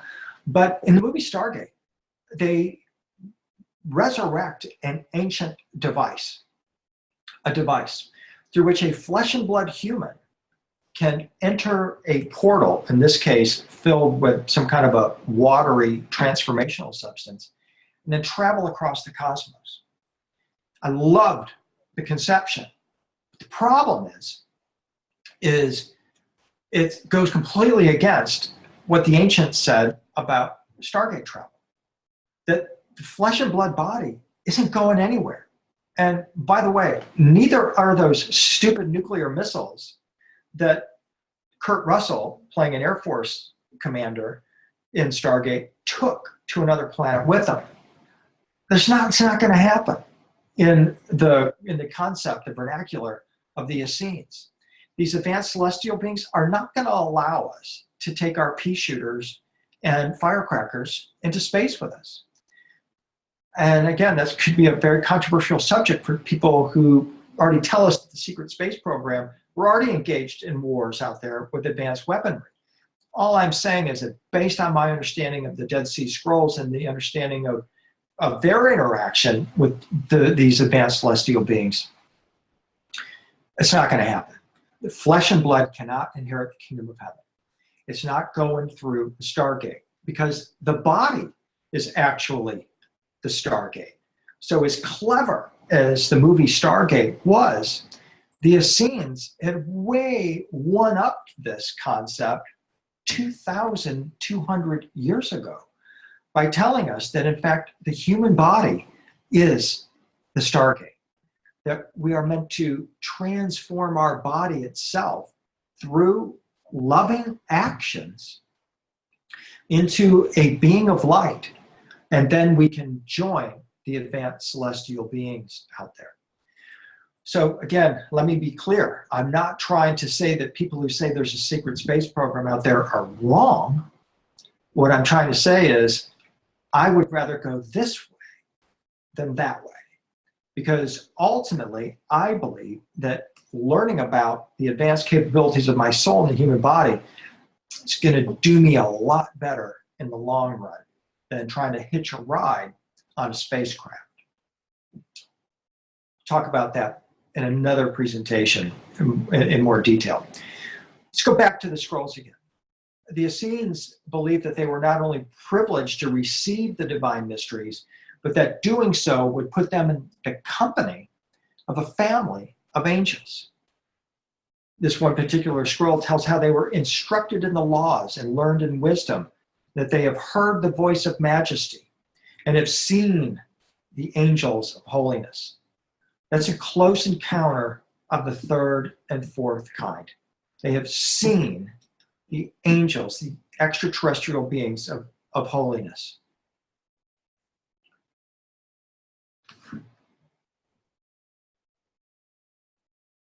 Angelomorphism and perfection is the term that's actually used by scholars to describe this close encounter of the fourth and fifth kind. It can be found in at least one important text in the scroll cache. It says, "May you be as an angel of the presence in the abode of holiness to the glory of God." This is the greeting that the Essenes use to greet one another. We might say namaste. This acknowledges the divine spark within you and the divine spark within me. The Essenes would say, I hope you become an angel. I'll see you in the celestial realms, brother, sister. May he make you holy among his people and in eternal light to illumine the world with knowledge and to enlighten the face of the congregation with wisdom. For you are made holy. So this is telling us that they are being transformed. They are being made from one state to another state, transformed to illumine the world. Thou hast raised me to an everlasting height. You could readily interpret that in terms of an abduction. I've been abducted by the angel and taken to heaven, either an everlasting height of consciousness or another place in the cosmos. Then the transformation, the close encounter of the ninth kind. Thou hast cleansed a perverse spirit of great sin that he may stand with the host of the holy ones, going to stand with the extraterrestrial angels, that it may enter into the community with the congregation of the sons of heaven. In other words, join in membership with this celestial community. I was given a seat among the perfect forever, a mighty throne in the congregation of the gods. I have taken my seat in the congregation of the heavens. None find fault with me. I shall be reckoned with the gods and established in the holy congregation. The gods are the Anunnaki. The gods are the watcher angels. They are the advanced celestial beings. And the Essenes are saying, I shall be equal to those beings. This is why the Anunnaki came here.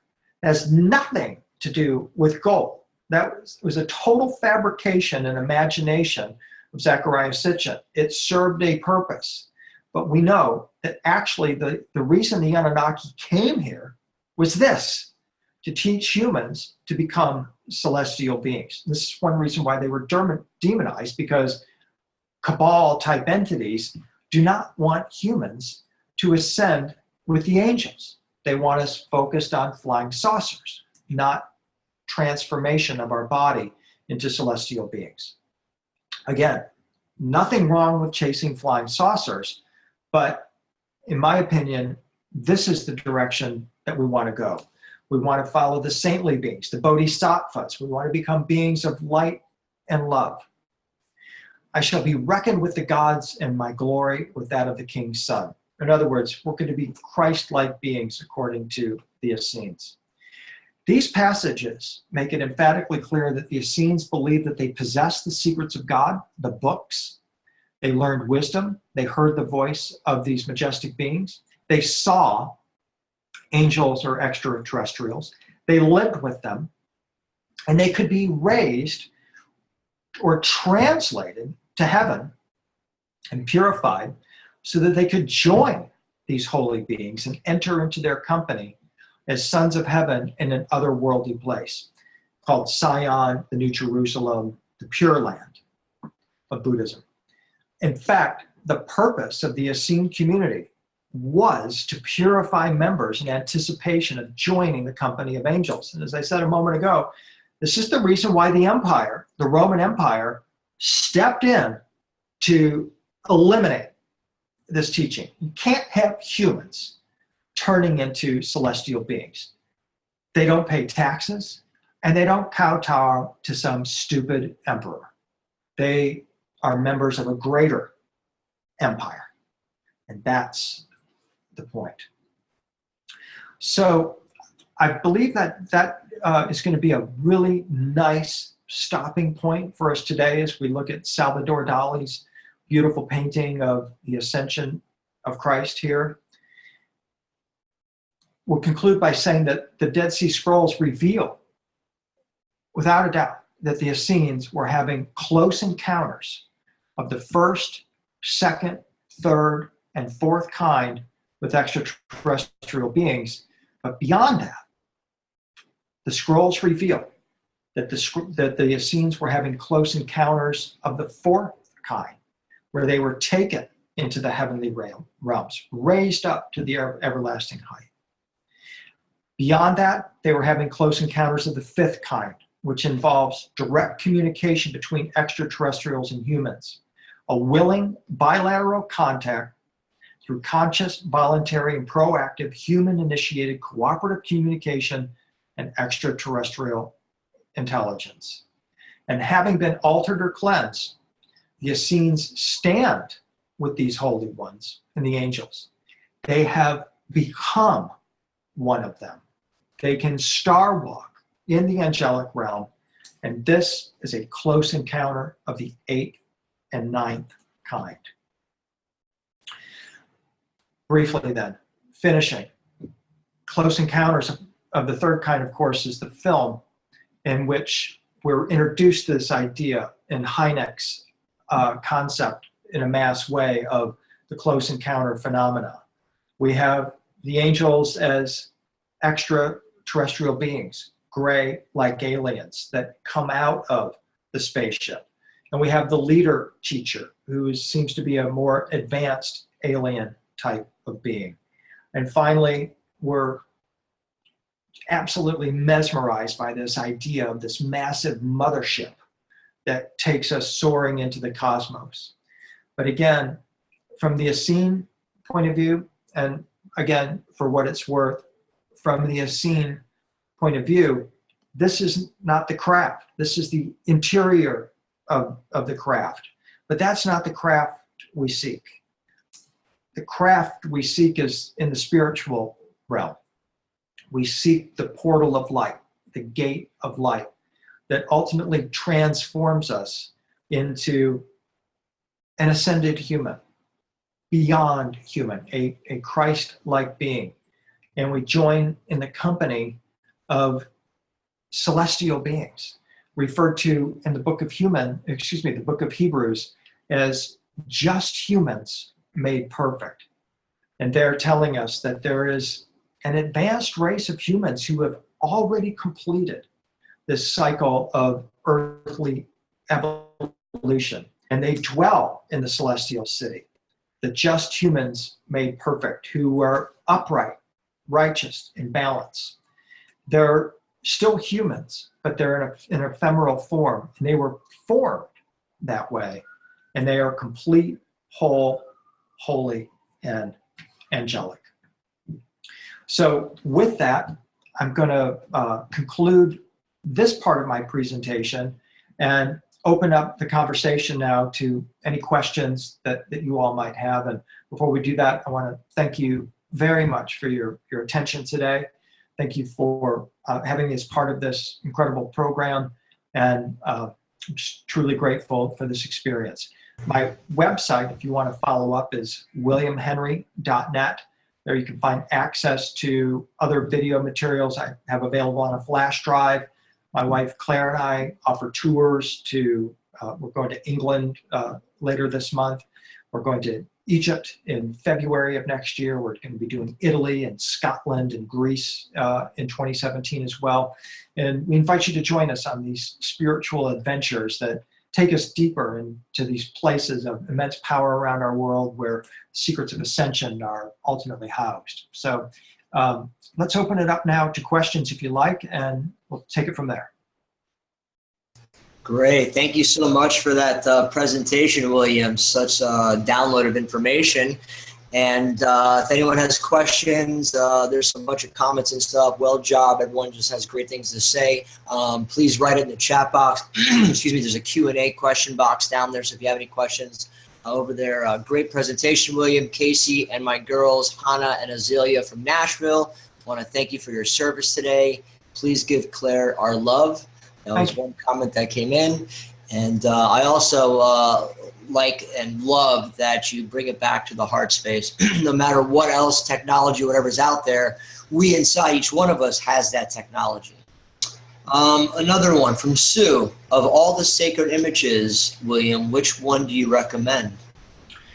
Personally, any of the resurrected images of the resurrected Christ. These are where he's going to be maybe out of the tomb with a rainbow aura around his body, or any of the rainbow body images of Guru Padmasambhava are excellent places to begin. Eric Thompson, how about ascension densities? What is William's understanding there? That's not my terminology. I don't have an answer for that. Okay. And Alan responded, yes, the red line is the history of alchemy and using that science to activate the light body. And thank you, Alan. Morgan asked a question earlier, then she just asked another one. She was hoping that a real history and purpose of this world would breathe fresh air into the patriarchal society and religions of today's world. And yet again, this new information coming forth from so many of these speakers is inundated and focused on male energy, whether they're fighting or ascending. The main characters appear to be male. Occasionally, one or two female entities are mentioned, but this story is mainly about males, their decisions, actions, and spectacular events. Sigh. What am I missing? As a woman, I find this disheartening. Yeah, thank you for making that point. And I should have been more conscientious about that, because clearly the Therapeutae absolutely and emphatically were not male dominated. They were male and female in a cooperative fashion. And my wife Claire and I have, while it's not reflected in this particular presentation, we have dug deep to retrieve images of the divine feminine modeling the light body and the rainbow body as well. They're so important to be able to connect on all of those levels. And I do agree with you that the majority of the images, the preponderance of them, are male oriented. However, there are some stunning examples of the divine feminine in the light body. Who knows, maybe I'll come back to Portal of Ascension and do a presentation just on the divine feminine and the light body, because it's phenomenal. Absolutely. What you find, from Mary Magdalene to the Isis tradition to Elizabeth Tudor. It's simply stunning stuff that just doesn't, she's right, doesn't get enough airplay. And Alan also asked, what do you think of the agnostic text, the Pista Sophia? Well, I mean, I always love the conversation in the Pista Sophia between Jesus and Mary Magdalene, and Jesus replies to her, seek not, do not remit yourselves until you find the cleansing mysteries that will purify you and transform you into a being of pure light, so that you can go on height and inherit the light of my kingdom. That's like my refrigerator door North Star goal. I mean, if you're wondering what we should be doing with our time, Pista Sophia. Don't do anything except find these mysteries that will transform you into a being of pure light, so that you can go on height and inherit the celestial kingdom. That's north. That's the goal. All right, my star brother, thank you so much for your service on this planet. I just want to thank you myself, and everyone's just writing amazing thank yous and appreciations. Such a great download of information on so wonderful, everybody. Definitely have you back again, do another webinar. So much information. Information's endless, but keep it in your heart. Keep it simple. Yeah. Everything is in divine order. Don't be in fear. And with that, thank you again for joining us on this amazing webinar, the world's largest disclosure online event. Thank you. May you all be an angel in the presence. Amen and amen. Oh, and if you can, William, just click your share screen and close that down so we could stop seeing your laptop. And there we go. And with that, we're going to take a quick break. And let's see, are we going to take a break, Neil? It looks like Neil said yes, we're going to take a break. All right. So we're going to take a quick break. If you have to get a drink, use the bathroom, anything like that. Now is the time. Let's see. We're going to wait for. Oh, Miriam is here. Okay, awesome. So scratch that. We're going to move right along then. And we're going to go to our next speaker. And she is standing by, as Neil just said. And Miriam, who has been on Portal Ascension before, amazing story herself, always bringing great information. Miriam is a world-recognized and extraterrestrial contactee. She's also the author of the book Blue Star Fulfilling Prophecy, featured on the History Channel, UFO Hunters, Coast to Coast Radio, and alternative media programs all around the world. As a humanitarian, Miriam's current focus is working with indigenous people to advocate for their protection, which I think is top of the totem pole in my book as well. The bluestarprophecy.com is a website that's on there you can check out. And 27 years ago, it talks about how she had her experience, but I'll let her tell you that part because it always comes best from the experiencee herself. So with that, we'll welcome Star Sister Miriam to the webinar. Hey, Miriam, how are you? I'm here. I'm great. It's nice to be back. Hello, everyone, and thank you for the lovely intro. I only caught the last couple of minutes of the last presenter, William, and I know that you guys have been really busy the last couple of days with everything. So I just, before we even pass it on to me, I want to ask you a question. Sure. We're going to talk about disclosure. And you, of course, have been focused with everyone up until this point. What do you think has been the most interesting point brought up in the conference so far to talk about disclosure? I think the biggest thing that I've heard or would take from this is that we are disclosure. Mm-hmm. We are disclosure. Our junk DNA, 97%, is ET.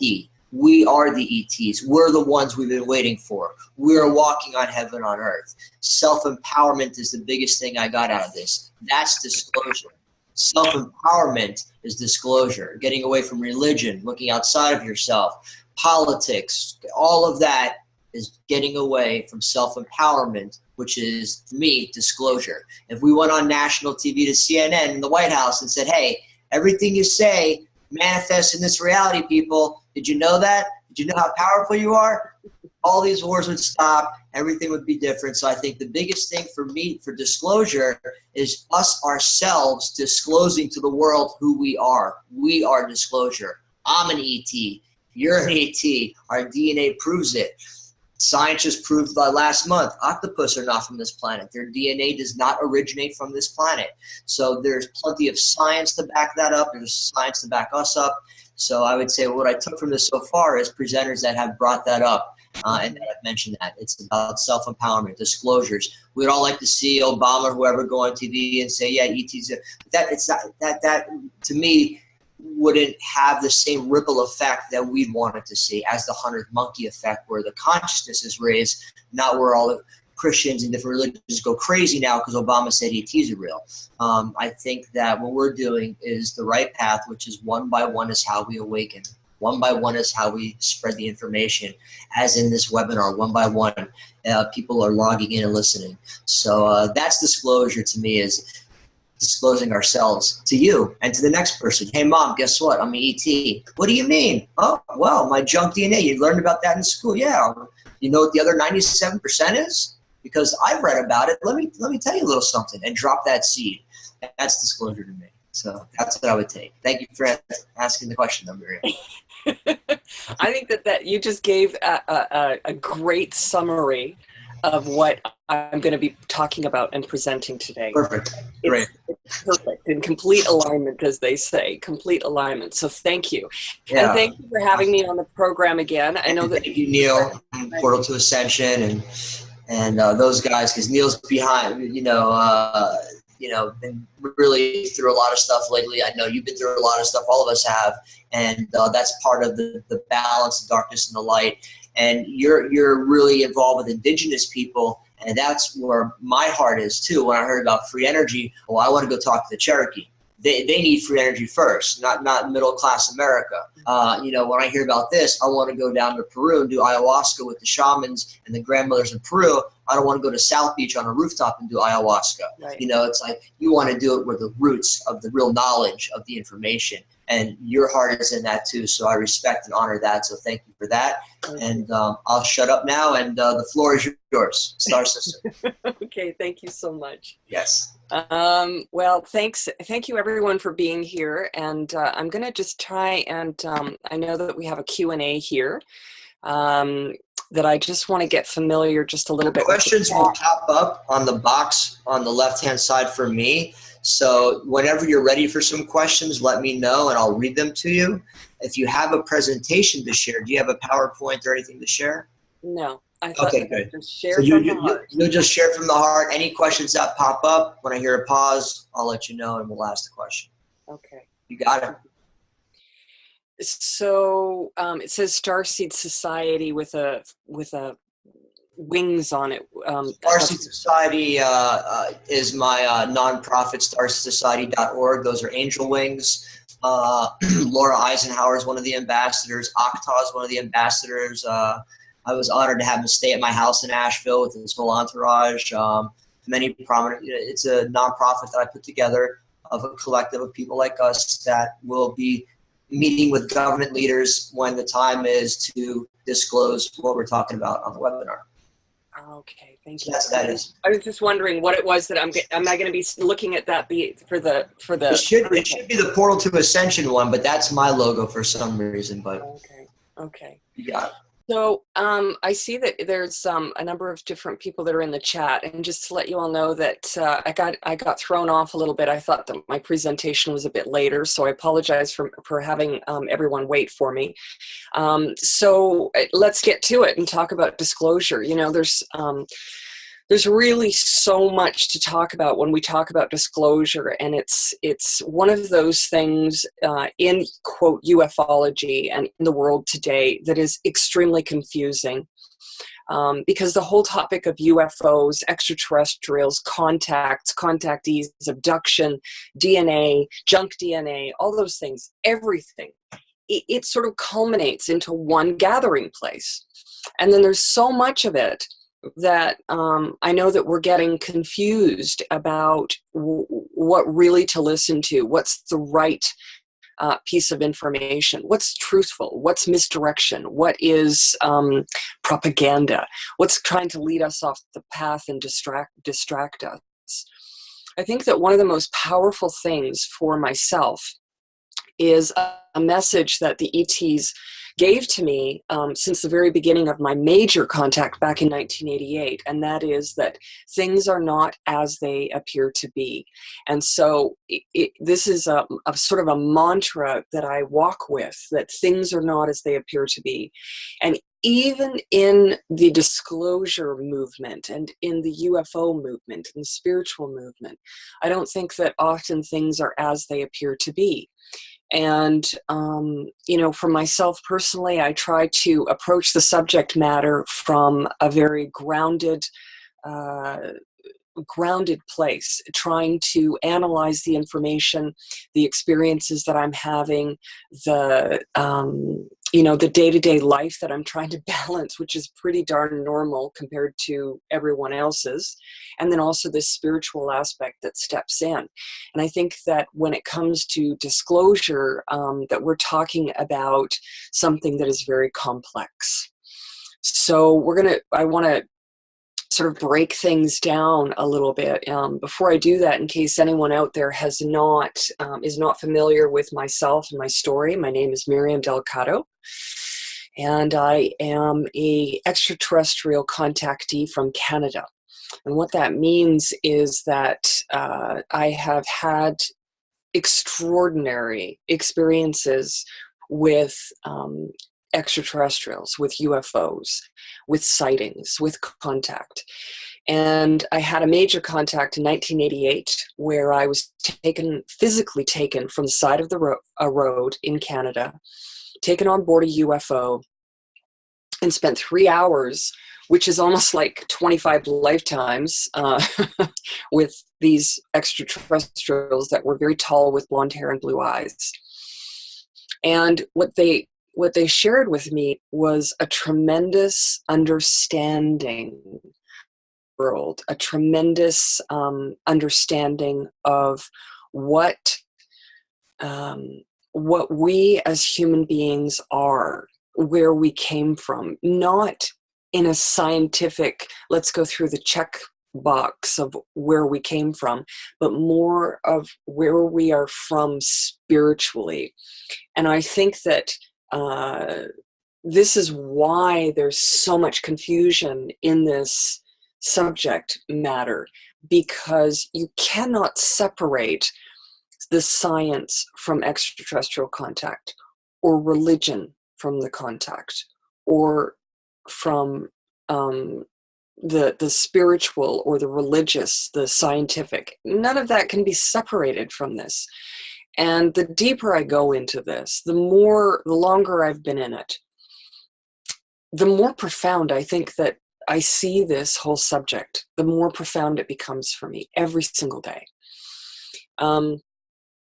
For anyone that's interested out there, on my website, Blue Star Fulfilling Prophecy, I actually have my book for free that talks about the spiritual journey that I was on in order to come to terms with these extraordinary contacts that I had in 1988, and even earlier in my life as a baby, and then growing up with these contacts. So that's available for free on my website, bluestarprophecy.com, and I hope that some of you, take time to go and take a look at that. Sorry about the lighting here in my home. It's a little bit wonky. I apologize for that. I don't have the best setup here, but I'm just looking at myself thinking there's shadows and things, so I apologize for that.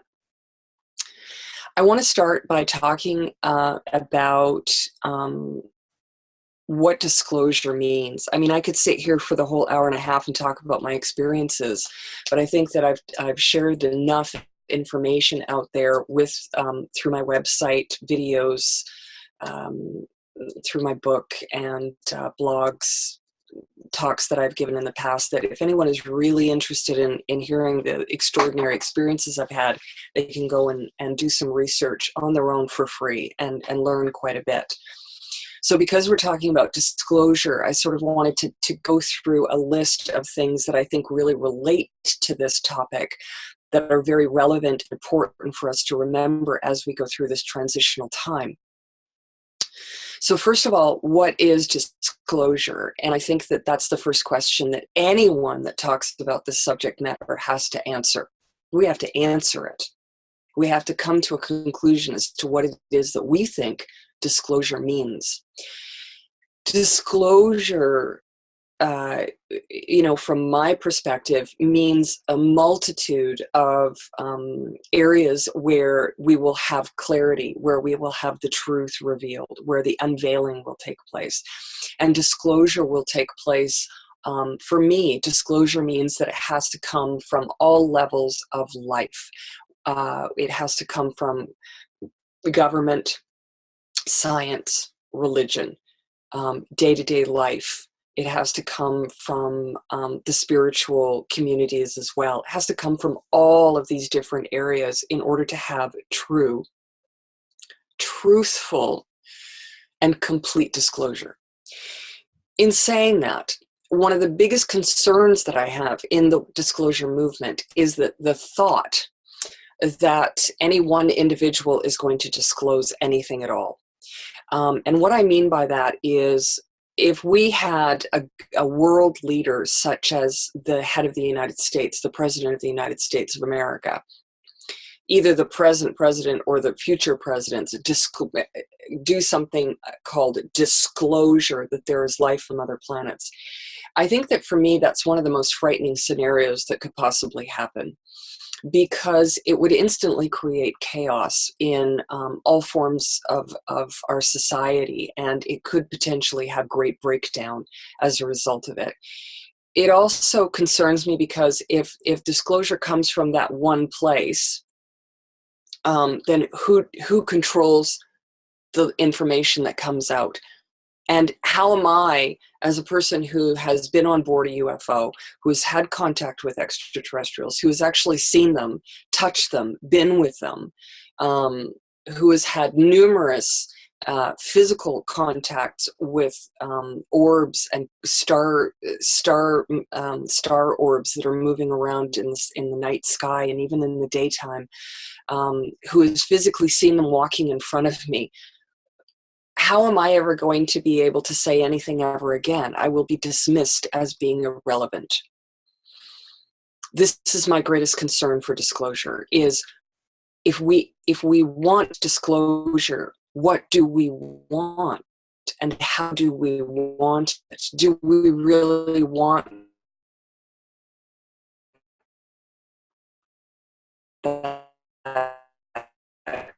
that one individual to step forward as the lone voice then they become the authority of it. Certain people that are in the UFO community, it is not that I complete my stand with such a large following of people, that the voice of truth, the voice of this is what is really happening, the voice of what disclosure is actually all about. And when that happens, regardless of who it is and whether or not I agree with them or not, because I could even agree with them, the point is disclosure, the truth. It is impossible to come from one person, because one individual could not possibly hold all of the information necessary for disclosure, even if they had counsel with, let's say, the religious part of the connection to the extraterrestrial beings and the star beings and our history, our true history with that. Even if they had sat down in council with some of the top people in some of these religions and given information, that individual who's then sharing it with the world could not possibly have enough understanding of the information in order to present it with the complete truth and the complete delicate nature of the information itself in the presentation for it to be considered valuable and laid out in a way that would be useful for us. Okay, so there are a lot of contactees who have had interaction with these beings as well, who have vast amounts of information, and it is my perception, my viewpoint, and my belief, and my understanding that it is the contactees that hold the real information about what's actually going on for our planet. A lot of other people who are gathering the information are excellent at bringing it together and then presenting a more concise story of what it is that's happening to us as a whole in our society on the planet. But the contactees are the base of the disclosure itself. We are the ones that have the really, really intricate knowledge about where these beings come from, how they interact with us, why, and all of the spiritual information in order to unlock the doors of how it's all connected. Again, in the movement of disclosure, we tend to, again, even follow specific contactees, for example. I'm a contactee. as being, oh, I love this person's work. So we tend to really listen to what they're saying. And if we resonate with them and resonate from our logical thinking, from our hearts and from our emotional bodies, then we tend to believe them. But I think that there's also, we need to be using caution, a bit of caution when we do that as well, because when we talk about the disclosure coming from contactees, we also have our own issues that we have to get through in order to be able to present that information in a way that is going to be absolutely truthful and clear. And so I sort of contradict what I'm saying. Listen to the contactees, but be careful that we're clear. Listen to the contactees, but be careful that we're not following any one contactee, because the subject is so big that I think that we are all, every single one of us is holding a piece of the puzzle. And I think that the more that we come together, and the more that we come together, even with a lot of these types of events and things and gatherings that we attend, that we bring more information to the public that is usable for us. Because all this disclosure doesn't do anything until we actually understand what we're going to be able to use it for. There's a question here that came up in the Q&A, and I'm going to read it because I agree that first contact ambassadors will be instrumental in disclosure. Can Miriam recommend ways to be chosen as an ambassador? This is a very interesting question, because extraterrestrial contactees and people that are, quote, chosen, I think that we, as contactees, have chosen ourselves to be working in service for the planet, for humanity, and for all life. We have chosen this for ourselves. So to think that the extraterrestrials choose us, I think it's sort of I think it's more of an egoistic view, in order for us to think that that is what really happens, because I believe that it's both ways. Once we become spiritual and we begin to get clarity within ourselves, I mean really clear about what our role is, what we choose to do, whether we choose to become environmentalists or humanitarians, or we want to talk about spiritual things, or we want to talk about the awakening or the scientific areas, we become our own ambassadors. So it is about choosing to be in service in some way to this movement. And I think that a lot of people are ambassadors just in their daily lives with family and friends and coworkers. I don't believe that the word ambassador really applies to any one individual. I think that we're all ambassadors if we're talking about extraterrestrial information, that we all are. So I hope that, Eric, that answered at least part of the question regarding how to become an ambassador, because I know in the very beginning of this experience for myself, I was told literally that I was chosen for this. You are the chosen. And I know that a lot of other contactees have a similar story that they've been told as well, that, quote, you are the chosen. And that may be true, but we have to choose to accept. So it's not that we're special, it's that we opened ourselves up to it, that we worked hard spiritually maybe to welcome this into our lives. But then does that mean that the people who are having negative experiences are also opening themselves up to that? I don't necessarily fully agree with that either. So it's again, very, very, very complicated, and it connects to many, many, many other things, which goes into the disclosure of who we actually are historically. And in the history of our planet, I believe that what we're all seeing, globally, is the unearthing of ancient technologies that and ancient cities that have existed in the past that we clearly have not been aware of until recently. A number of locations around the world are revealing themselves in the last 5 years, 10 years. And the more of these ancient civilizations that we connect with and see, the more we question the whole essence of who we are, why we're here, and where we've come from, which goes back to the disclosure. Because when we're talking about, for example, world history, it's so clear. I mean, there's so many great researchers out there, and contactees even, and people that are interested in this subject who have studied the Earth's history and put together the timelines and the stories of what really happened. The indigenous, of course, play a role in the unfolding of this planet, of who we are and where we're from, and we're going to talk about that in a moment. I'm just going to read this question from Sue, who asks,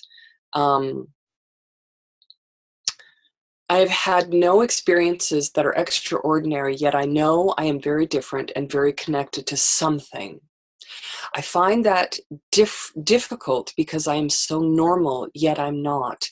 It is hard because of the lack of experiences. The faith required is enormous. Perhaps you feel me and have an insight. I would appreciate any insights about this. Thank you. We know, Sue, the feeling that I get this a lot, actually. I hear this from a lot of people saying that they feel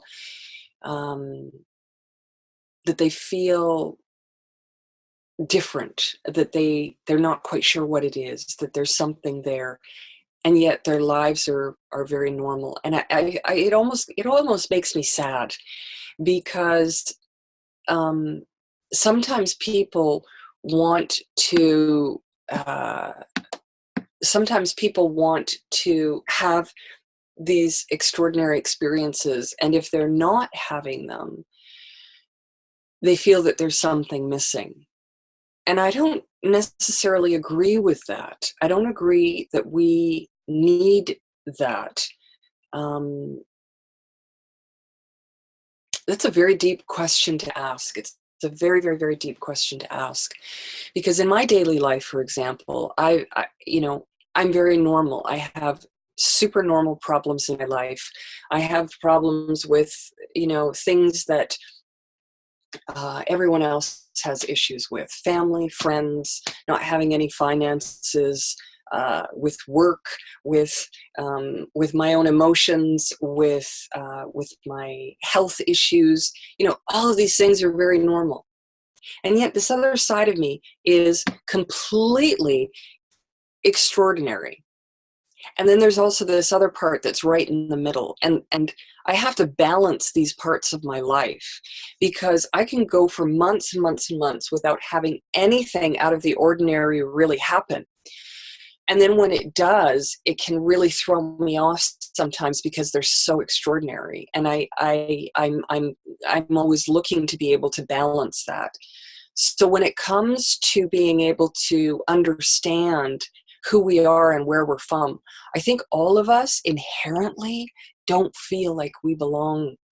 I think that if we were to ask almost every person on earth and say, do you really feel connected to everyone else and what's going on around you, they would probably say no. It's about having truth within yourself, that you feel disconnected from society, let's say. And I believe that and I'm talking about this from my experience, I feel that it is because there's a sense of wanting to belong, And yet somewhere inherently within our souls, within our very depth of our being, we recognize that we are from somewhere else, and that the paradigm that we have created on this planet Earth is not what we thought it would be or what we wanted it to be. And so that, I think, is what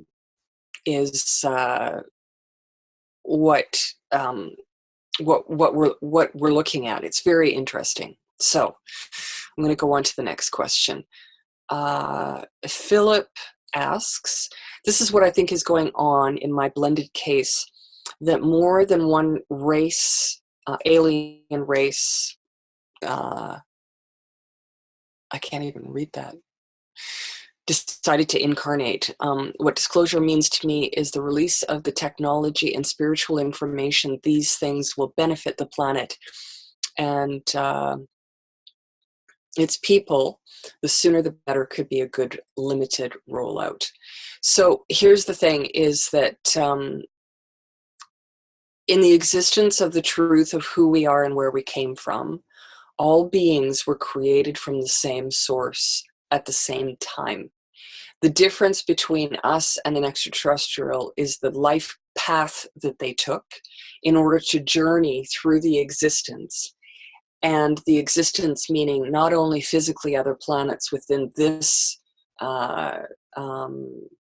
solar system, but also within this universe, and then other parallel universes, other dimensional states.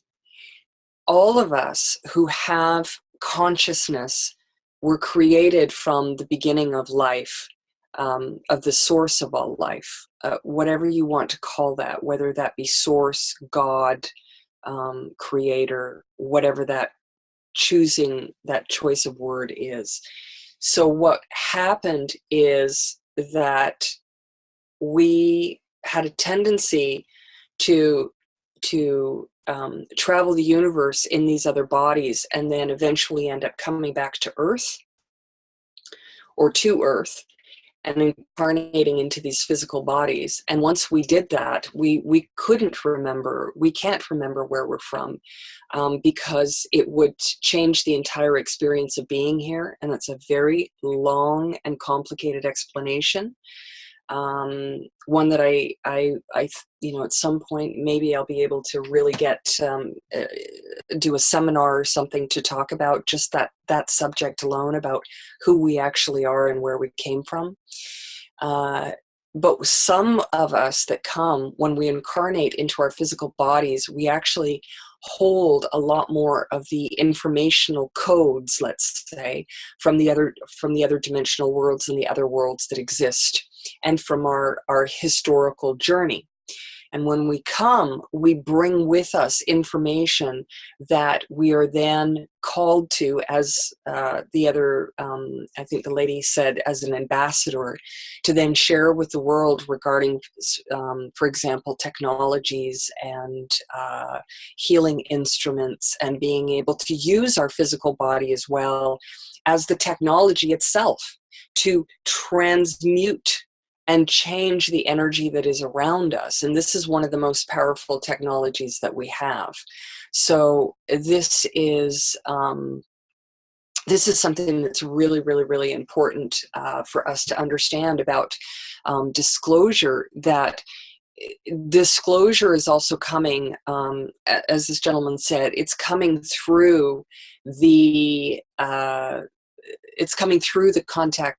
It's coming through the visions, not just contactees. Let's remove this for a moment, because when we say contactee means someone who has had an experience with an extraterrestrial. But there's different levels and different types of contactees as well. Some people have, or they call them experiencers, but really we're all contactees. We've seen a UFO.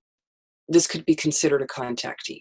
We see them in the astral world. This is a contactee. We physically see them. This is a contactee. We meditate and we see them. We have telepathy and we hear them. These are all different types of contactees that are in existence today. The different types of contactees that are out there bring with them different kinds of information, and they are drawn to disclose whatever information it is that they are being gifted with, or that they are learning along the way, whether it does have to do with spiritualism, with the awakening, with understanding more of who we really are, with completely focusing on being a humanitarian or an environmentalist. One of the things that I find, I originally at first found almost shocking when I first came forward into the public, because it was my form of disclosure to share with people, because that's what I was asked to do by these beings, to talk about this and bring it out into the open so that we could have a greater understanding of who we are and where we came from and where we're going, which is also extremely important.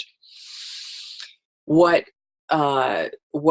happened was, when I had my own form of disclosing this, was that a lot of people in the public, when I first came forward, contacted me and told me, yes, I've had this experience. Yes, I've had this experience.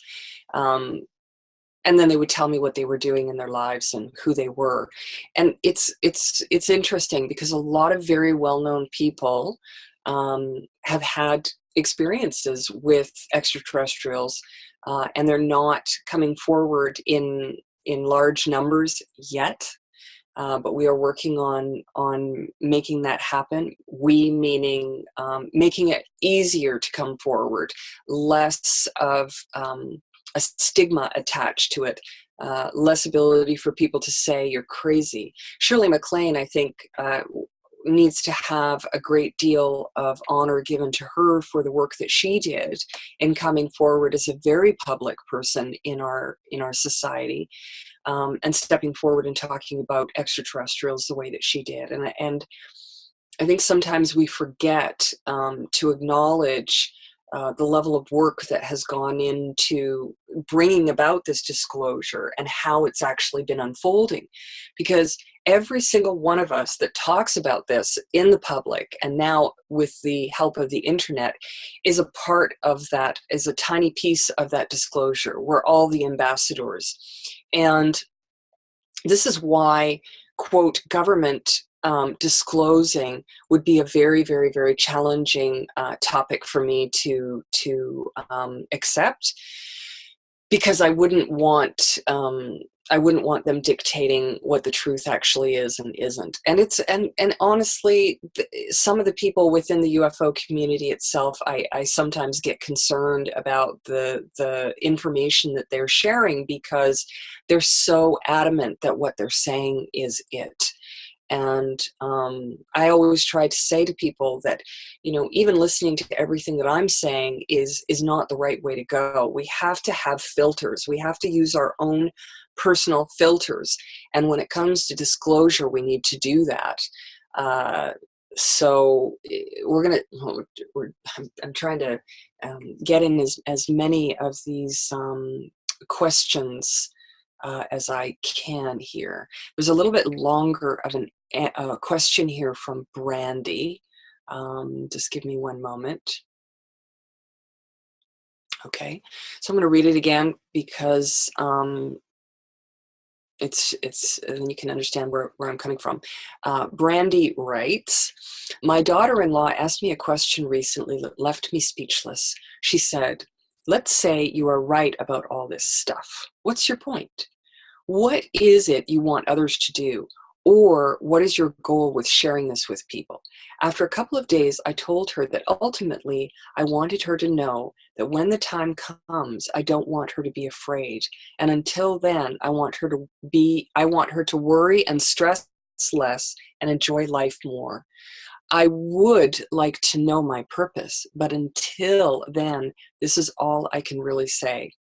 How do you answer this? I get asked this all the time. I've been asked this for 27 years. What's the point?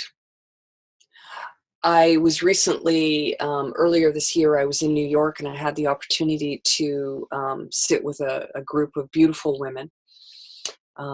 It was a very impromptu gathering of really prominent women, I would say, in New York City, and I shared my experience with them. And one in particular said to me in an email later, she said, I followed this subject for a while, but I never really got the point. I didn't understand what the purpose and what was the purpose of any of it. Why would I need to know any of this? Here's the point. I am an extraterrestrial contactee. I have been on board a UFO. I've held hands with an extraterrestrial. This goes back in my family lineage with my father having contact, and I'm not sure who else in my history, my grandparents or which side, but it's there. I've had many people around me who have had come into contact with me, and then after they've been in contact with me, had UFO sightings. I have been with different groups of people and told them that the ETs would make their presence known to them after I left, and they did. Massive sightings. I've had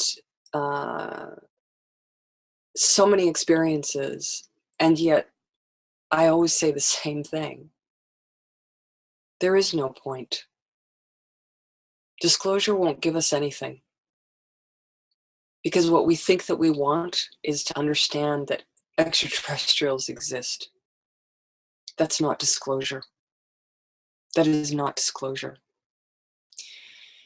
Disclosure and extraterrestrial beings and knowing that they exist gives us a reference point of who we are as spiritual light beings that transfer ourselves from location to location, meaning from whether you're religious or not, from this body to heaven, from this body to another dimensional realm, from this body into an extraterrestrial body. The point of ufology is to understand that we are multi-dimensional beings that are connected to everything, and that we are, in essence, spirit and energy that has the ability to transform what it is that exists around us. That is the point of extraterrestrial contact.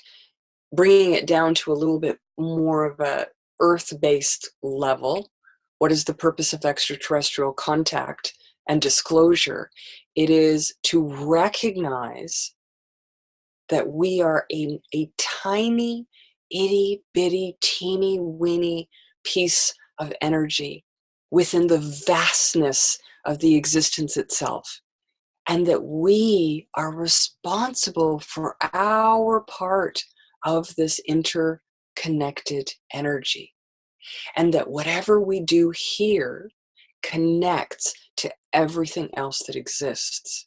And this is why extraterrestrials will not let us destroy this entire planet. They will let us kill ourselves. They will let us destroy ourselves, absolutely, but they will not let us completely destroy this planet.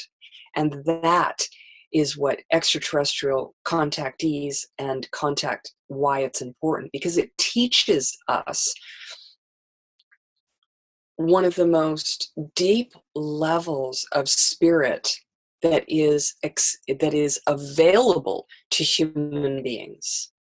And contactees, when they awaken and they have this experience, they wake up and they become the environmentalist, the humanitarian, the spiritual teacher, the support workers, whether it is talking about this publicly or to their family or friends, or whether it's going to work on a farm or learning about how to collect heritage seeds, or they want to work in a field that cares for the rest of humanity. These are the things that are important. And what extraterrestrial teachings do, it's not the contact that's important. It's not what the craft are about. It's about what they teach us. That is what's important. And what they teach us is how to have a moral compass. Morality meaning to become human is to be moral, to understand that we are interconnected with everything and that this is our truth. This is what ET disclosure actually means for me. So some person up in government or some person in the UFO community trying to tell us that, oh yeah, this is what it is, that's not disclosure to me.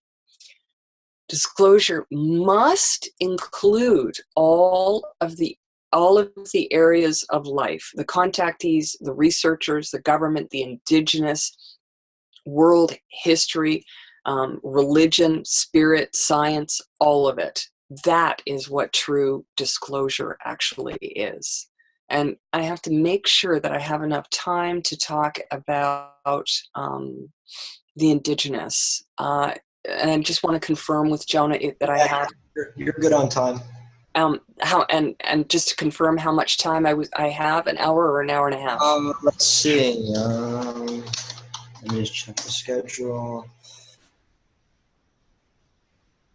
It looks like an hour. So I have 15 minutes left. Oh, you mean how much longer can you go? No, I have it down for you have another about 40 minutes. Okay, yeah. All right, perfect. Yeah, or more, yeah. Super. Okay, thank you. You're welcome. Awesome.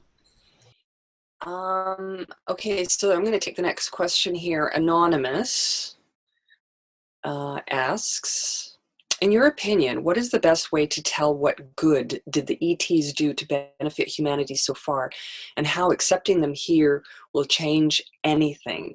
I'm an experiencer and understand ETs have been here since the beginning of Earth, yet I was not able to answer that question to a skeptic friend. Thank you. Well, that actually ties in perfectly with the question that was asked earlier, which is what is the benefit of all of this? Certainly the extraterrestrials have been here since the beginning. That's a fact from my point of view. That's a fact. Understanding the true history, which is about the creation of the human bodies all the way into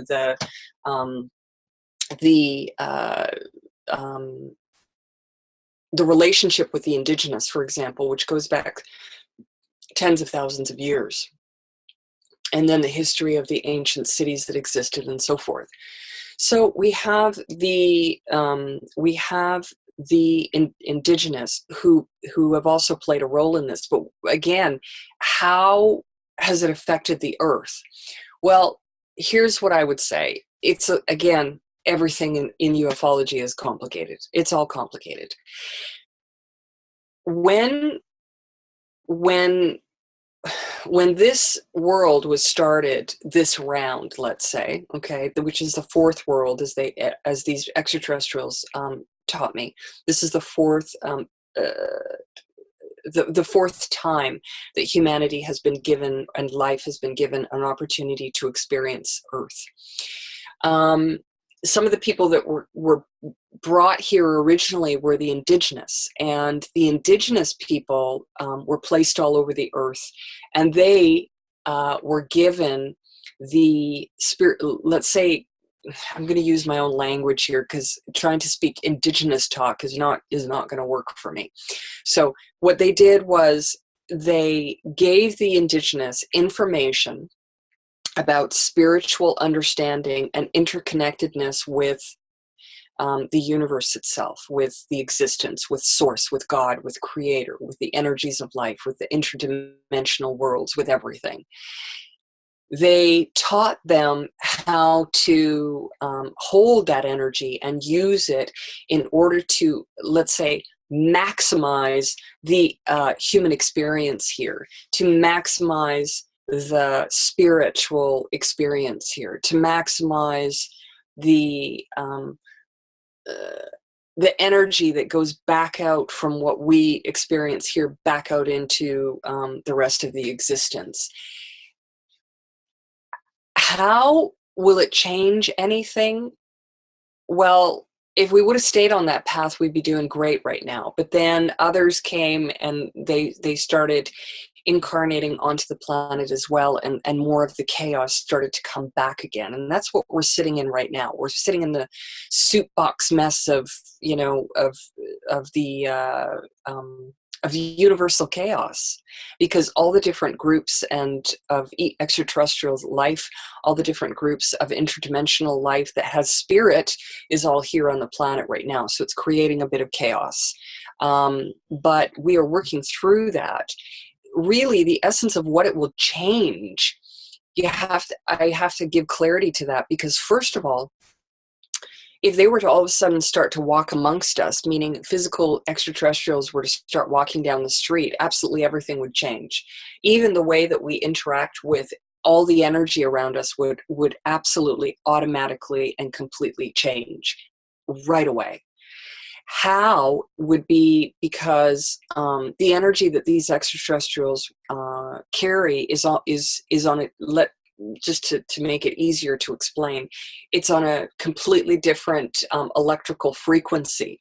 So we can't get near them without having a massive effect on us.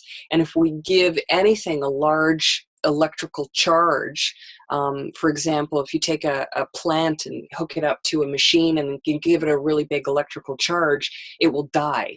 So unless it was slowly weaned on, onto the electrical charge, and then maybe it would be able to survive it because it would build up an immunity to it, for example. It's the same with extraterrestrials. So they are not going to come and walk amongst us all the time, everywhere, immediately. I don't believe that, at least not now.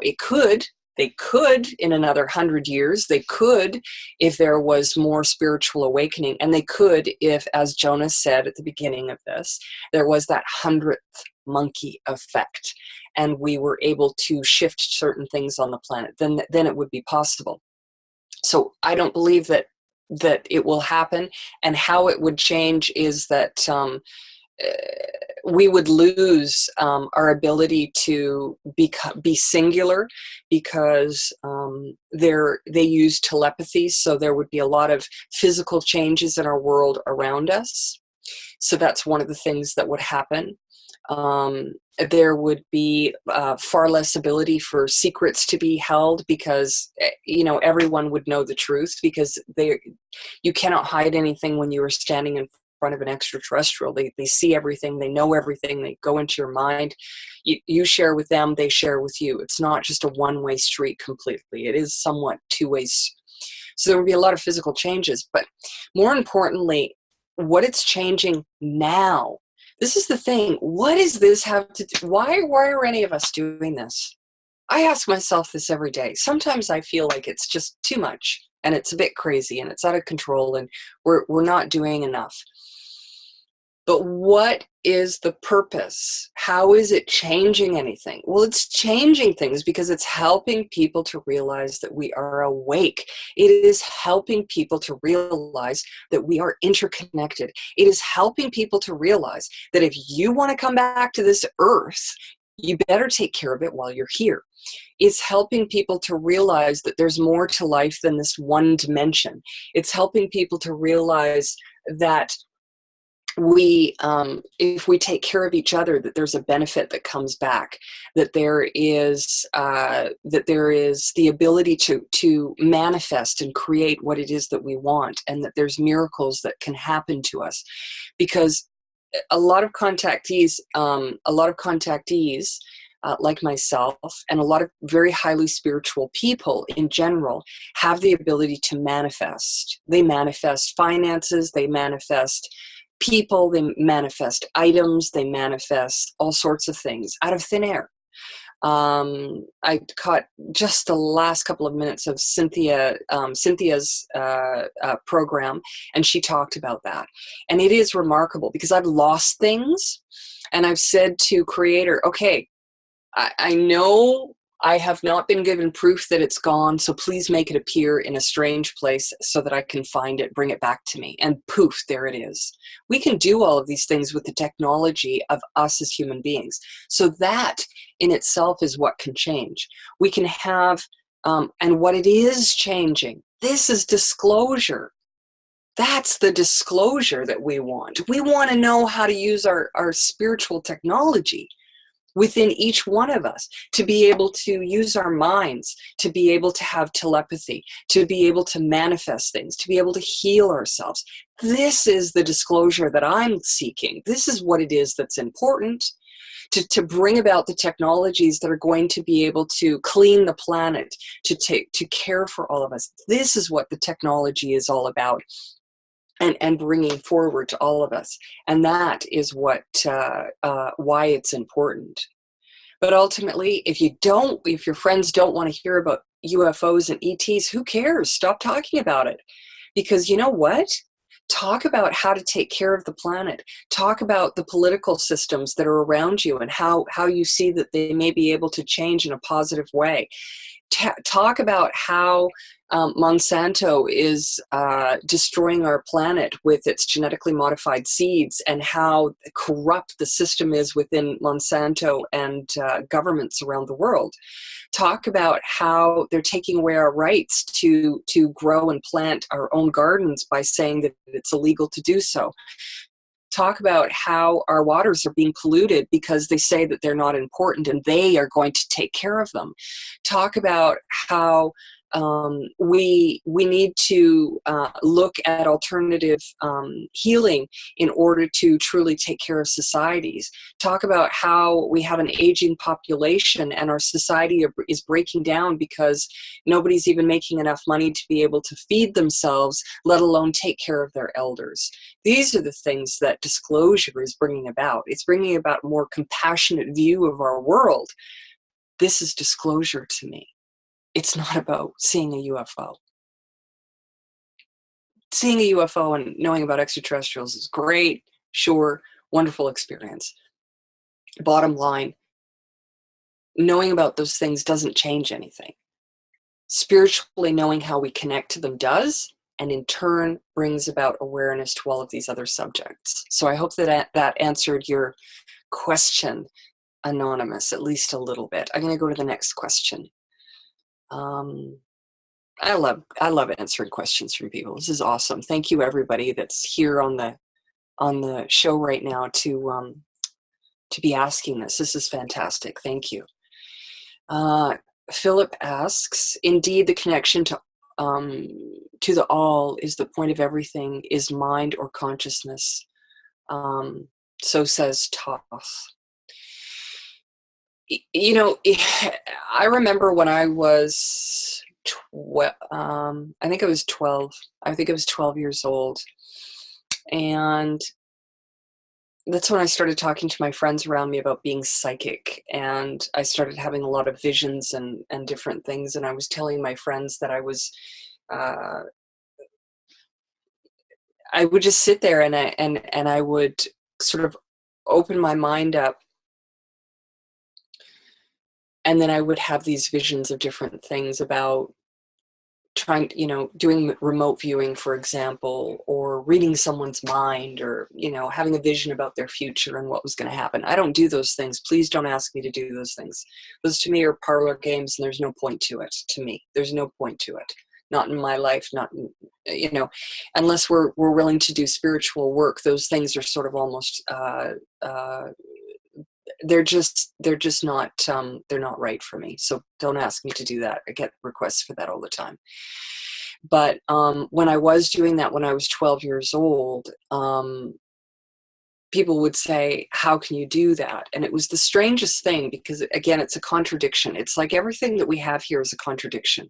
So always look for that in disclosure. There's a contradiction from one side to the other. One of them is that I open up my mind to allow everything to enter. And the other is that I open my mind to not let anything enter. And I would create a space, a void, an emptiness that then could be filled in. But that place that it was filled in with was really held absolutely everything that existed. And I'm not sure if I'm explaining that clearly enough. So yeah, somebody else in the comments just wrote, feeding us waste from aluminum manufacturing called fluoride. Exactly. Get on those subjects. That's what's important. All right, so let's go to the next question. Let's see what Brandy has to say. Interesting. I'm not a ufologist. I'm under attack from the cabal. That is my awakening, not from the UFO perspective. While I find it fascinating and I've always believed, always, because it made sense, but my kids are both in the military with their assigned clinics for healthcare, get dental work done when they don't need it, go on 5-day training exercises, and come home to state they did nothing because the person running the thing wasn't organized. My disclosure is the cabal and the financial system epic fail that is coming. You know, even disclosure involves every area of our society, and that includes our financial systems. And disclosure about what the systems really are and how they were created and why they were created is just as important as understanding what an extraterrestrial may look like or what an extraterrestrial information might be. Disclosure talks about all of those things put together, and it's really very important that we try to focus as a community in order to bring about a deeper level of disclosure, or what I would say a more clear view of disclosure of what it is. I see that one of the people that I admire the most in ufology, and although I admittedly do not read his books and listen to everything that he says or talks about, so I can't say that I agree with everything that he says. But one of the people that I admire the most in ufology is Richard Dolan, because he tends to look at things from a very realistic point of view. He recently talked about disclosure and in an interview with Earth Mysteries News, that's a newer online news center on mysteries, and one of them is ufology. And I would strongly recommend that you go and find that video if you're interested in disclosure, because I watched it from Richard and I found it to be extraordinarily clear and concise about when we talk about disclosure and what it is and what it means for us as a planet. And I'm going to say this also. I can't remember what year it was. I don't know if somebody in the chat might know. There was a woman by the name of Blossom Goodchild or something like that. And I think that she talked about that there was going to be this massive UFO sightings all over the world, and it garnered so much attention all over the planet that it actually made mainstream news. And I was so upset to see that. The UFO community was going crazy. Oh, wow, this is going to happen, and all these different, it's all being confirmed. And then the mainstream media got on it, and I was like, wow, we're really in trouble now, because they love to make us look like we're all a bunch of idiots and that we're crazy. That's the thing. So if we don't use caution when we're talking about extraterrestrial contact, if we don't use caution when we're talking about disclosure and how it's going to happen and where it's going to happen, and they're talking about these crazy mass sightings and landings that are going to happen and that sort of thing, what ends up happening is we get mud in our face. And that really does concern me, because even today, people are making predictions and talking about, first it was Obama, and now it's Hillary, and now it's, this guy and the next person and the new president and the new person that's coming in. And I just would ask that the public understand that this is not the belief of everyone in the UFO community, and it is not what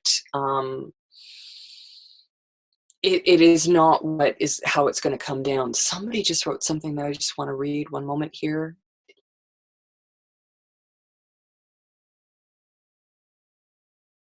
Yeah, yeah, we're talking about that in the chat area, that it was in 2012. I mean, it was just another disinformation campaign.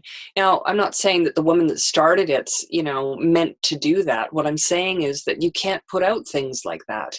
It's dangerous to do that. If it's going to affect the entire community, we have to say,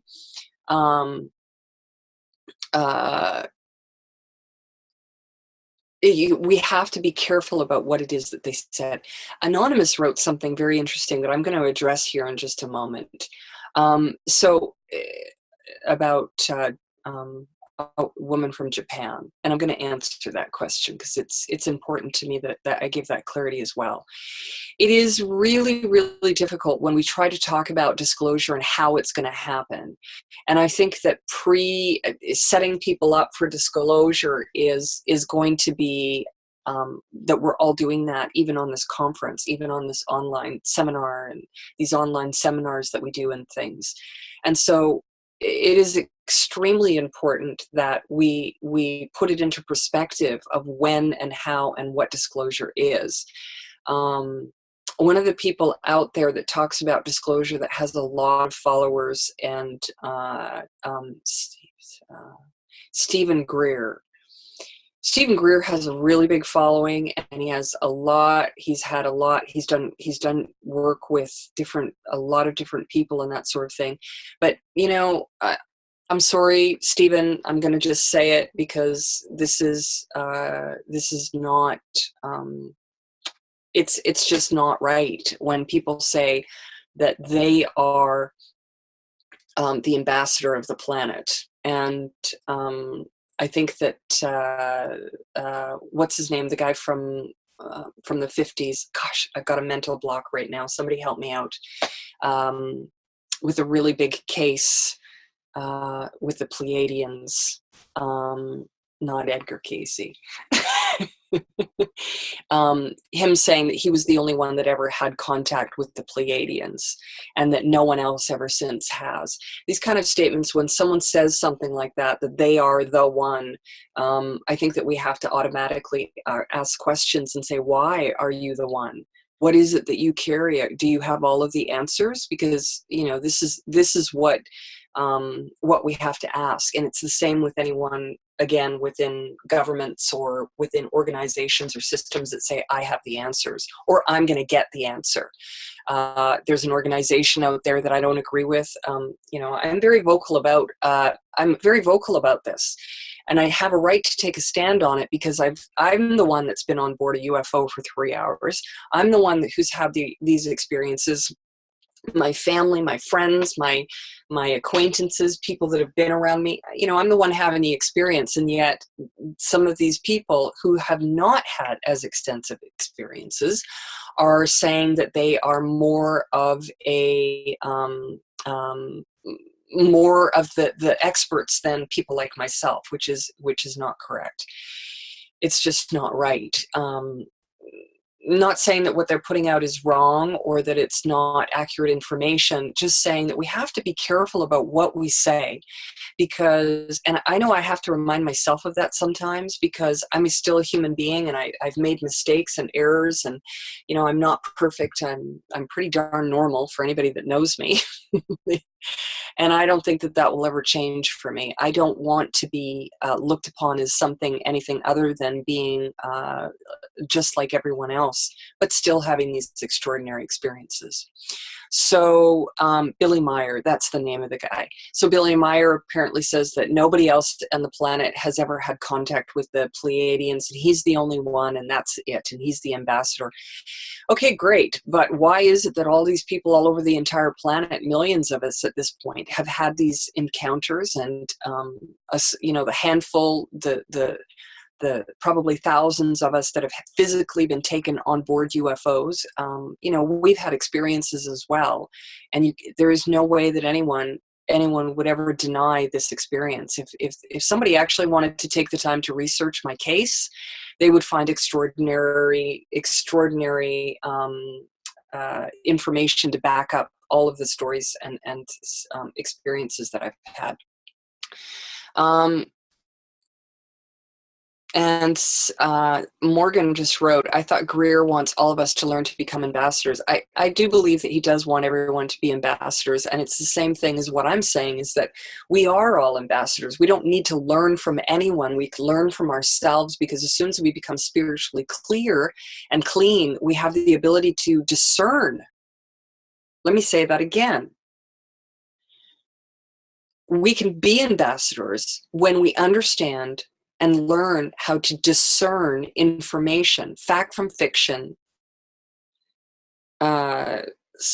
something that's not quite right, to I'm going to question that, to okay, that's the truth, that resonates with me. When we have discernment within ourselves, then we have the ability to be an ambassador or of truth, whether it be as a contactee in ufology or in one of these other areas, in the environment, humanitarian, et cetera, et cetera, et cetera. So someone wrote here, is the Japanese princess you once had an interview with still active in Japan? It was with Carrie Cassidy. So I'll share a little bit of information about that. Princess Karu Nakamoto from Japan is a very, very interesting woman who I met back in 2009. And we had a very powerful first meeting at a conference. And shortly after we met, a week later, I went and picked her up at the airport in Las Vegas, and we drove to Hopi and met with some of the traditional Hopis out there. She's a wonderful woman who's had herself very interesting contact and spiritual awakening. She's written over 90 books. I'm very much in contact with her, and in fact we've been working for the last year and a half on a very big project together that we actually started when we first met back in 2009, and that unveiling will come very soon, I hope, when it's ready. But even with the princess, she came forward in 2012 and made some comments about the time of darkness, the 3 days of darkness, and that it was coming. And I remember seeing that and being very disappointed that she had made that statement and that prediction, because I was not in agreement with that, and I felt that it was inaccurate and that it wouldn't come to pass the way that people thought that it would. Prophecies are very, very difficult things to understand, and I think that a lot of people hear prophecies and then they try to interpret them from their, what I would call, limited point of view, and they lose their truth. And 2012 and everything around it, I think 90% of all of the information that was put out about 2012 I disagreed with. And I didn't agree with a lot of it. And that's a whole other topic that would require an entire seminar itself to talk about, because I think it's actually very important to understand what happened around 2012 and why it went wrong from my perspective, and how it actually did more harm than good to the world, and what that actually means. So one moment, I'm just going to read here for a moment. So I'm still in contact with her. I don't know if that answers your question or not. Alex Collier, question mark. I'm not familiar with enough of his information. I know that Alex Collier has talked about the ground crew. And just from that one statement, I see that there is an understanding of the interconnectedness. And that's what I'm all about in what it is that I share with people about my contact. The next question, we have about 15 minutes left, or a few minutes longer, so I'm just going to try and keep going here. I heard Eric says, I heard recently that 60 to 70% of the surface population is having contact. Do you resonate with this? Actually, I think that could very well be.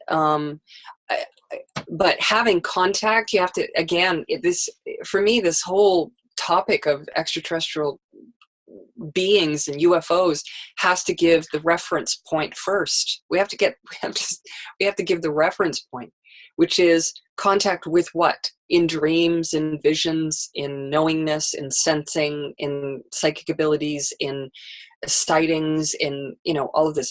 If we take all of that into account, and we take all of the different types of contact that can take place, I would actually say that that it's probably closer to about 80% of the planet is having some kind of contact. Now the question is, this is the interesting thing, do they realize they're having contact? Because you see, extraterrestrial contact is a lot of these extraterrestrials are spirit-based, and again, very complicated, because spirit is spirit, ghosts are ghosts, but extraterrestrials are extraterrestrials, but ETs come in all forms.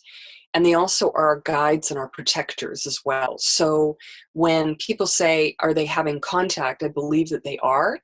And recently, okay, I have 15 minutes left. I'm gonna get everyone that's listening live to do something right now. I'm gonna stop myself mid-thought here. Go and do something right now. Go and get a pen and a piece of paper and write down my email. It's Miriam at bluestarprophecy.com. And maybe Jonah or Neil, you could write it in the chat for them. My email, Miriam at bluestarprophecy.com. I'm going to get you all to do something in a minute, because I have a seminar called Spiritual Tools, a 6-hour seminar where I talk about the energy and what it's about, and how to make contact within our dreams, how to make contact within our daily lives, and what the real purpose is. And so what I'm going to do is anyone who, and I'm going to be very specific about this, okay? Because this is only going to be for this conference and for the next few minutes. Every email that I receive until 5:15 p.m. Pacific time, August 20th, in the subject line that says Spiritual Tools, I will send you a free download link. So send me an email, Miriam at bluestarprophecy.com, and I will, in the subject line, Spiritual Tools, and until 5:15 exactly, that's the cutoff time, I will send you a free Spiritual Tools seminar. It's 6 hours. You can read up about it on my website as well. And I thank you for that, because I thank you for being here. I think that it's important that we share as much as possible with one another about how we can support this disclosure. And disclosure really does come from all of these different areas, not just from an extraterrestrial light ship. It comes from the spiritual aspects of it. So I do believe that more people are having contact. One of the things, just to say, for myself, what this has done for me is that my focus, if I had a choice, a complete free will, and although I do have free will and it could make it my choice and I could do it, it would still be lacking. But where my real heart is, to be honest, my real heart is as a humanitarian, to be focusing on our environment, and as a humanitarian in our world, about caring about the indigenous people and what's happening with them. Because the indigenous carry a lot of ancient knowledge and true history that they are just holding and waiting for societies around the world to be ready to share with. And I think that if we want disclosure, if we truly want disclosure, I would love to see it come from the indigenous. Because then, and I'm not just talking about any indigenous, I'm talking about the highest traditional people on the planet. Then we will have the truth. Then we will have clarity, and then we will understand why it's important and what it's all about. So if we want disclosure, this is where my prayers are focused for disclosure to come from, the ultimate disclosure, the day that it's announced to the world with fully open arms saying, yes, this is what it is. So there you go. So I hope that some of you are already emailing me to get that free spiritual tools. And just so you know, everything that I do is, most of it is for free. You know, I give away almost everything that I do for free for the most part. And so I just wanted to share that with everyone and say thank you for that. Brandy writes, okay, so do you always love your abusers or suppressors, or do you stand up for yourself and fight back? At what point is standing up for yourself considered revenge, for lack of a better word? Oh, Brandy, love this question. Recently had a, well, I shouldn't say recently. I've been having someone in my personal life, it's on the front page of my website. I've recently had an abuser for the last 6 years, and they haven't directly been abusive towards me, but they have been abusive. And they've said horrific,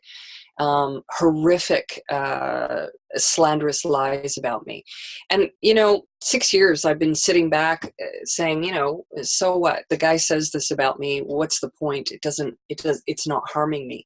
But it has come to the point where it is harming me. It is harming my life. I'm being attacked by other individuals that surround that person, and they're throwing mud at me in a way that is extremely hurtful.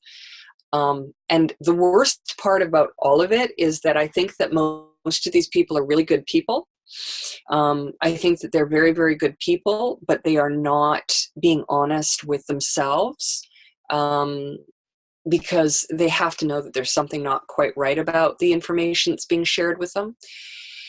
And I recently stood up and made it very public and well known that this person was doing this. And I didn't do it to attack the individual. I did it to, quote, protect myself. And this is something that, quote, spiritual people will use against you. Oh, you have to be in your heart. You have to do this. You have to. No. If your life or spirit is being threatened, you have to protect yourself. You have that right. There is a universal law that says you have the right to protect yourself. The question is, how do you protect yourself? Do you protect yourself by being aggressive and filled with anger and want, quote, revenge? Or do you use your energy in order to try to transform the situation, or to change the situation, or to bring about clarity to the situation? One of the most powerful prayers that I use, and have used so many times in different situations where the clarity was gone, people were being completely blinded, no one was awake, people attacking each other left and right. It was like watching a war zone in the, quote, spiritual community. And what I pray for is, quote, the truth to be seen by everyone involved. Because then you stay spiritually clean. You're not projecting anger. You're not projecting what you want to have happen. You are only asking for the truth to be seen by all parties involved.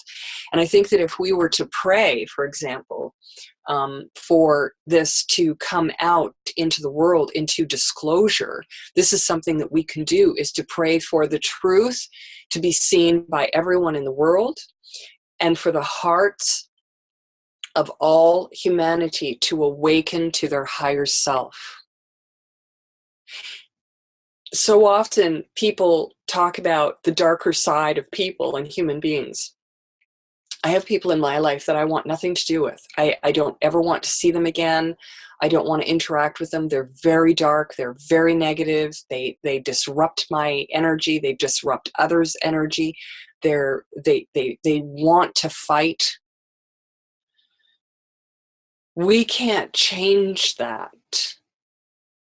Well, and sitting here and trying to send them love is making me into their slave. Because if you tried that and it didn't work, can you do that for the rest of your eternity? Because every soul has free will. So as soon as you know that the free will is not shifting, you have to detach yourself in the sense that we are still connected, but you have to just simply share with the world that is around you, because eventually that energy will come back to that individual in another way. Because by trying to subject your abuser, by trying to send love to them and push it into them, is also trying to override their free will. So it is better to pray for your own clarity for what to do, and to also pray for the truth to be seen by everyone involved, and to give you strength to cleanse yourself of the energy of the abuser itself. But you do fight back. You do fight back by doing those things, but you don't do it through anger or through trying to create chaos for the other people or individuals or groups or whoever they are involved.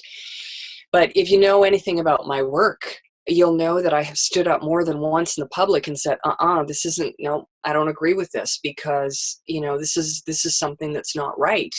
And we have to. We are right now in a very transformative moment on the planet. We're at a very unique time for our future generations, for our history being revealed, for the clarity of who we are and where we're from. Everything's in the boiling pot right now. Everything's there, and we literally are, quote, fighting for our future right now. And we can see that by watching the indigenous people who were given land all over the world by the original pillaging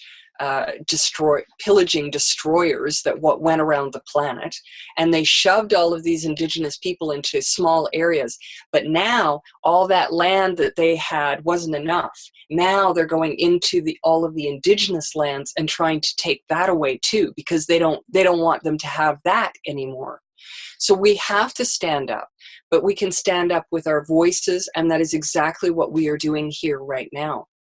We are talking about helping each other through the uplifting of ourselves spiritually, in order for us to understand that we are responsible for not only for our physical, mental, spiritual, emotional, and financial health, but we are also responsible for our family, our community, our country, our culture, our language, our history, for our ancestors. We're also responsible for the universe, the dimensional universe. We're responsible for the God source, because if we continue to share negative energy, that's just going to build and build and build and build and build, and that's not what it is that I see happening. There's a couple of other points that I want to get to before we wrap things up. So again, I think that it comes down to disclosure is really going to have to come down to a spiritual disclosure. Until we start talking about what spiritual disclosure is, you're never going to have disclosure. Not going to happen. Not going to happen, because you're not going to get the truth. Spiritual disclosure will explain to you why there's ancient cultures all over the world that have knowledge of these extraterrestrials. Spiritual knowledge will teach us why it's important for us to even know this, to understand our technology, to understand how who all of the people are throughout history, through our history, like Buddha, Jesus, all of the great masters that existed, who they are and why they came here. These are all the things that tie into what disclosure is all about. So talking to me about some technology, about how UFO runs, is not going to be disclosure. And if that happens, boy, oh boy, oh boy, oh boy, I will just be so concerned. So my prayer, again, is to ask for the truth to be seen by everyone, and for the hearts of all human beings to awaken to who they truly are. And that's who this is, who and what I pray to. I wanted to make a point by saying, I made sure I wrote it down here to say this, that I really want to ask the public to try not to follow sensationalism. Sensationalism is not relevant to our daily lives. It's brought up to me all the time. I can't remember who asked it. I apologize, the name of the individual who brought it up and said, what's the point of all of this? And it's not relevant. Sensationalism is not relevant to our daily lives. But taking care of our environment and taking care of each other is. And that's what we should make sensationalized. That's what we should be bringing into the public in a really big way. And fear-mongering, bringing fear to people by talking about these really dark realms of existence that are out there. Listen, if you're going to talk to someone about the darker elements of the existence and energy, let's start by teaching someone how to be grounded, how to protect themselves, what it actually is when we talk about these energies. And if you're bringing them up without talking about that first, then you're creating fear.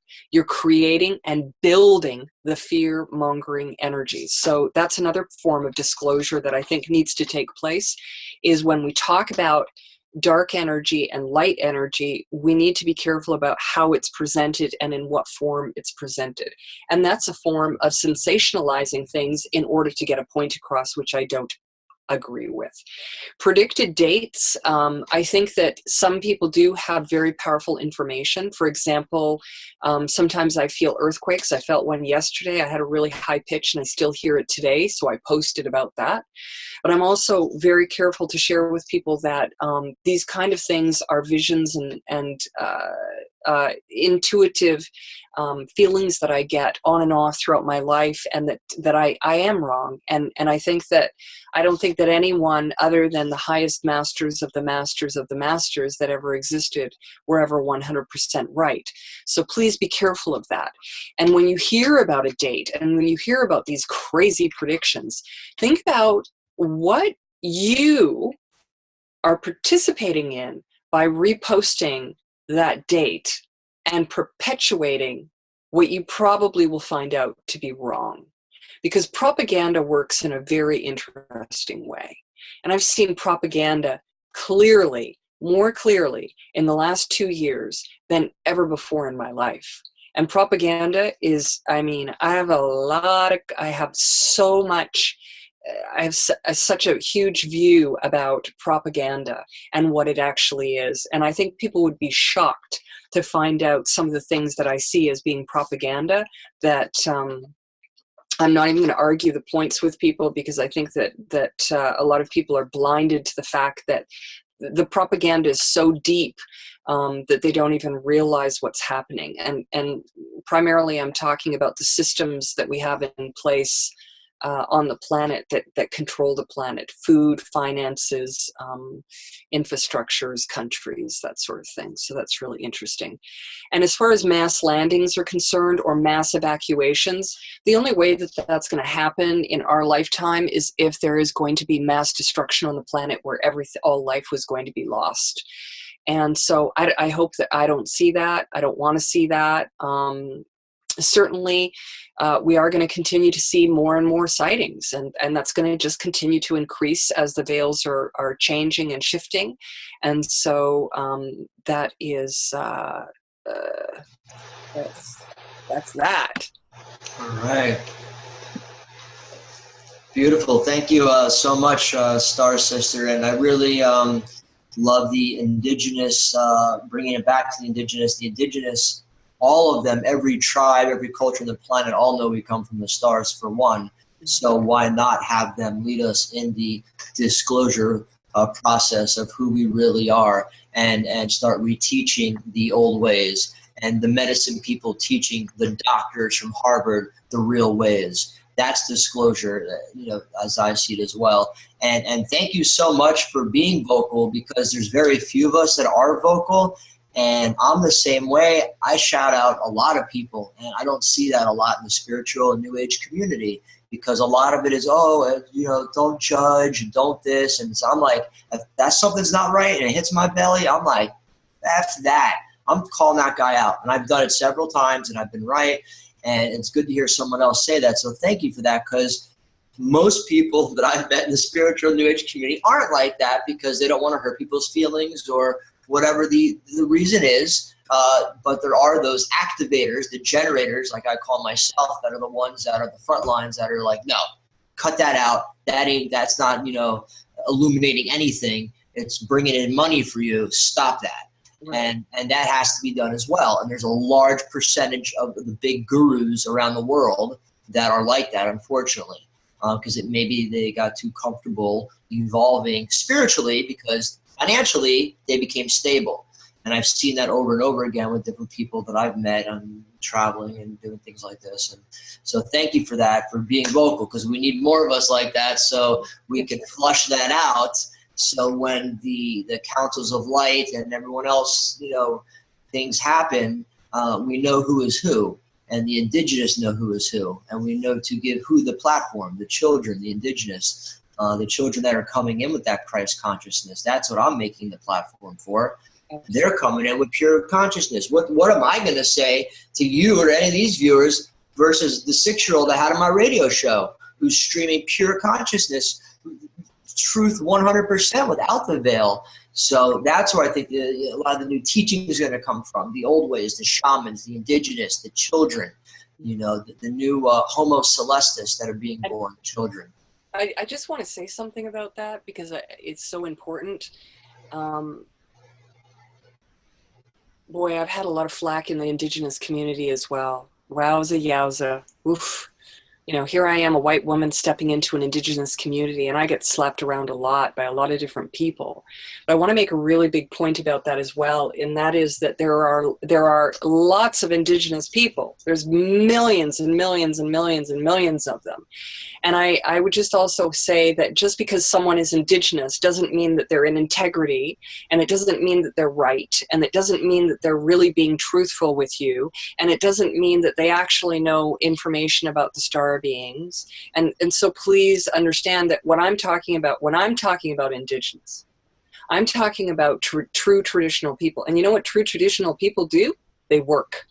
They work hard at the Sacred Water Circle of the group that's in Toronto, that are constantly working with everyone around them to educate them on water. That's the kind of work that they do. They don't do seminars and constantly bum around at conferences and go from place to place and talk about this and do online stuff. They are physically on the ground doing something. They are in constant ceremony. They don't talk to the public. They're like the Hopi. They don't engage with the public on a regular basis, the true traditional people, because they know that they have work to do, and they focus on that. And I think that, and I thank you for the opportunity to share that, because it's so important, because these young people that are coming in as well, the ones that have more of the, as you said, Christ consciousness that are coming in, I'm one of them, and I'm 50 years old. So again, stop, we have to give respect to all people and all individuals that are coming in with this consciousness, and to recognize that more of them are coming in because of the people who came before me, the ones that came before them, and the ones that came before them. We have to remember, we're not the only generation, we're not the only ones, and we're not competing. We are not competing. This is not a competition about who has the best knowledge, the most knowledge. It's not about that. It is about, how do we come together as a unified group? But let me tell you, I'm not going to stand by anymore. I made a decision about last year. I said, I've had enough of this. I've had enough. I've been threatened by people in this community telling me that I wasn't allowed to talk to certain people unless I went through them. I've had people telling me that I'm not allowed to do this and I'm not allowed to do that, and I'm a stupid white woman and I'm this, and I've had it all. But here's the thing. Okay, that's great. But then I look at what they're doing, and they're lying to the public about everything that they're saying. Oh, I'm so spiritual. Okay, great. I'm not going to stand back and keep my voice, not say anything, because if I do, it's like looking at a lie and saying, yeah, oh, see that man over there beating that woman, or that woman beating that man. Yeah, I'm just going to stand back and I'm not going to do anything. We have to start cleaning things up and start being professional and respectful to one another. And that's what I'm looking for. And honestly, I will share. You probably have another presenter, but I'm sorry, I'm just going to say this. No, we don't. You're the last one, so no rush. I was so upset. This person that's been doing this with me for the last 6 years, I mean, I know that it's everything that he's saying is a complete, it's laughable, okay? But it's horrifying what he's saying. And Neil contacted me about the conference just around the time when things were really heated, and I said, I don't want to do anything with this community anymore, and I sent him an email, and I almost didn't do it, you know? And it's tough, because nobody in this, all the people that are surrounding this individual are just sitting there, they're just being blinded. Well, not everybody, not everyone's Star Sister, because I've seen a lot of them, and I know who you're talking about, and many of them you're talking about, and I've shouted a lot of them out, and it's ones like us that are making the difference and flushing them out. I see that as well, and it's very important to do so.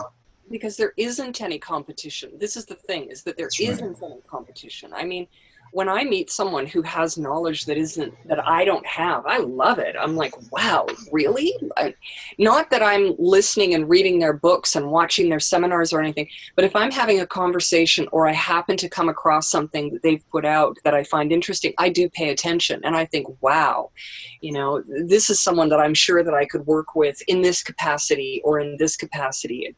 And I put people together all the time, and I set them up, and then I leave it. It's no longer my place to continue talking to them. So this is what it's about. And with Portal to Ascension, with Collective Evolution, with Earth Mystery News, with the alternative news media, all of these online, Bernard Alvarez, Carrie Cassidy, all these different hubs that are out there. You guys are not sitting back saying, oh yeah, I'm the one. No, all of you are doing the work, and you're inviting everyone in. And what's been happening in this community in the last couple of years with this quote, thought about disclosure, sorry, driving me crazy there. The thought about disclosure is that some people are trying to get into position of authority. This is what I've seen. And if I look at all of the different people who have been very problematic and created infighting in the background here, they're the ones that are trying to take a position of authority over other people or parts of the information. And I think that is literally what I see happening. So. And I agree. And I've had Dr. Greer on my show, and I've had the directors that he worked with, and they gave me an earful of information as well behind the scenes, and many others that have given him information, Greer, and a bunch of other ones. I can go on and on with the Pinchbacks and the Eric Pearls and all these guys. And you know what? I've had my own personal experience with all of them, so I can say my truth to anybody. I don't really care, just like you are. And I've had that experience, so I can voice my opinion to call that person out at that right time, which I've done, which is why some people have totally stepped down from their positions in some things. And to wrap this up on a positive, beautiful note, switching it up just a little bit, just to say that, again, thank you to everyone who actually has joined us in the chat and the questions. It was so awesome to get those fantastic questions from everyone. And remember to go to my website, 4 languages, English, English, Spanish, Japanese, and Portuguese. My book is for free to download at bluestarprophecy.com. And you have a couple more minutes left. Send me that email to Miriam at bluestarprophecy.com in the subject line Spiritual Tools. And I'll extend it another 5 minutes till 5:20 p.m. on August 20th. Everyone that sends me an email that says that, I will send you a free download link to get your copy of that 6-hour seminar, which I think will be fantastic for people to listen to. And so, you know, disclosure is here, and all of us just participated in it. And I thank you very, very, very, very much for such a lovely conference and for the opportunity to be here and voice my truth, all of it, even the dark and ugly at the end here. It comes with the light. That's why you experience it. And without that, how are you going to put out all the light if you don't have all the dark? That's how I would interpret all the crap I've been through in my life is it's to put out all this light. Same as you. So thank you for coming here and agreeing to do this webinar and being with us, because the realism that you bring is like none other so far that I've seen in terms of being real with not just yourself, but the community, what's going on in disclosure, and keeping it grounded with the indigenous, with the planet. That has to be kept up front. It's not going to be Obama on TV. That's not disclosure. So thank you so much. Star Sister and Miriam, Delicado again, and we'll see you soon, I'm sure, another webinar. And Neil, thank you again, Neil, with portaltoascension.org, for he's on the back end orchestrating this and putting all this together. He does an amazing job, and thank you again, Neil at Portal to Ascension, and Ashtar Command, and all the other sponsors and supporters we have. We have a lot of people behind the scenes that are helping us do this. And thank you, everyone, for joining us. And Miriam, blessings, safe travels. We will talk to you soon. Thank you so much. Take care. Bye-bye. Okay, that's it. That's the last presenter for today. We still have one more full packed day tomorrow. So I hope everyone that's joining us today can join us tomorrow and hear some more phenomenal information. Everything I heard today, I learned something from everybody. I've been taking notes. I hope everyone's been taking notes too, writing things down, checking stuff out. I always do. I suggest you do it too. Tomorrow, just to give you a quick lineup, we're going to have Dr. Lynn Ketty, James Gillian, which I can't wait to hear from, Brad Johnson, Sean Morton, Brian Forrester, Sean Morton again, and then Brian Forrester. They're both going to do doubles. So amazing day tomorrow as well. And if anyone, again, has questions, comments, anything like that for Neil, myself, you could always contact portaltoascension.org. Go to starseedradio.com or starseedsociety.org, my site, and be all you can be. Shine the light, shine bright. We'll see you tomorrow. Namaste. Blessings.